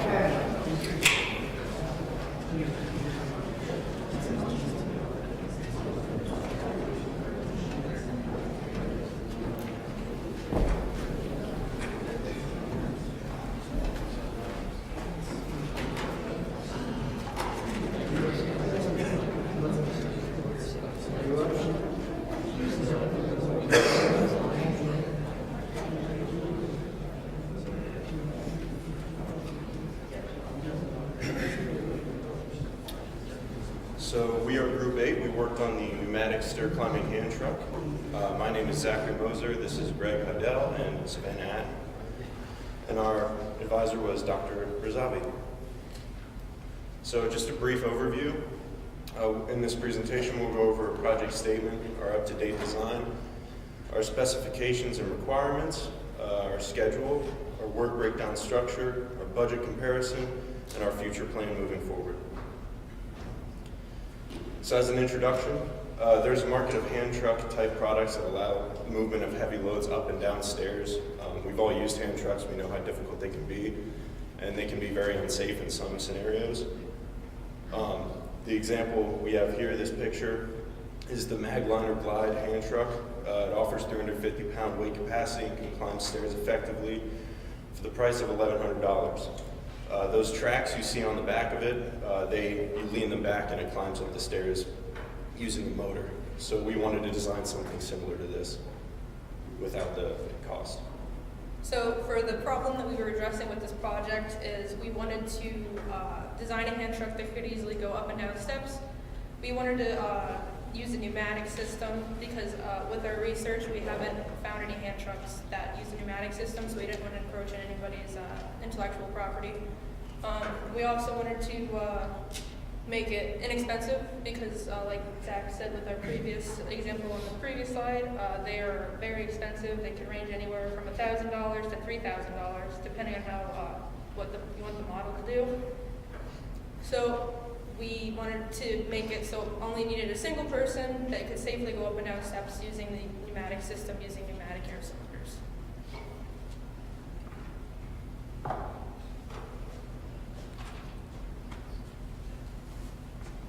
So this is our 3D design of the AutoCAD Inventor. So first, you can see the picture on the left and the right is the views of it. So on the bottom left in gold, I guess, on this picture you would see the feed pedestals for pneumatic cylinders that we have in the frame members. So in these tubes we have pneumatic cylinders, and they're also controlled by these solenoids over here off of an Arduino controller. So the controller will sense the pressures to evenly distribute pressures using the solenoids, so that the two pneumatic cylinders in both parts of the design will lift evenly. So this is a better image of the cylinders. So you have both of them recessed inside of the frame members to make it a simple design, trying to make it lightweight, trying to make it user-friendly so that anybody could look at it and easily figure out how to use it. We have handles on the top, so you would use one handle to go up a stair. So basically you would just lean it against the stair, like back it up against the stair where the tires are touching the back of the next stair, and then you would control the lever to make it go up to the next stair, and then the other lever would retract the cylinder, and then you would go up to the next stair again. So this is all being fed by an external compressor air tank system. You could get them at like Harbor Freight or anywhere for $50. We expect most homeowners or anybody using this would have one. And if they don't, we're looking into options for an addition on the system to have a tank attached to it, or have a compressor system that we could sell as an accessory. But for now, we're trying to keep the weight down, trying to keep it like accessible, movable, and it'll go a total of 10 inches up, as you can see in the dimensions here. So that'll compensate for any stair. Normally it's 7 inches rise, 11 run, so that'll compensate for any awkward stairs or anything like that. So for the design, as I mentioned, the hand truck frame will, with wheels as a normal hand truck would be, but to eliminate most of the cost and most of the problems to do with the other stair climbing hand trucks that we've seen or modeled, we're using pneumatic cylinders. So pneumatic instead of hydraulic, we can keep the weight down, we can keep no hazardous fluids, no problems for leaks, in which case the design would fall. We have lever switches mounted on the handles. We have air lines from the compressor. And so after loading the stair climbing hand truck, it will be used as a normal hand truck, so you can just use it normally. And then as soon as you get to a stair, you would plug in your air source, and then you would be able to raise and lower it to go upstairs, or descend stairs.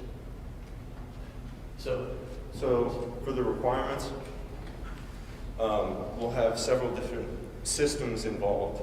So for the mechanical system, we obviously need a stable body that can support around 300 pounds.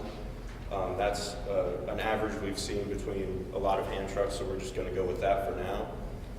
We need a built-in fail-safe mechanism so that if something happens while transporting objects, the user doesn't get hurt. For our electrical system, we need a 5-volt power supply for sensors and switches in the system. We also need sensors to monitor air pressure in the system so that it stays at a safe level, and you know you're not going to start ascending or descending stairs and run out of air halfway through.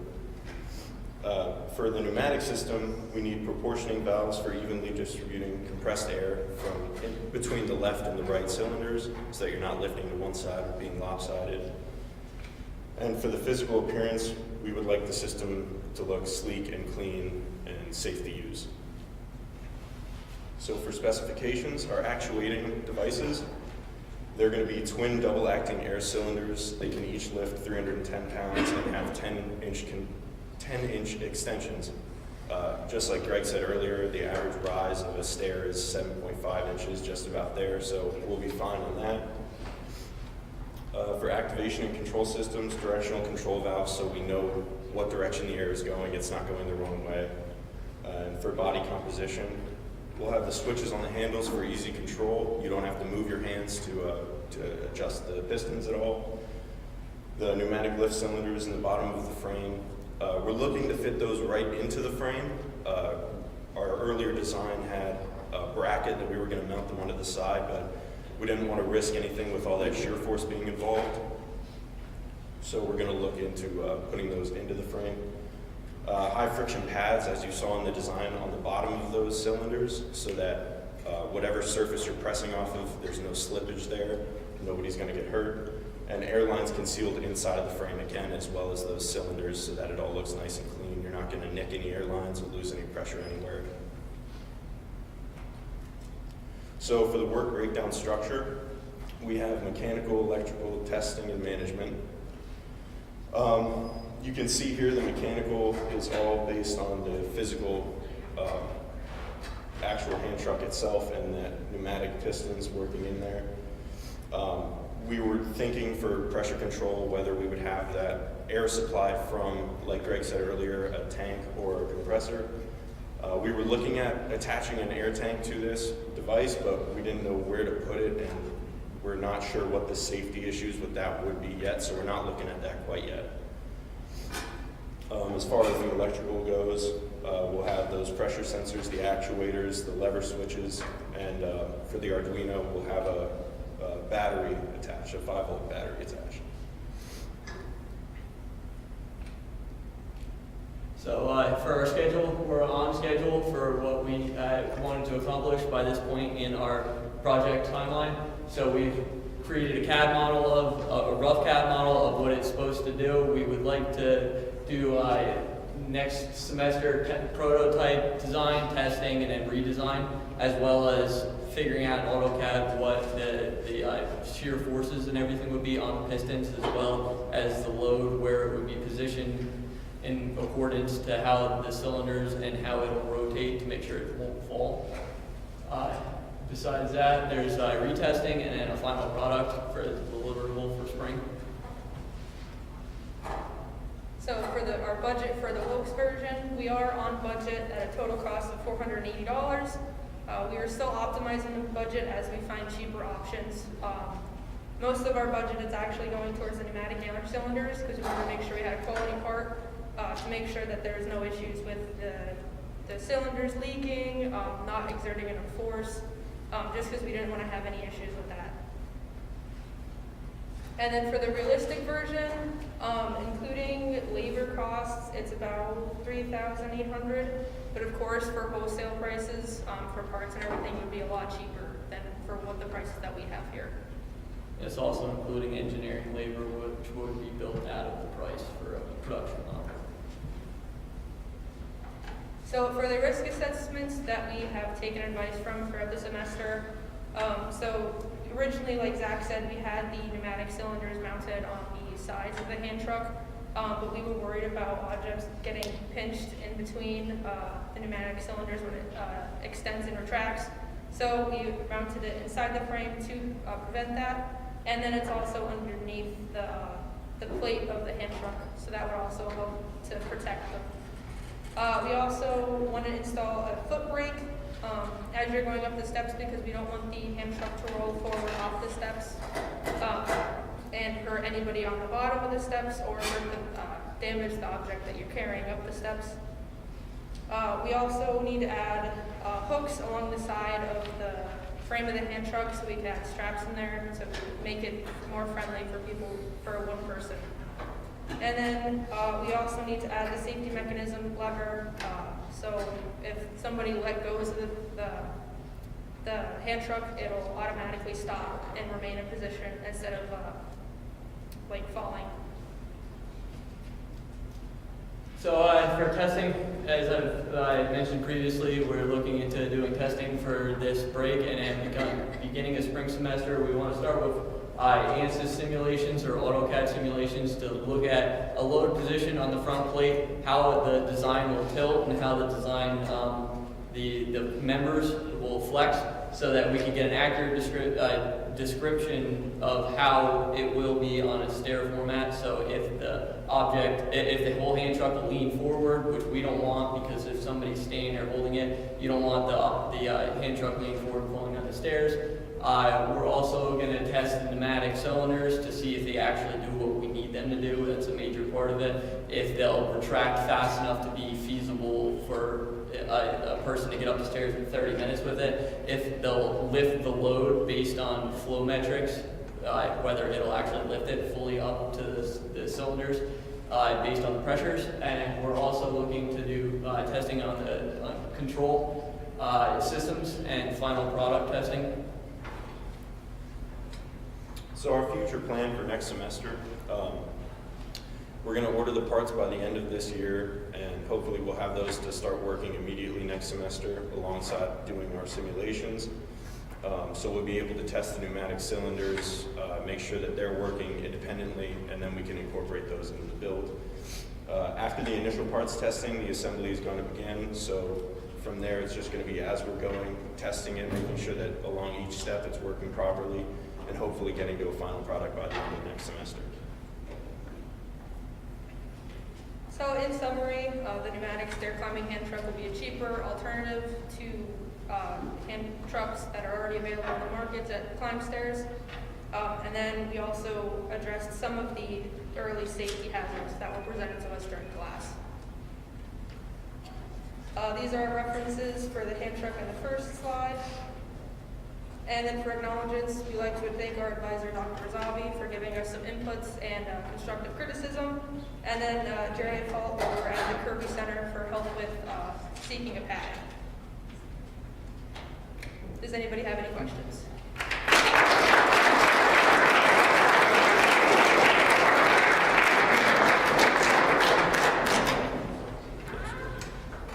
I'm not clear on how this thing's gonna function. So you're gonna back it up to the step. Go back. And then you're gonna push the switch and raise it up. So basically, you'll want to know like this. All right, so if you look on the top by one of the solenoids, there's a air compressor quick connect. So you'll basically, in the design how it currently states with our budget and everything in mind, we're just going to use an external compressor of an airline. You'll run an airline to it and plumb it into the solenoid. So then when you basically are using the hand truck, you back it up to the stairs so the back wheels are touching the stairs. And then while you're holding it in your hands, you would hit a lever and the cylinders would raise it up using the air pressure from the compressor. And then you'll basically gently pull it back onto the next step and then retract the air solenoids. Yep. The problem is they're gonna tilt back. Because if you run the wheels up to the face of the step and then raise it up, it's gonna be sitting there on the feet. Yes. The tires will not be on the... Yeah, they will be... No, they won't, because they're gonna go right up the face of it. Yeah, and then you would just basically lean back gently onto the next step. That's why we have it built in for a 10-inch rise. What? Model that. Yes. Yeah, I would like to have an actual animation of how it would work because it's difficult to illustrate how it would work based on an AutoCAD drawing of it. But go to the next slide real quick. Basically, you would have it tilt back and there's grip tape that's going to be on the feet so that it can't slide. And then for safety mechanisms wise, because we're looking into heavily safety wise for obvious reasons of risk of lawsuits and we can't hurt anybody. And we're designing this for one person to use, much less other ones or multiple people. We're creating safety systems. We're looking at like boats and jet skis have something where a red cord will pull out and it will immediately shut the engine off. If you lose your hands off of the thing, it'll immediately retract the cylinders as fast as it can to get to the step that it was previously on and then sit there on that step so that it won't go to release like that. So when it retracts, it's gonna essentially free fall. Yeah, it'll free fall down to the step that it was previously on, stationary. So it'll be stationary on a step, and the only time that it'll be like tilt-wise is when you're lifting it up with the cylinders, and that's why we need to do heavy analysis testing on the load, because it needs to be as centered as possible on the pistons, and also they need to be able to obviously have space to retract and everything. So with that being said, we were looking at making the feet push out more and a counterweight on the back possibly, so that you're not having to force it back.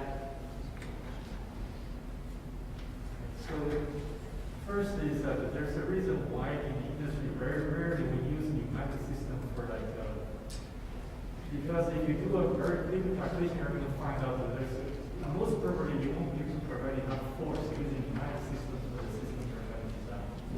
Because you have to do a quick calculation. Yeah. You're going to need a tremendous amount of pressure to provide enough force you need. Yeah. Most probably you won't have enough force. That's why we're looking towards the external compressor idea for the moment, because at both cylinders, McMaster-Carr lists them at 50 psi, they're 155 pound lift force, and then 100 psi, they're 310 each. So we were estimating that if we actually got 100 psi to them each, they would be able to lift 600 pounds, and we're weight rating this as 300 so far. Is that my first Yes, concern? yes. My second concern is that pneumatic systems are notorious for being able to control it proportionally. Yes. So that there's no way you could control it proportionally because our proportional valve you're proposing will be super expensive. Yes. So there's a very good chance you won't be able to control it proportionally, which means that you can only control it on off, like it would not work for this design. I suppose the answer to that would be, The chance of at the end of next semester you will be able to control this cylinder proportionally is pretty significant. Yeah. I think as a group we want to get our hands on an air cylinder just to test with, to see what it does, to see how fast it moves and stuff like that, to be able to tell if that would work or not. So we're looking at it. Why is that force multi, not the second? It's a very typical, very expensive computer. Yeah. Okay, one more question. Use like hydraulic pneumatic system, like oil cylinders. I think the That main. will remove the nonlinear force generation issue because there is compressible, so it would be Yes. drastically different amount of force.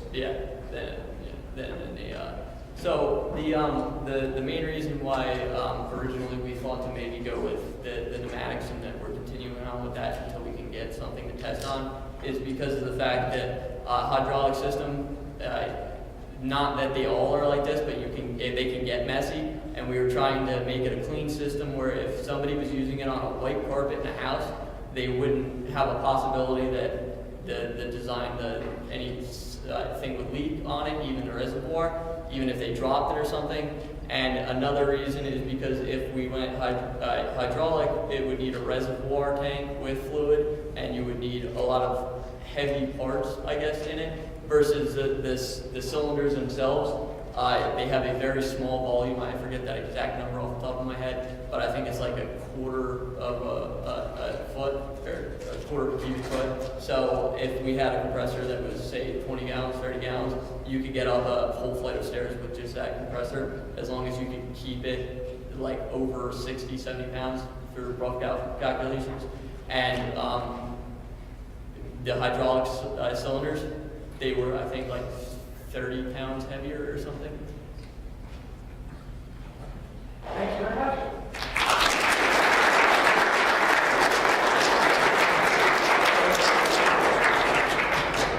Okay, so we have our last single projects, one team coming out, and then a short break, and then we have So next is Snowmobot. Rita, I think you have two files. You might want to check which one. They were the same files. I think I submitted it twice. Yeah. It took me an hour to upload these because your files are the biggest. You see that they're each 300 MB. We did one or two. The same. How'd you give me two files?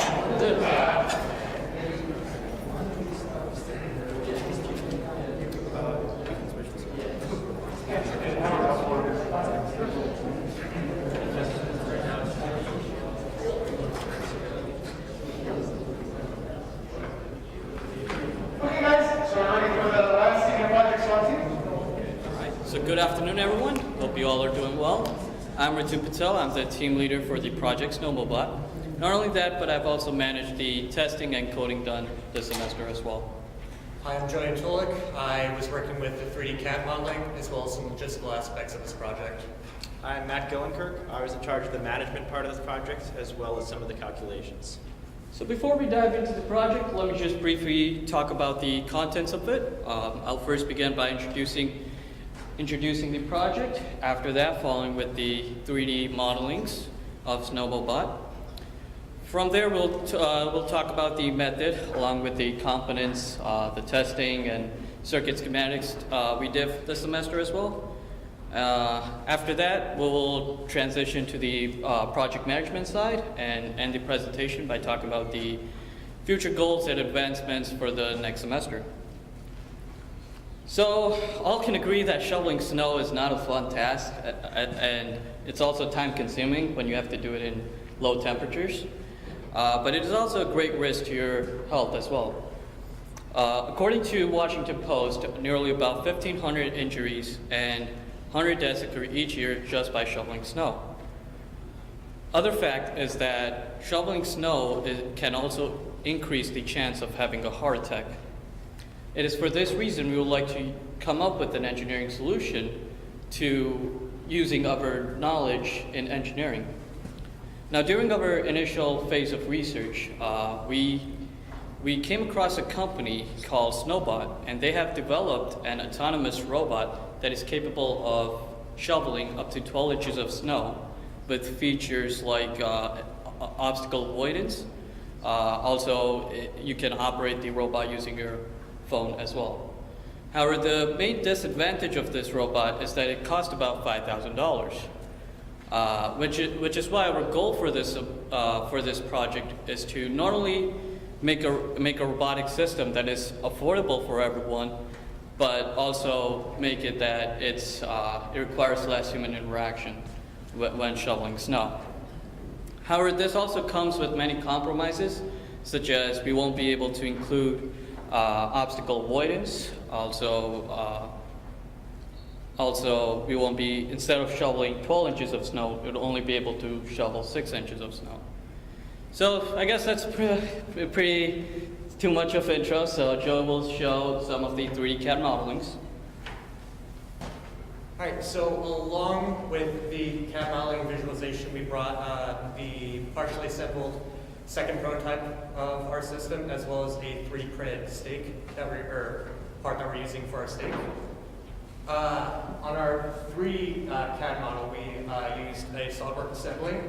As you'll see, front view on our left and a back view on our right, as well as a brief bill of materials.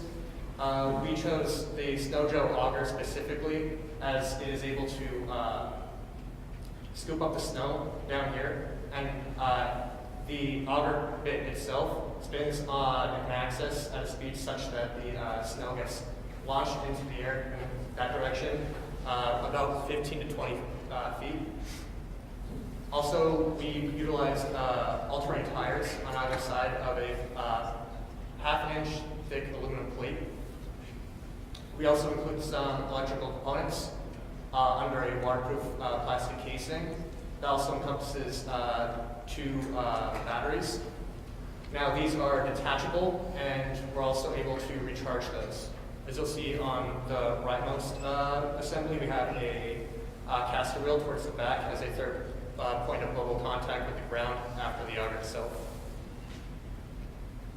And our stake assembly, as you can see on the left, there is an outermost shell and a section view for the inside on the right, housing all the electrical components, as you'll see in our brief bill of materials. So as the process of how this system will work, on the right you see a figure that models basically the boundary within which this robot will run. So the way this is going to work is that there's these 4 walls, and they're formed by pairs of infrared sensors. So in each pair there's a transmitter and a receiver. The way this works is that the transmitter is going to send a beam to that receiver, and as long as it receives that beam, it knows that there's nothing between those 2 objects. So for example, if we look at the bottom left-hand corner, we'll see a transmitter stake. So this is going to be a small plastic stake that's going to have 2 infrared transmitters on it. And it's going to shine beams to the receiver stakes which are the blue ones on the top left and bottom right.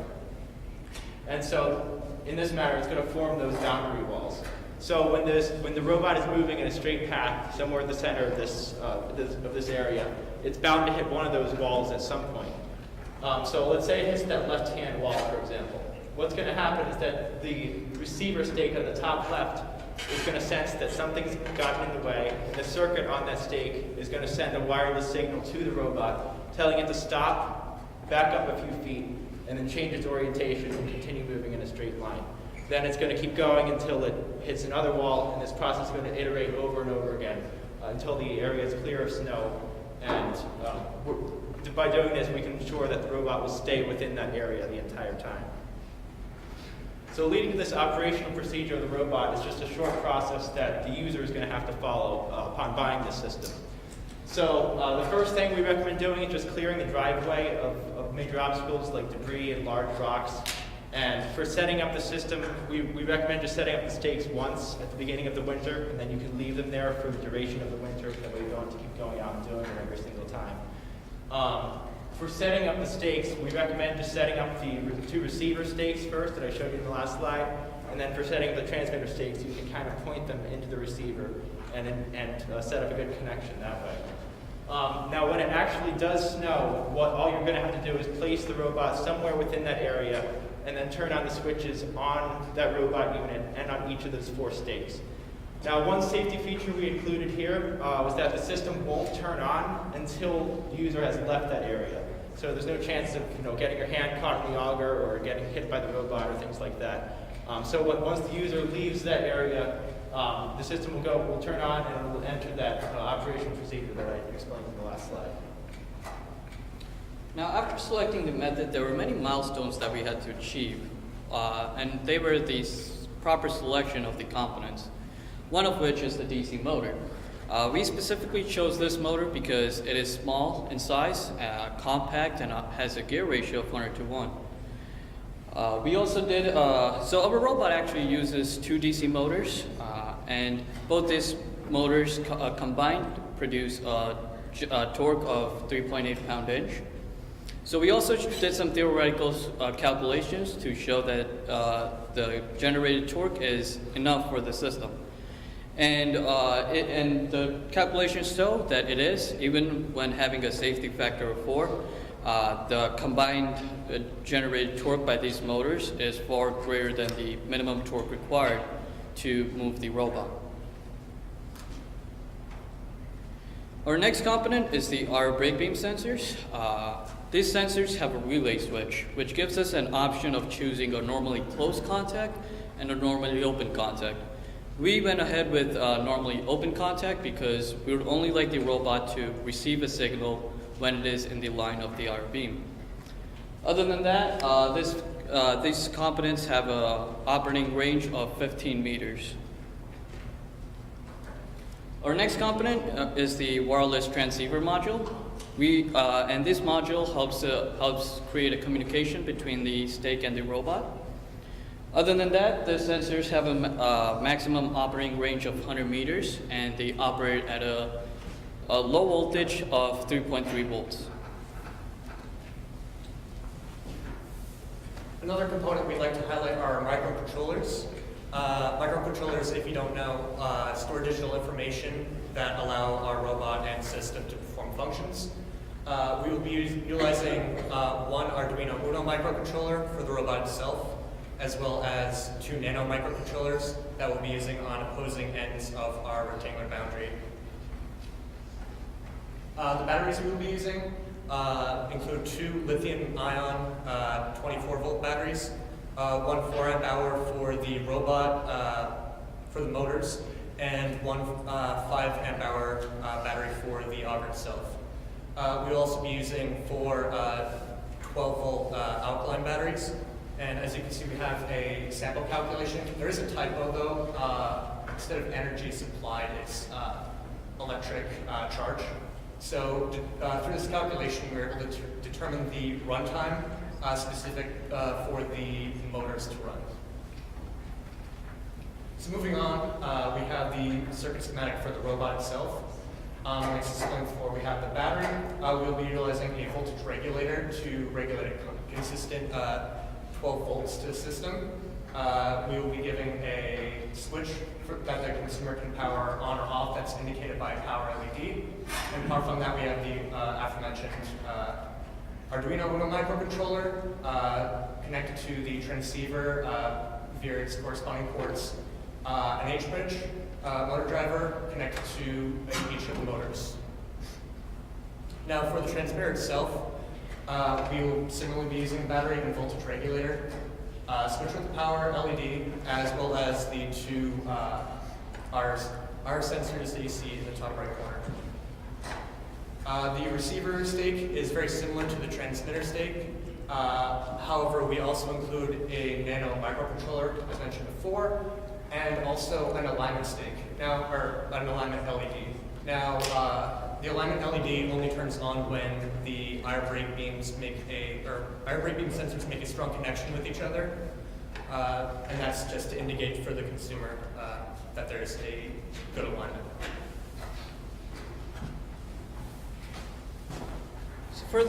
So for the components, not only we did theoretical calculations, but we also did individual testing with this. One of which is the DC motors, where we simply connected them to a battery and applied load to it to see how much the robot can carry. And the result was that it was able to carry 75 pounds.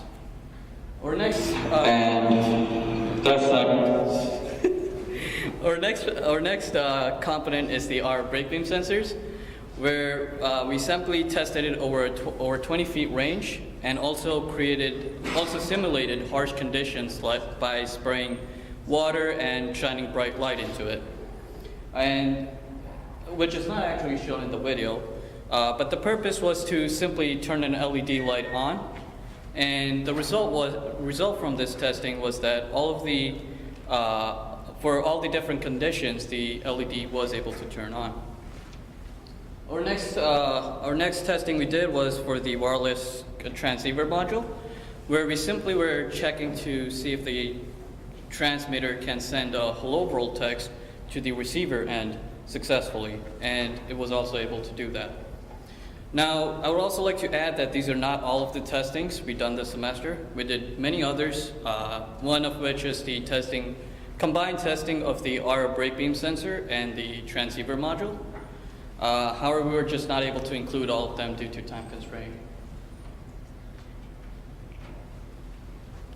So looking at this project as a whole, we divided it into 4 main divisions, as you can see in the work breakdown structure here, conveniently in the shape of a snowflake. So in the mechanical side, we have things like the motor, like the robot's base plate, the wheels for it, and like the stakes that hold the IR sensors. On the electrical side, we have things like the batteries, the motors, the microcontrollers, and the sensors.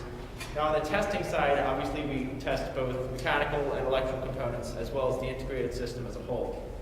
For the management side, which I was kind of in charge of, that covers things like the requirements and specifications, as well as making sure we're on track with the budget and scheduling, which I'm going to talk about next. So for the $500 budget from Wilkes, you can see in the top 2 rows that our main costs were actually the auger system and the power supply. So going into this project, we knew that power supply was going to be definitely one of our main costs, and that proved to be true. But we were able to source some components through the school. Dr. Zhu gave us some of the motors and electrical components that we needed.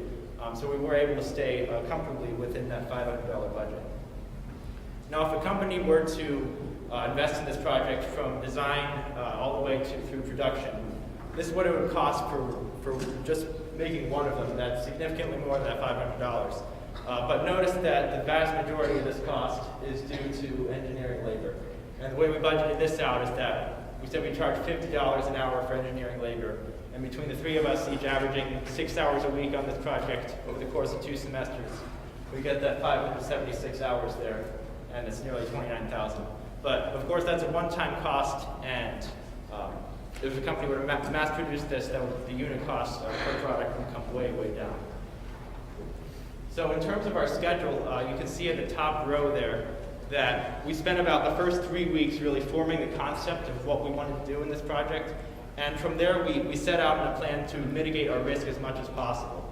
And we did that by identifying exactly which components were absolutely essential, and then acquiring and testing each one of those components. So like Ratum talked about, we tested the IR brake beam sensors, we tested the wireless communication modules, the motors, the base plate, making sure it could bear that much weight. And by doing this, we set ourselves up to be in position next semester where we can test it in the snow in February or March. So based on this, we put together a checklist. That's all we have to do next semester is the testing in the snow, basically, and the programming, and we're looking forward to that. I'd just like to end by saying that for next semester, we'd like to have a complete assembly and also make further improvements by increasing the safety features, also having a specified path for the robot, and also including a wireless controller to not only provide an emergency on and off switch, but also have a joystick with it to make it fun for kids. And last, here are the references, and I'd just like to thank all the mechanical engineering professors and faculty members, particularly our senior project instructor, Dr. Batnars, Dr. Zhu for choosing to be our project advisor, and Dr. Qureshi for providing us with the idea. And not to forget Lisa and Dr. Mitch Adams. Thank you. Any questions?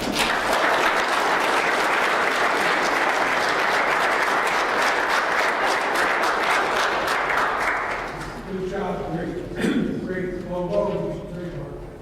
Okay, so good job there. First of all, I want to invite you to come up to my home and try this out. right here is a snow pit, so I have a location for the test. But actual question, I see you're using the snow show because in your original drawing, I wasn't sure what you were really doing with the front end of that. Right?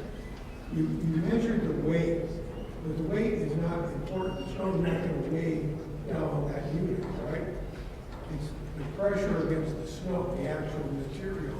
And the snow has different consistency, right? It can be dry, wet. How do you transform that weight measurement into the actual truss capability and turning strength of the rotors? So as I also mentioned, we did other testings, and we also put the weights on front of the auger as well, and we saw that it was able to push about 8 to 10 pounds, which is why we thought that it should be enough to push the snow. And other thing is that the auger spins, so it basically takes in the snow and it throws it out instead of really pushing the snow, which also helps us reducing with the torque and the pressure. There's tremendous resistance. I use a lot of snow throwing up there, and there's tremendous resistance against the snow. It depends on the snow pack itself, but there's tremendous resistance. That's one thing I'd like to see how that works with your array of your battery. You know, I know how it works with an AC system, direct wire, but it requires a lot of pressure. But when the snowpack occurs, that's when you have tremendous resistance. And it actually could stop a tractor with an auger.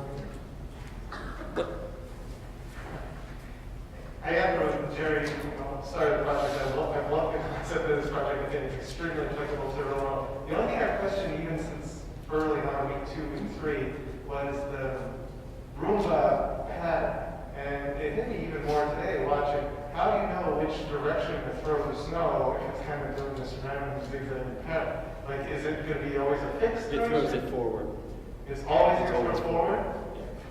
Yeah. It may work for low snow, but yeah, it might get in its own way. It seems like we get more of a precise pattern, or maybe better, if all kind of the pre-prescribed pattern. We recommend making this as we built this for a 20-foot by 20-foot area, and it throws it 20 feet, so it's like it shouldn't be throwing it where it will have to plow again. I don't know if that was your question exactly. Okay, yeah, that's the only part that, when you're trying to put this into practice and the testing, that might give you issues.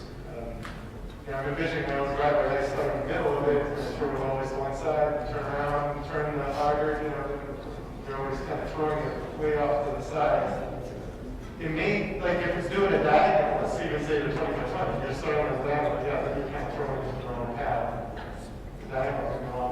We've considered that, but really it's just to get that area itself clear, so it's difficult. Yeah, I say that because it's different than a Roomba just at the back. It doesn't really matter if it goes over its own way, it's doing a zigzag, but this, you don't want to make more work for yourself as you're going. That's another thing for our future plans. We plan on optimizing the code so that does move in predictable path. I think your CAD drawing is phenomenal. I commend you on that, and I think you've done a lot of the research. I think Jerry brought up an excellent point about you have enough force to actually move through. That's something you have to consider. But yeah, I think put coding right at the very top of your next to-do list. I was going to comment on the fact that the snow packs blow. So what you blow with lands in front of you is going to be harder to blow when you get to it. One thing. The second thing is push that you do in the lab with dry floors and dry wheels is not the same as what you're going to push out there trying to drive on snow. Gotcha. Well, one thing, the auger itself is, the snow joe itself is specified for 6 inches of fluffy snow, so we prefer to use it on fluffier snow, not as packed.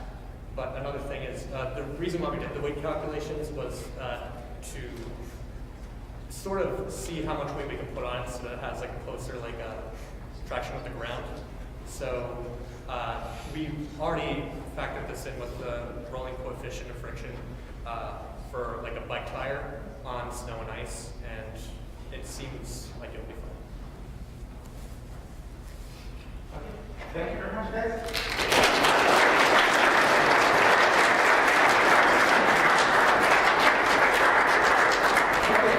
One more quick 5-minute break, stretch, and then come prepare for the very last teams that are out for the day. 2 more senior projects, 2 teams. They'll be showing their working prototypes. We're excited to see that.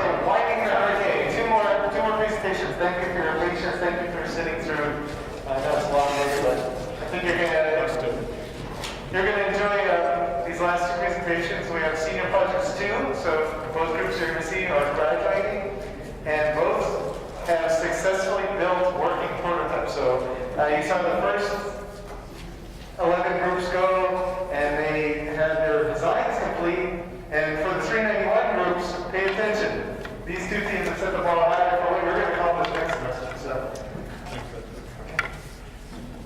Thank you, Dr. B, for the intro. Hello, everyone. I hope you guys had a good time sitting here today. I know it's been a long day, but we'll get through this. My name is Mason Carl. With me is Tyler Lackey and Nick Miller.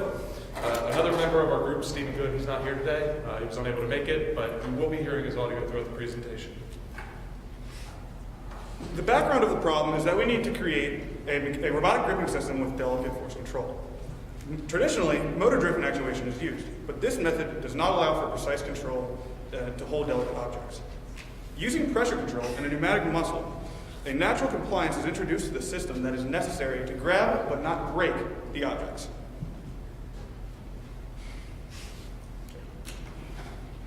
We designed a device to grab and hold the objects that are considered fragile or delicate.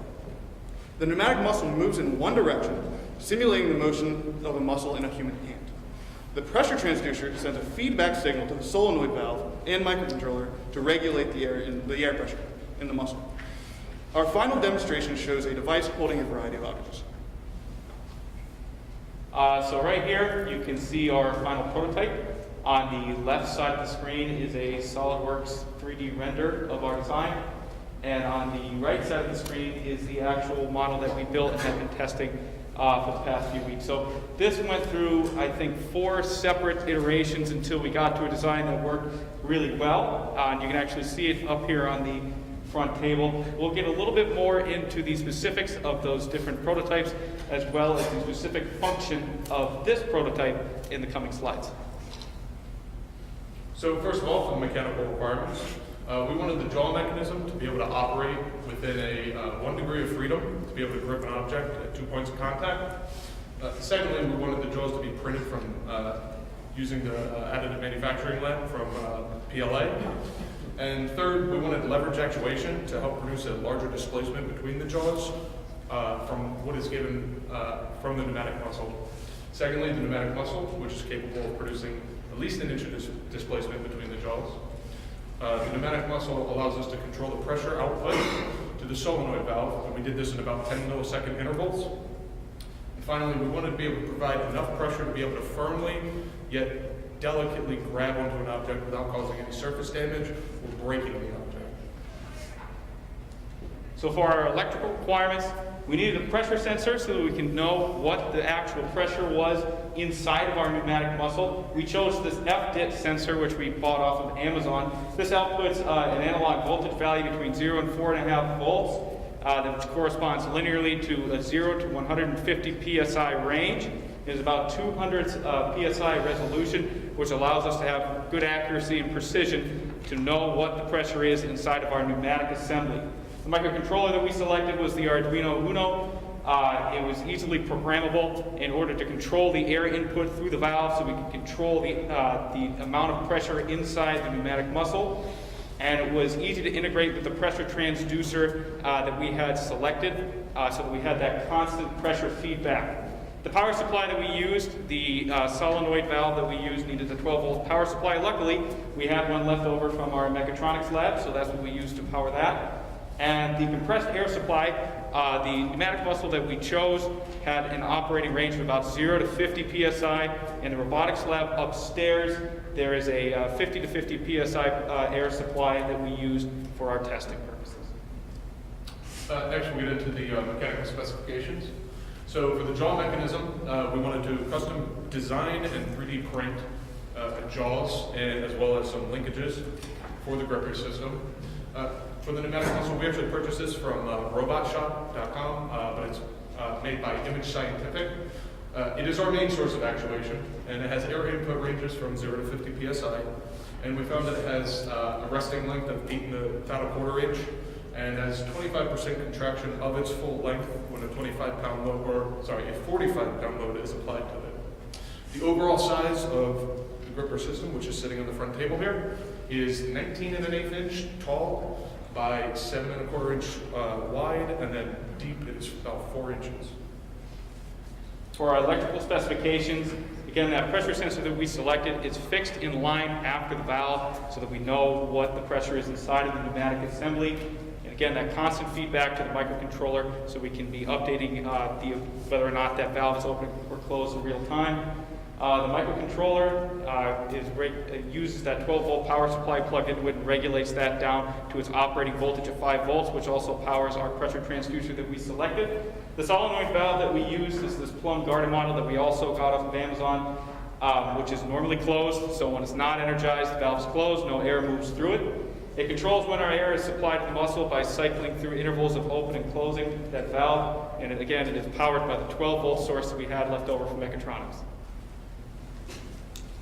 So above us is the general flow chart of the system, and to break it down for you, we have the 12-volt power supply supplying the Arduino microcontroller with the power it needs to run.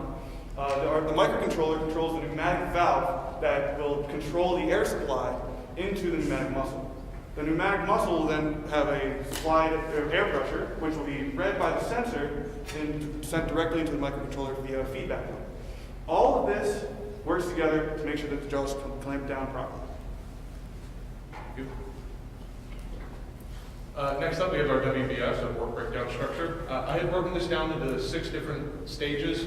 First the jaws, then the controller, the pneumatic valve, the pneumatic muscle, pressure sensor, as well as the documentation and management portion of it. We don't really have to get into depth here. You just can kind of read that real quick if you want, but we broke it down into these 6 areas, and they were the main focus for this project. Then we have our schedule. As you guys know, this is the Senior Projects 2, so we began working on this at the beginning of this year, and we're finishing pretty much right now. What I have up here, it shows what we've been working on the last, basically this whole semester. Most of our testing, including the physical testing, as well as software testing that we had to do, and then our review stage, which pretty much took up the entire month of November. So this is the budget that we created to actually get the system to work, all the parts that we needed. So some of these parts we bought through the Senior Projects 2 budget, as well as some parts that were donated by the university and parts that we had in our own stock. We did try to estimate all of those prices with equivalent parts from places like MasterCard. We found that that resulted in a total cost of $332.99. We also attempted to estimate a labor cost. We assume we need 3D printing work, assembly work, and programming work, which came out to a total of $127.50 for a total cost to manufacture a single unit of $460.54. This is Steven's part, unless the audio does not work. Sorry. Ethical considerations that we had to look at were the potential for injury by grabbing the mechanism and being pinched by the moving parts. And to prevent this, only the jaws are exposed. The main intention of the gripper is not to replace manual occupations, since human input is still needed. And a mechanical failure due to excess pressure buildup in the muscle would be limited by the housing that is surrounding the pneumatic muscle.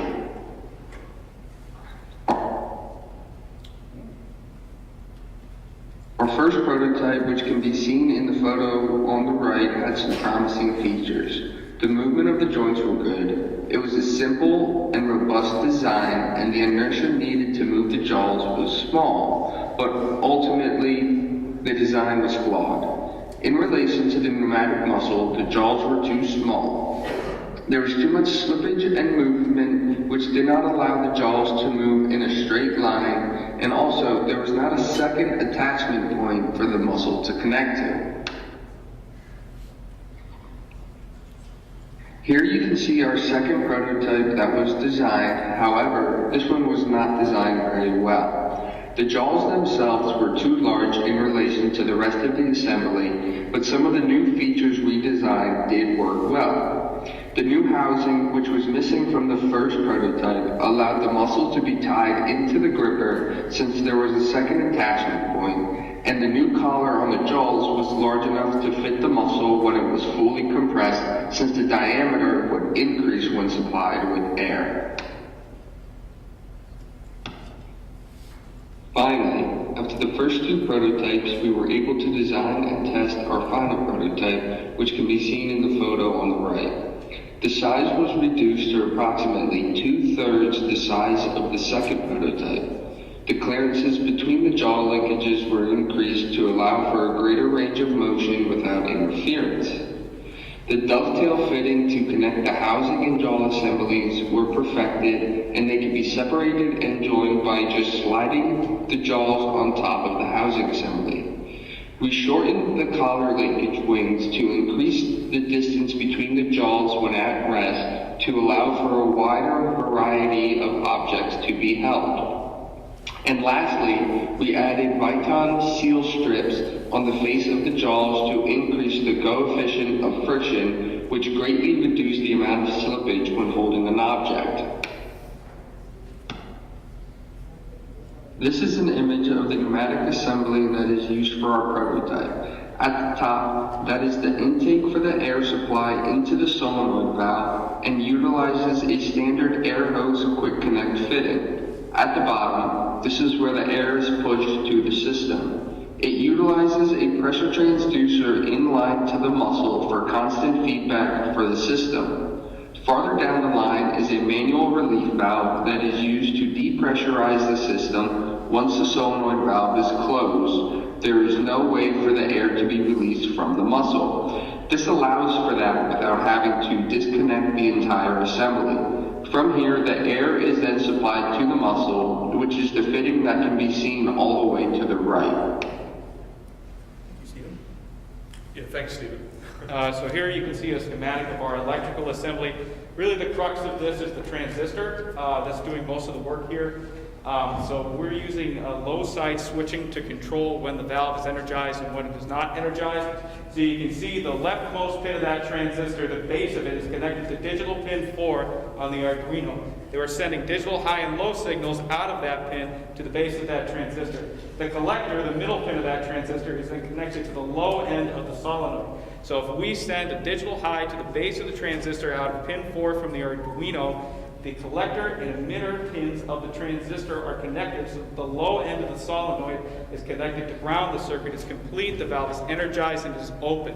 If we send a digital low out of digital pin 4 to the base of the transistor, the collector and emitter pins of the transistor are not connected. The low end of the solenoid is not connected to the ground. The valve is not energized, and air cannot flow through it.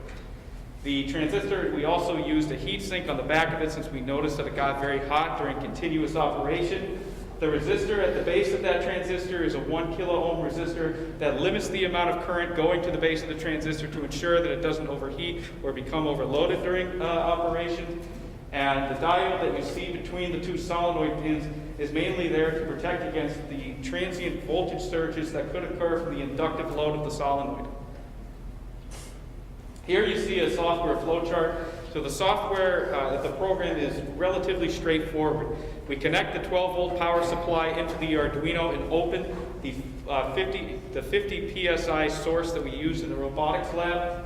Immediately, our pressure transducer begins taking voltage readings of what the pressure is inside the pneumatic assembly. Because it's linear over its range, we're able to easily convert that into an actual PSI value. We save that value that the pressure transducer has measured into a variable that we call actual pressure. At the beginning of the program, the user is able to define a pressure that they consider to be desired to hold to the object that they want. That actual pressure is compared to that desired pressure. If the actual pressure is less than the desired pressure, the valve is cycled in 10 millisecond intervals between open and closed. If the desired pressure is greater than the actual pressure, the valve is closed and no air can flow to the muscle. We tested at different pressures and measured the respective value of displacement compared to the pressure sent to the muscle. After these values were determined, we then introduced a testing object into the window. And we grabbed different items with various levels of fragility. This will be demonstrated in later slides. On the slide above me, shows a SolidWorks simulation of the von Mises stress analysis. We tested a tension of 100 pounds, which is double the force that the muscle can put on the system. And under this load, the part does not fail. For the first physical test we wanted to do, we have it as a GIF here, just so you guys can see it. It's on repeat. We wanted to test just grabbing onto a brass fitting, just some industrial component, something that is tough and rigid, just to see if we could grab it without causing any damage. Tyler's here trying to yank the thing out of it. Unsuccessful. We'll actually have pressure ranges for this in the later slides. And for the next one, we wanted to grab a light bulb, and we were actually playing with the interval of opening and closing that solenoid valve to get the actuation down. So you can see it's actually much slower on this one. I believe we had the interval at 1 second. Yep. We don't have any sound on this, but you can actually hear the clicking of the solenoid as it's opening and closing and the pressure is going into it. But this one is the much slower one. But it's grabbing onto the light bulb, and Tyler tries to pull the thing out. It's successful. So we call this successful grip, I guess. So here we're holding that same light bulb, but instead the response time is much faster because that delay between when we send the interval cycles of opening and closing that valve has been reduced from about a half a second now down to about a tenth of a second. So you can see that similar fast response. The light bulb is held firmly and delicately. We didn't break any bulbs. We actually tested it up to the maximum pressure, and we were not able to break a bulb. So we count this as a delicate object that we were able to hold firmly. You can see Tyler again try to manipulate it out of there. You could probably, if you pulled really hard, yank it out, but we counted this as a delicate object that was held firmly without any breakage or surface abrasion. And then finally, for the ultimate delicate object, we went to an egg. Yep, so here you can see the egg again. This is done at those intervals of a tenth of a second, so you can see that fast response time. Tyler actually tries to flip it over here. That egg is very securely held. That is not a hard-boiled egg. That is a regular egg right out of our fridge. It is held firmly, even though it is a delicate object, and we're very happy with these results. As well as just shortly after this video, we kind of cut it short, but I actually picked up the arm and I tried to shake out the egg, and it didn't budge. Above us is the values that we acquired through testing to pick up each object. We determined that the pressures above would be the best pressure to hold each individual object. For the egg, we have approximately 30 psi. The light bulb required approximately 40 psi, and on the brass fitting, we put it to the maximum pressure of 50 psi to see how strong of a grip we could acquire. The gripper was capable of holding objects, whether they were delicate or robust. The solenoid valve was also successfully able to control the pressure within the system within a 2 to 3 psi range. The inclusion of that quarter-inch ball valve that we showed on the pneumatic assembly allowed the pressure inside of the muscle to be vented easily, so that we did not have to disassemble the entire pneumatic assembly. Secondly, the use of those Viton seal strips on the gripping surface of the jaws, it was hard to see in that image, but if you guys would like, come up and take a look at it. Helped us to increase the friction between the objects we were trying to grab and the gripping surface of the jaws, which helped to give us some natural compliance when we were gripping onto these objects. Unfortunately, there were some drawbacks to the system that we created. We found that it did not move significantly until operated at above 25 psi. We feel that that is a problem with the muscle that we selected. We did select a very cost-effective muscle that seemed to have a rather low operating range. We also were not capable of integrating a spring loaded component into our system so that it would automatically open after it was depressurized with a quarter-inch ball valve. Hence, after the solenoid is permanently closed and the system is depressurized, for subsequent tests, that those jaws must be manually put back into a resting position. And then we would just like to thank everybody for taking the time to be here, specifically Dr. Benders, Dr. Zhu, as well as Dr. Mu for helping us getting the things printed, and Mr. Mitch Adams. We don't have a question slide, but are there any questions?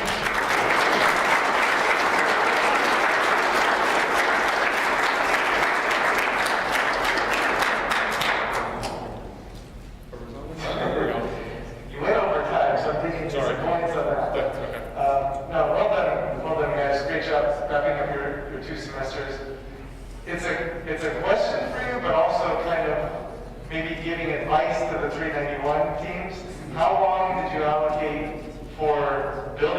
project and testing this semester? How early did you get started on it? All right, so we actually began testing, I believe, yeah, I think it was, I believe like 2 to 3 weeks into this semester, which, perfectly honest for you guys, for the 391 groups, is a little late. So definitely begin testing earlier.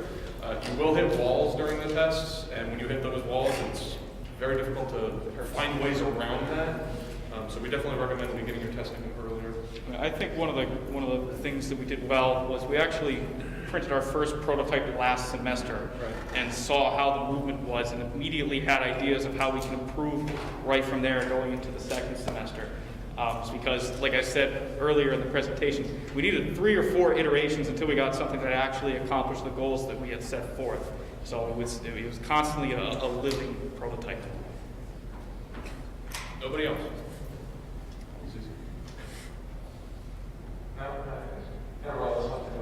Yeah, I think so. Okay, great job. Thank you.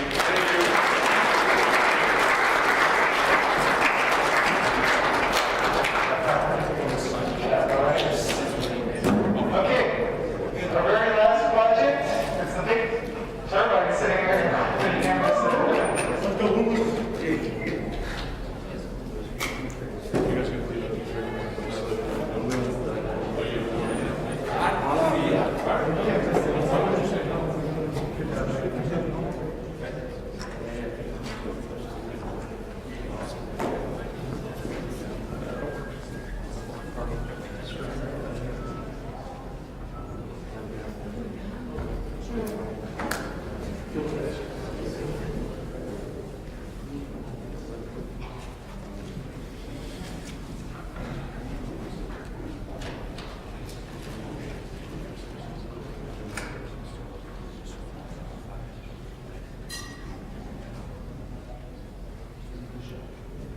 All right, good afternoon, everybody. My name is TJ Bennett. Alongside me is Louis Baez and Nicole Hollister, and we are going to be presenting our Senior 2 project, and that is the portable wind turbine. So the reason for this project is we know that there are generators powered by gas. This project is meant to replace those in an emergency situation such as an ice storm or a hurricane, something where you wouldn't have easy access to gasoline, something that could sit out in the elements like that. These would be easily deployable from governments to assist these people, and also a lot more cost effective since you wouldn't have to purchase the fuel, you wouldn't have to create a housing for it, because a generator would have to have a housing so it's not in the elements. And then there's also the risk of carbon monoxide poisoning from a generator in a shed or a garage. So here we have the rendering of our final design. This was one of 2 designs. You definitely don't want to see the first one. So this one, as you can see, it is made out of 3 different components. So first off, we're going to start off with the tower, which we will discuss later on. Then we went into the electrical components, which you can see there in the middle tier. And then as you can see on the top tier, that's where we have our turbine situated. All right, so moving on to our budget, with Wilkes' $500 budget, we were able to actually stay under the budget. Luckily, we had 2 major key components donated, which was the battery and the alternator, but we also were able to find the inverter from previous senior projects, because that would have probably pushed us over budget about $250. So luckily, we had those. Some of the major expenses that we had were the nylon blades, as well as most of the steel for the structure. So with those major components there, that kind of consumed most of our budget. Okay, so this is our work breakdown structure. We separated into mechanical, electrical, management, and testing. Each of those has its own sub-assemblies, but All right, so to begin off, we're going to start talking about the tower. So for our tower design, we decided to go with a jacket structure. So this structure is normally used for wind turbines that are found out at sea. The reason for this type of structure is because, as you can see, it allows a lot of fluids, such as water, to be able to travel through it without causing any vibrations or imbalances in the system overall. So that is the exact reason why we went with this. We decided to go with a conduit piping. The reason for this is because it had good electrical properties, and it also was much cheaper than the other steel and aluminum we were actually trying to buy on the market when we were looking for it. Along with that, we have 4 conduit connectors, which is connecting each of the piping to the different tiers. And then as you can see, the tiers are created by an angle steel that were welded together to create the outer border, which holds the wood that holds the electrical components, and then the wood that holds our turbine. Here is a closer look at the welding that was done to the connectors and as well to the angled steel. So on the left is the connector, and as you can see on the right, that is the angled steel. The welding we did was a MIG welding, and then we also did tack welding. So some improvements to our tower. The number one thing is the overall weight. So in the last slide, it was stated that the structure is around 97 pounds, which was what we were looking for in lightweight. We understand that we weren't going to be able to get it under the 50-pound weight, which we originally wanted. But for the most part, this weight is perfectly, and that is also included with the weight of the battery and the inverter. Just to keep in mind, the battery itself was 40 pounds of that overall weight. So then to go from there, besides that improvement, the conduit connectors, the way they were welded, it was filled in, so they were not cut at an angle. We had to hold them there at an angle while we welded them. So in order to level out the system better and prevent any more vibrations, we would like to be able to cut the connectors at an angle to be able to have a better weld and have it more level. Besides that, we like to have cables between each of the pipes to prevent unnecessary shaking and more stability. And from there, we like to put wheels at the bottom of the base to add to the overall being able to drag it around to different places without needing, as you saw in the beginning, 3 people to carry it around the turbine. And from there, obviously, in our original design, we wanted to have covers for the electrical components. However, due to budgeting and restraints on materials we could actually gather, we were not able to create the housing. However, we would like to put that in the final design. So this is just an overview of the electrical components. When the blades spin, it spins the alternator, which then in turn charges the battery. From the battery, you can use the inverter to plug in your devices. So this chart shows when we did our testing, we had consistent speed. You can see 25 RPMs, 50 RPMs, each one is color-coded. We were able to get about 7 volts per hour at a consistent speed. It didn't really matter what the speed was, as long as it was consistent, we were still charging the battery. We could also produce 508.63 watts per hour from this. So we also used a nylon carbon fiber material for its lightweight and durability. Rotating shaft we connected by welding the pipe to the base of the blades. All right, so moving on to the turbine design. So what we decided to do is we went with 2 8-inch pulleys as well as 2 1-inch pulleys. The one 1-inch pulley, we did have to fabricate that to the alternator. So the reason we decided to go with that is because overall we'd be able to get a 64:1 ratio, which would be able to spin the alternator at high enough rate to be able to generate electricity. After some testing, we were able to find out that from the belt system or the turbine system we have, we're able to get around 56.3, 56.4 to 1 ratio for overall factor. So in general here, you can see up in the picture up here, as well as down here. So this is our main shaft here. The blades will then turn. As they spin, it will then transfer the power to the 8-inch pulley and then transfer it through a V-belt. This V-belt is then connected to this 1-inch pulley through a transfer shaft, which is then hooked up to our 8-inch pulley. Then our 8-inch pulley is then hooked up to the 1-inch pulley on the alternator. So as you can see here, we did have a slight engineering, I guess you can say, modification from the standard V-belt. So the reason we switched from the back one to it's actually an O-ring. The reason we swapped that out with, instead of using the standard V-belt, was because there was a lot of tensions pulling from just the stiffness of the V-belts themselves, which was not allowing the alternator to spin at full capacity. Although it did increase some slippage, well, as you can see, we've lost roughly about 10 revolutions, or a factor of 10 in our gearing ratio. We were actually able to kind of reduce those frictional forces on the alternator to kind of allow it to spin a lot easier.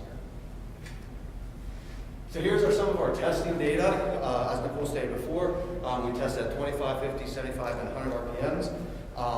Due to kind of like the increased frictional forces of the industrial size bearings that we used, we weren't actually able to test this inside the wind. So what we actually did is we actually hooked up a drum loader to it to be able to actually test it. So starting at 25 RPMs and going up to 100, we were able to hold the drill at a consistent speed for an interval of over 2 minutes. We took data points for every 20 seconds. So as time goes on, you can see left on the drive shaft, that's what kind of the consistent speed we were able to detect with the drill hooked up to it. The transfer shaft, like I explained before, you can kind of see the slight differentiation over from, you know, the drive shaft to the transfer shaft. That's roughly, should be multiplied by 8. So as you can see, those numbers are pretty roughly close to what we're expecting. And then the output shaft, or transfer shaft to the output shaft, multiply that by 8 as well to kind of get the overall transfer of energy through.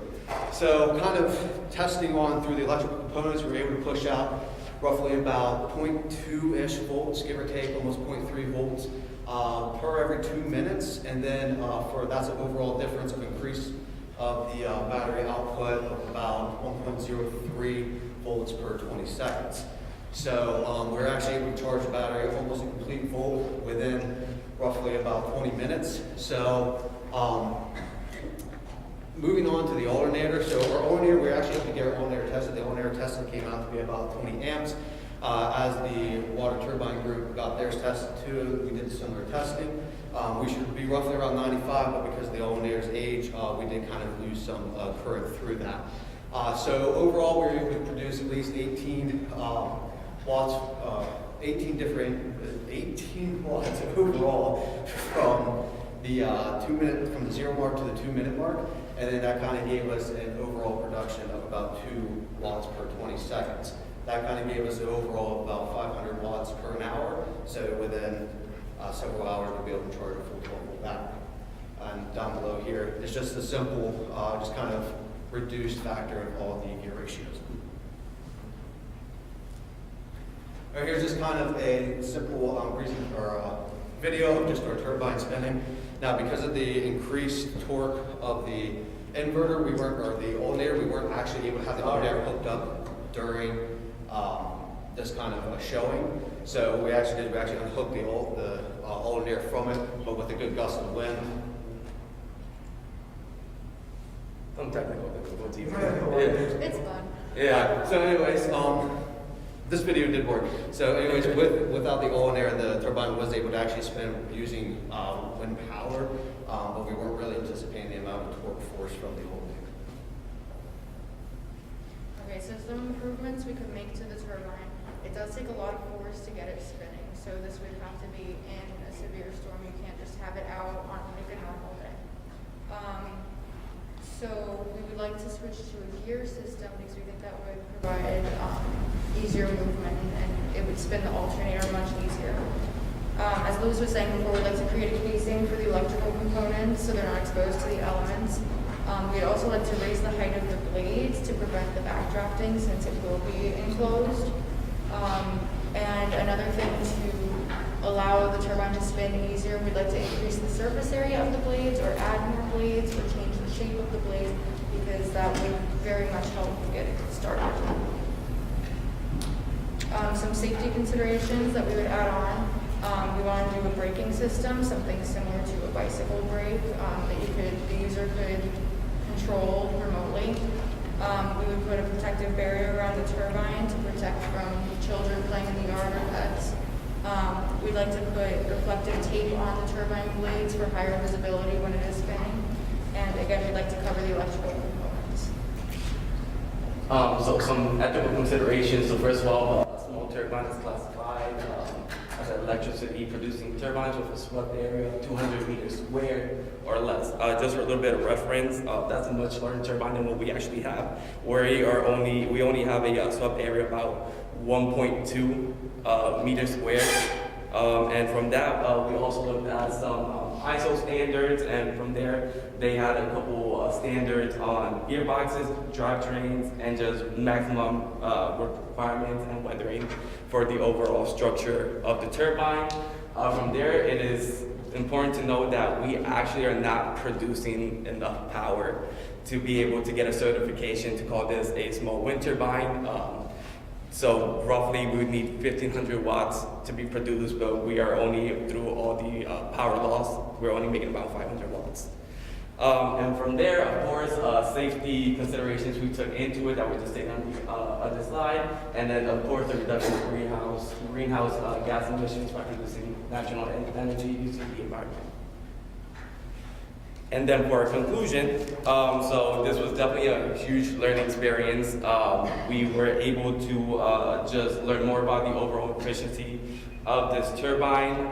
So of course we would like to switch over to a gearbox, and just off of Bet's law, we already knew that we were only able to convert about 59% of the wind power coming in, and apart from that efficiency we were already losing, just the overall efficiency we were losing in the pulley system itself through slippage, friction loss, and everything else. Besides that, I believe we were able to actually conclude and get to our scope of being able to produce this electricity, and we were even able to power up some appliances when the battery and inverter were fully charged. And then some acknowledgements. We would obviously like to thank our advisor, Dr. Carol Bedore, Dr. Bednars, and then Mitch Adams, which helped us a bunch in creating and welding the overall structure. And then we don't have a question slide, so. Any questions?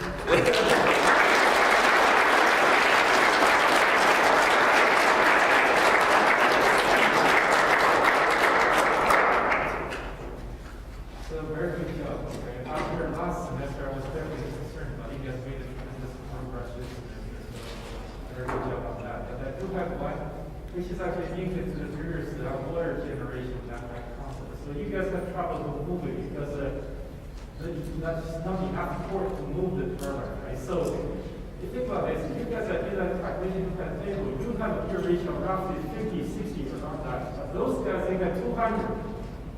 That's why I was looking at the comment for those guys, like the water, like, we have about 200 gear ratio. There's no way that water can generate that much torque to run that system.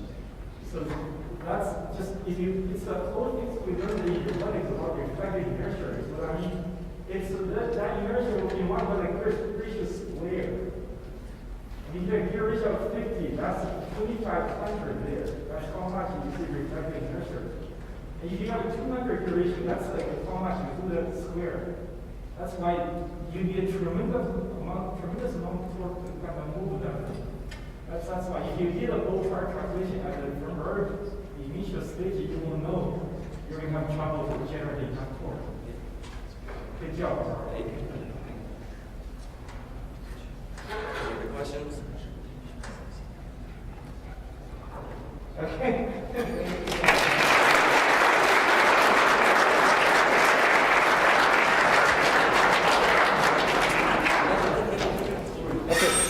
Give me 2 minutes to wrap up the day.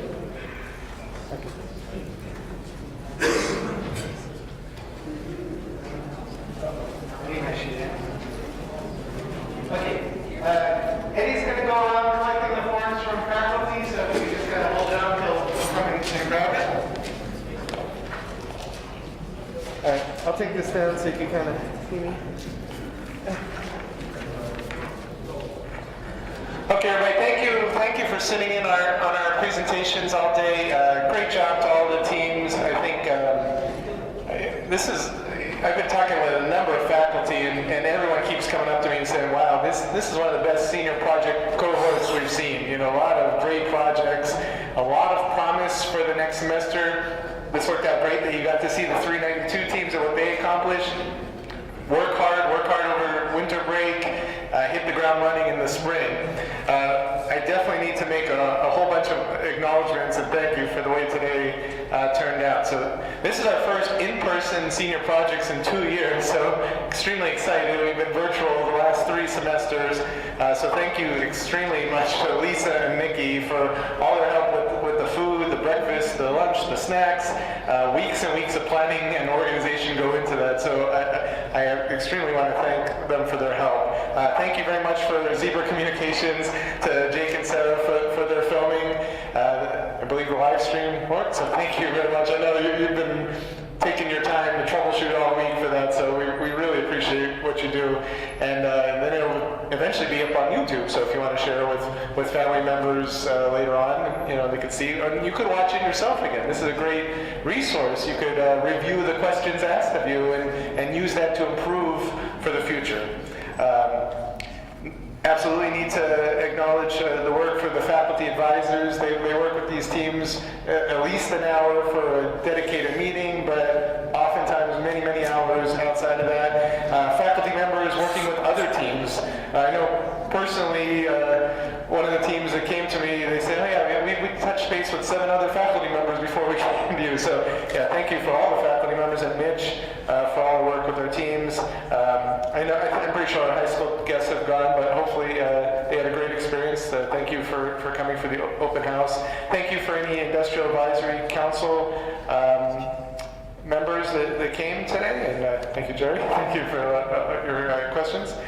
And I think that's all we have. So great job, everybody. You should be proud of yourself. So can we acknowledge all those people I wrote on the list?